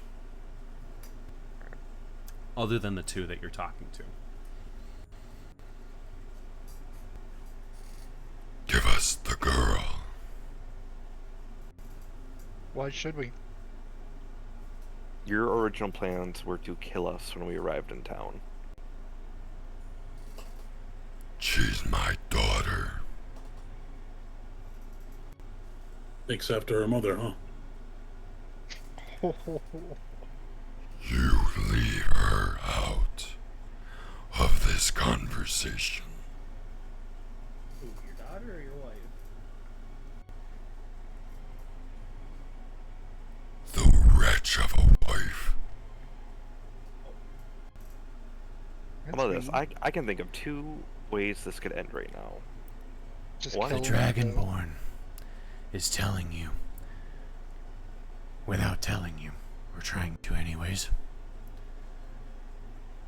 His wife, or ex-wife, cheated on him with the Archbishop. That Charming. is the Not our Archbishop's concern. daughter Okay, that you that's are our problem holding. now. All the more reason to take her back then. Exactly.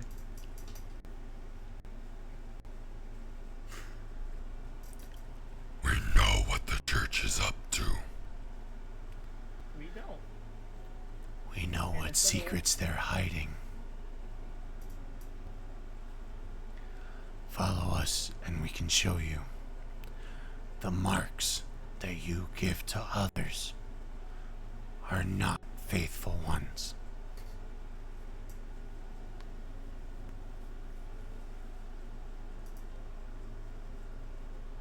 Y'all are talking a really good story. But what reason could we possibly have to trust you?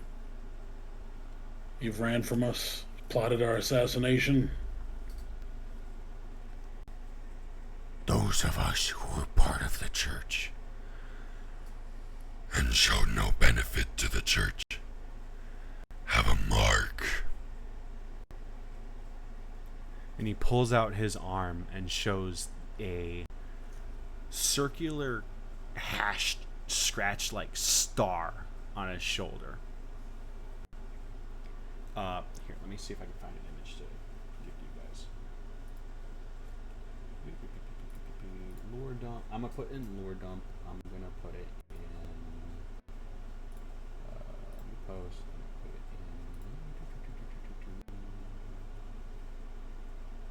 in session notes.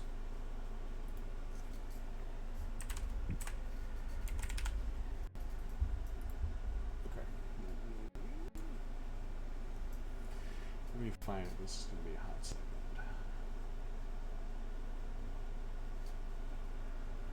So it looks like here.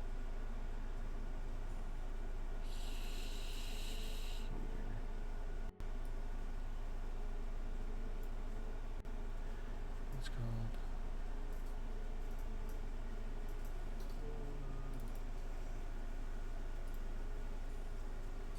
Okay, it's in.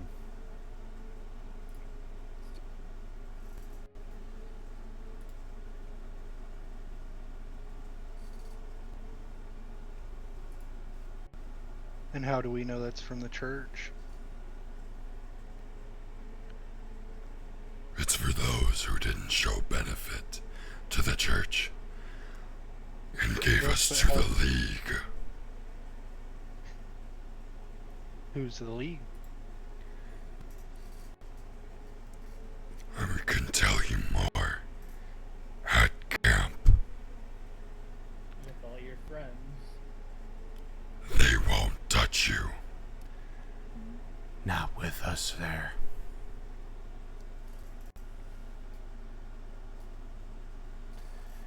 They won't move without us and our command.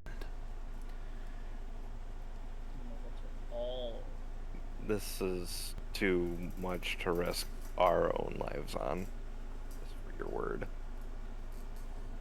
The rogue hears your Word of word some- and cuts off his own arm. The Dragonborn does.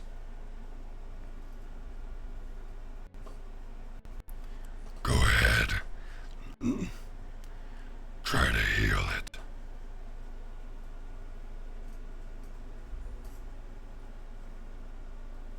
Feel what? Your lack of an arm? Yeah. He's asking you, because he knows you have the healing ward of the church, to try and heal his arm. Alright. Ebony looks to the others. He shrugs. He says, if they do anything to me, toss her in the well or something. Walks over. Conveniently, there's a well not 5 feet from Cyrus. Probably hit the shot from here. Walks over. Wish I had cure wounds so I could cure him and say, what are you on about? But, we'll use the cantrip, Mr. D6 himself. You use healing ward of the church. And nothing happens.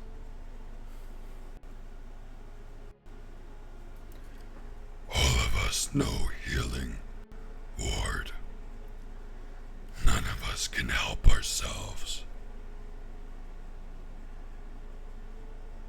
We can't heal our own kin. Again, how is this our problem?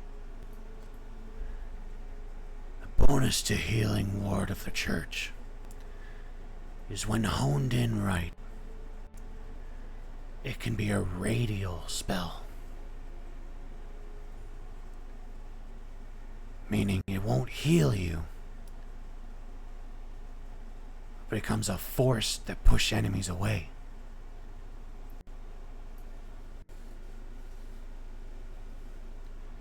Only few have used it like that, though.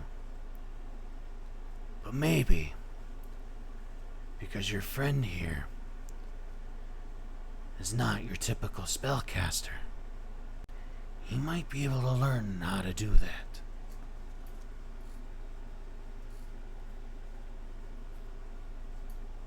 What do all y'all all I'm hearing now is we have two washed up church has-beens running their own little small goblin rebellion against the church. that we are in allegiance to? The mark changes when we go to the leagues. The league changes the mark to what it is now. We left the League and created our own mark. The ones you see on the backs of the necks of the hooded figures here are the ones we created to rail up against both parties. We're not of either, but we know what's happening.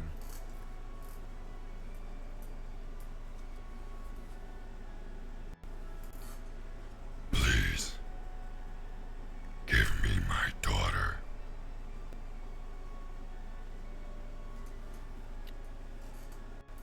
She's not yours. And if you know so much, and you didn't do it, you must have some idea about who burned down the church. If you really want us to trust you, which is probably never going to happen, we need information towards that at least.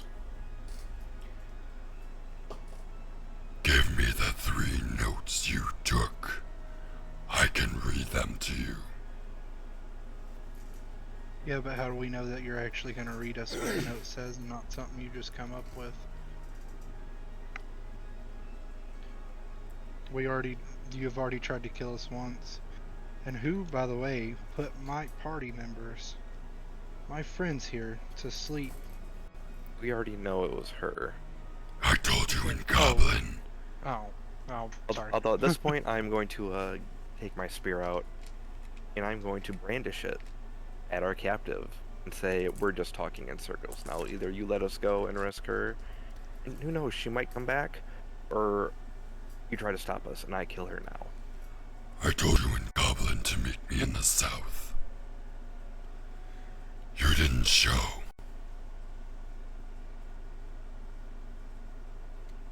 I didn't catch that. He said, he told you in Goblin to meet you in the south, but you never showed. We don't know Goblin, you dumbass. Also, we weren't there when that went down. That's that weird note. Wait, what? Goblin is the key language that we have noticed none of the church members know. Case in point, the League doesn't know it either. It's a foreign language to everyone other than us. And you tried to have us show up so you could talk to us in a language we didn't know.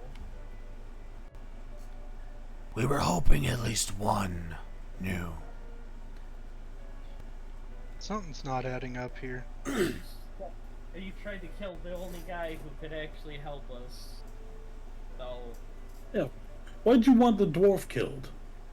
How does he interfere with your plans? Other than He misinterpreted the note. Okay, that's not a reason to kill somebody. It was meant to read, join us in the south. The teacher doesn't know.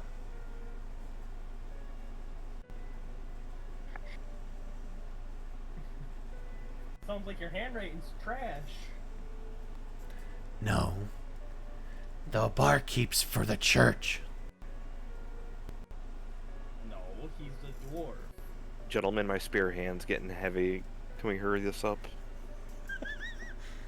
I think we kill him and move The on. Azamar snaps his finger. Everybody is engulfed by a black shadow. You are then teleported into the blue tent.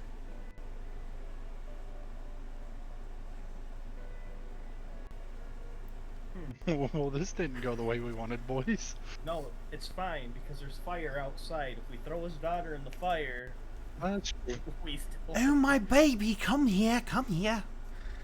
The lady who was in robes and lingerie is running out to the hooded girl who is tied up. You stay away, tramp. Oh, my pretty little kitty, did you get this for me, love? No, I'm my own person. He's with them. Oh, who? Come here, love. And she approaches the girl who's tied up. You not know Back what up. it means. Crazy lady. At this, Can I look around the camp? Are we surrounded by goblins right now? You can look around. The only people who are in this tent are the 2 leaders, your hostage, the 5 of you, and the 1 lady. Everyone else seems to be having a blast at the campsite. Almost like they're celebrating burning down the church. Wow, it's a shocker, but they didn't do it.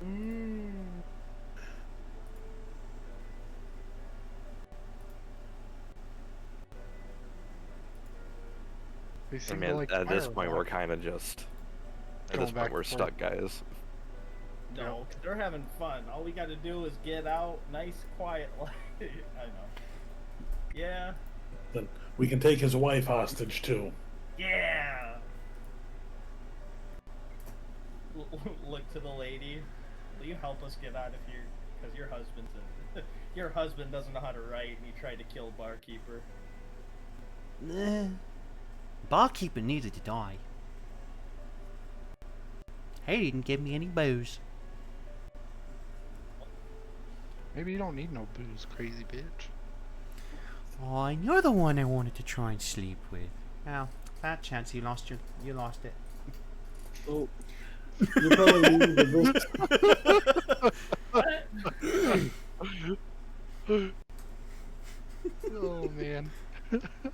so the Archbishop and you made this thing? We're supposed to believe this? Sadly, yes, and I can show you the mark that he gave me to prove it. I mean, how much more can you show us? You're not barely wearing anything. I can hide it, duh. Waves her hand over her thigh, and it reveals a giant scar, similar to the Healing Ward church emblem.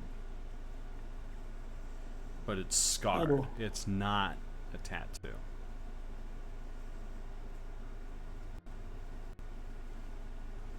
Want to know who the Archbishop really is? Someone who takes advantage of the Elder. He wants the throne. At least that's what I'm hearing. Go back to bed. Oh, but he was just getting good. As she's walking away, you realize she's already got the hooded figured girl untied and walking into the back of the tent where the bed is.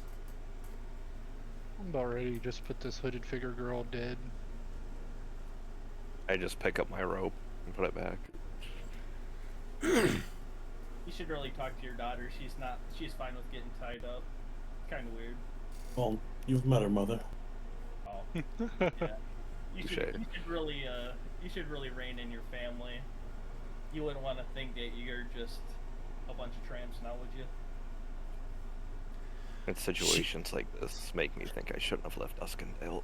I scanned the room for a cuck chair. So y'all find a spot to just sit down and try and take everything in. Finding the dragon seat. The dragon That's weird.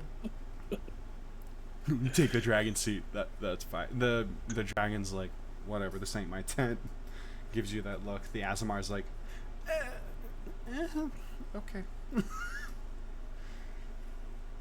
Whatever makes him Alright, happy. tell I us guess. everything. So for context, I might go to the Azamar for the voice until I can get my throat to do the Draconic. That one hurts. So That's fair. here we go. He's forcing you to act like you're trying to deep throat a banana, my friend. Actually, I'm gonna simplify this.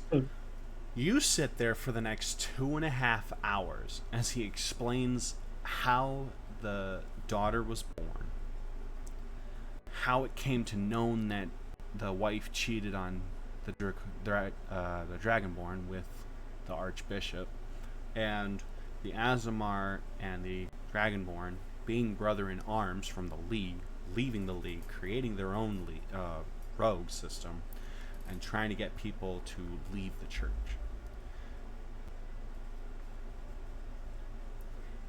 Because of the connection that the church has to the League.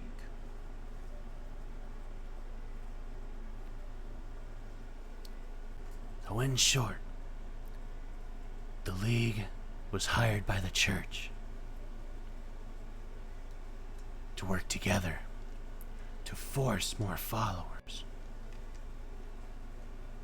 That mark is not of the original church. That mark is new.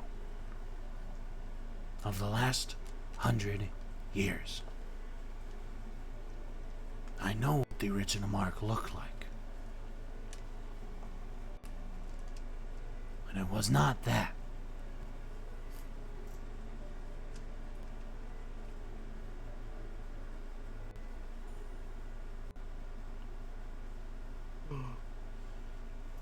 So you tell me, what do you believe now? I believe that your own little personal vendetta crusade isn't our problem. I mean, it really isn't.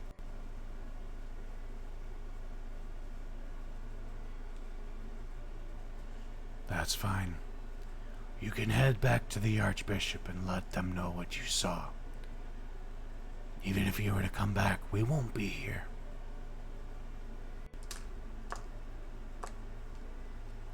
We thought you'd just be another set of the church trying to eliminate us.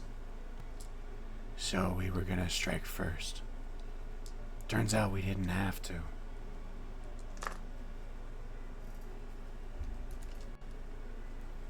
Our job is to take care of the rogues, Skipple.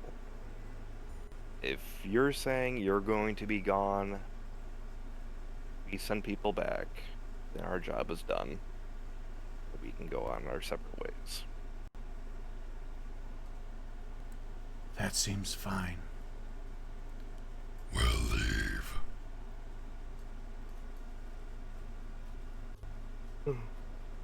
Elf just gives it a nod. Let me ask this real quick. Is there still a bunch of scrolls and stuff laying around the room, including gold and everything? Kinda. It looks like it all got packed into one of the back corners behind the two leaders, not by you guys. That's disappointing. I was gonna steal some on the way out.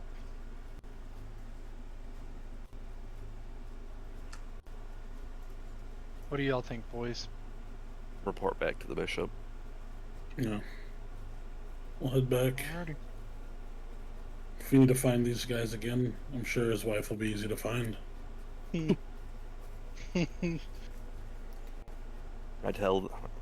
guess we get up to leave. I look at the two. I wish them luck on the road and hope we never meet again, because it probably won't be under as friendly circumstances. We'll see.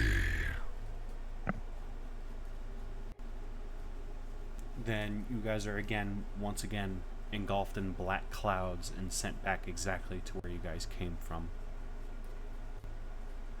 Right on the outskirts of Skipple. Yep.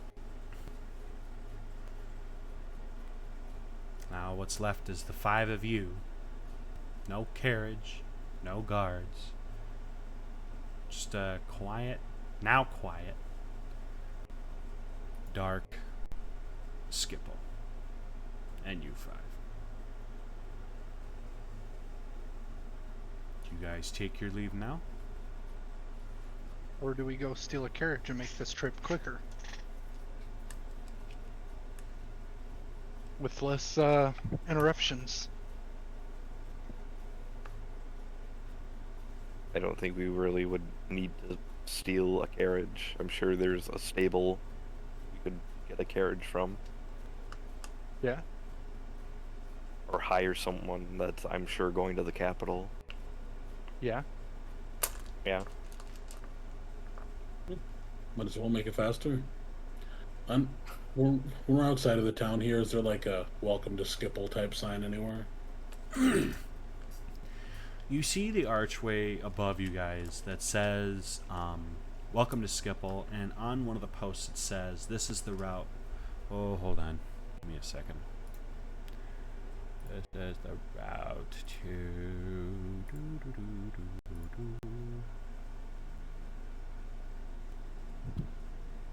This is the route to Brommer. Is the archway like really tall? He's gonna knock it over. God damn it. At least 10 feet. All right. Come here, Ebony. You have like art supplies and stuff. You seem like an artistic cat.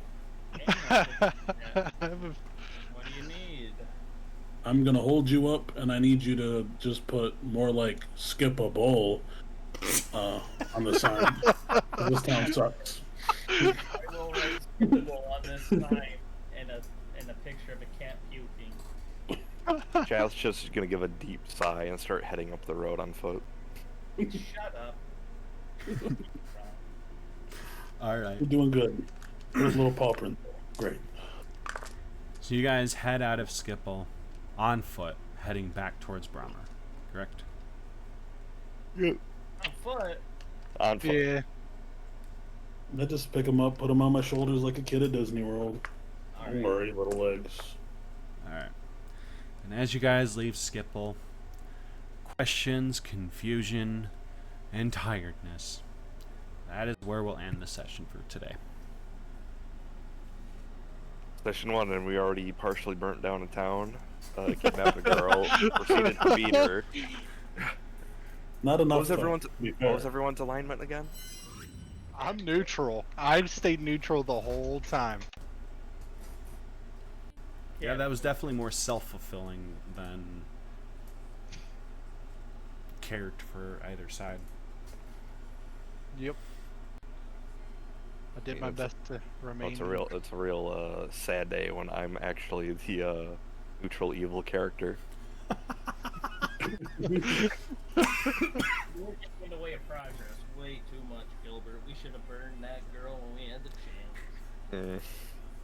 I was trying to gather as much information the whole time.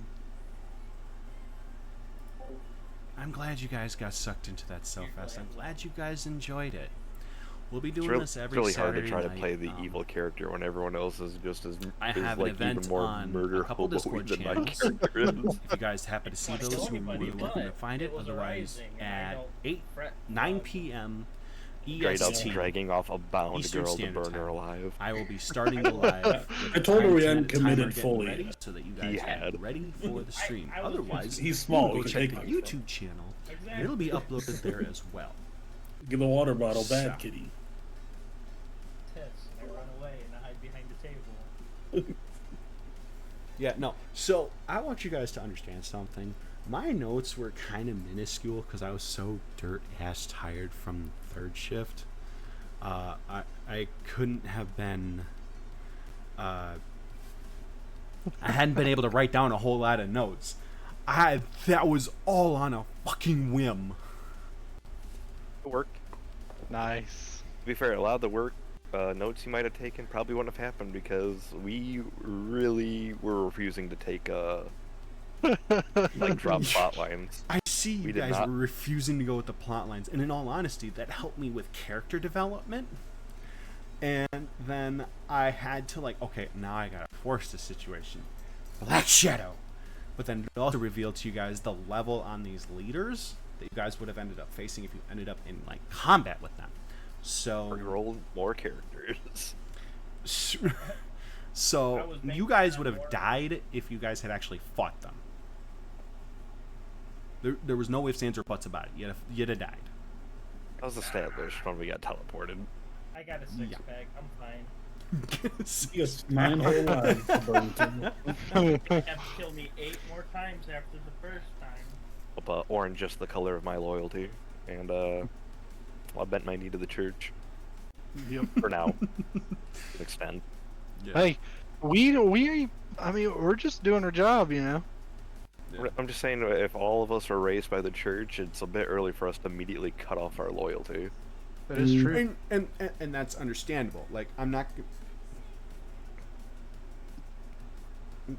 Things will happen the way that they're supposed to happen. I'm not gonna force it if it's not supposed to happen. And I'm not. We'll see. We'll see. We'll see how this plays out. The last time I ran this campaign, it felt like I rushed the beginning and then dragged right after. There was no middle ground pacing. This one felt so much better paced. We were able to get so much more done in the actual 4 hours of playtime that we had versus the 3.5 hours with the last time I tried to run this campaign, and we got barely anything done. So that could be improvement on me as well, as long as having a bunch of veteran players who also know what they're doing. So I do think you have to do a little bit of twinking with that rogue invisibility thing, though. Yeah, it's kind of broken, so I was trying to use it as much as possible. At the end of the day, there's if you're a gloom factor and you're in complete darkness, you're invisible all the time. in theory, it's not broken. The moment he touches an object that he can move, it breaks. Invisibility is. But the ability to use it over and over and over again if I'm not in combat is broken. We agreed on an hour time frame in order to Which, recast it. yeah. So I'm gonna actually, while I'm still in here, I'm gonna go under that. So okay, so then I'll need to put in some better cooldowns for those kinds of spells. So like for yours, I could say can't use again until a short rest. Rather just than like the idea of requiring an indefinite like active camo that only turns off if you interact with something or attack. So I think I put in their concentration as well. Correct? Or you can just limit it to the number of what's it called? Hold on. You could limit it to your proficiency. You can do it proficiency amount of times. Alright, so this is the trait.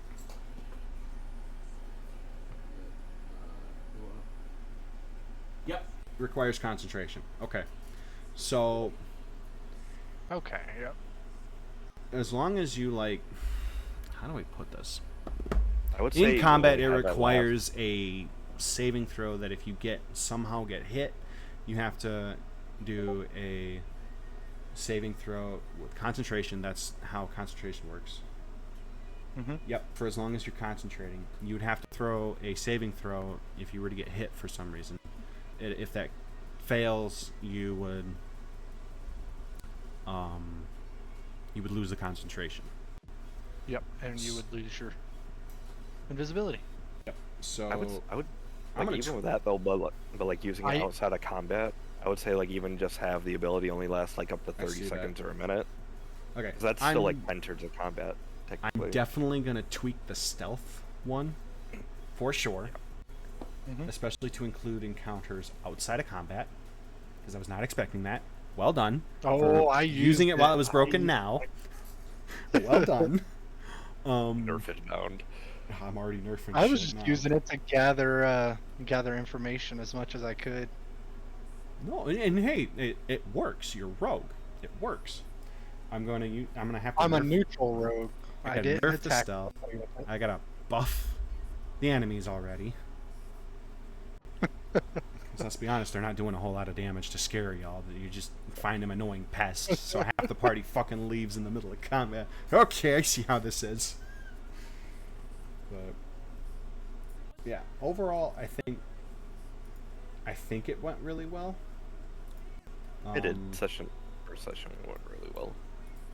For my first D&D, I mean, I guess you would call it sit down. And I actually enjoyed it.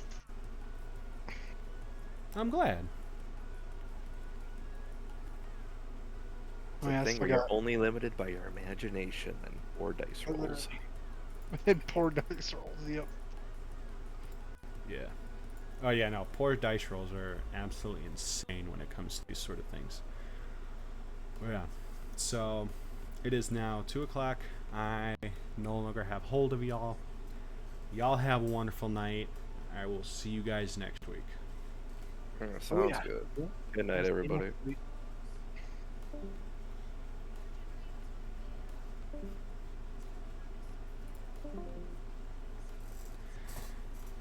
Thank y'all for joining the stream.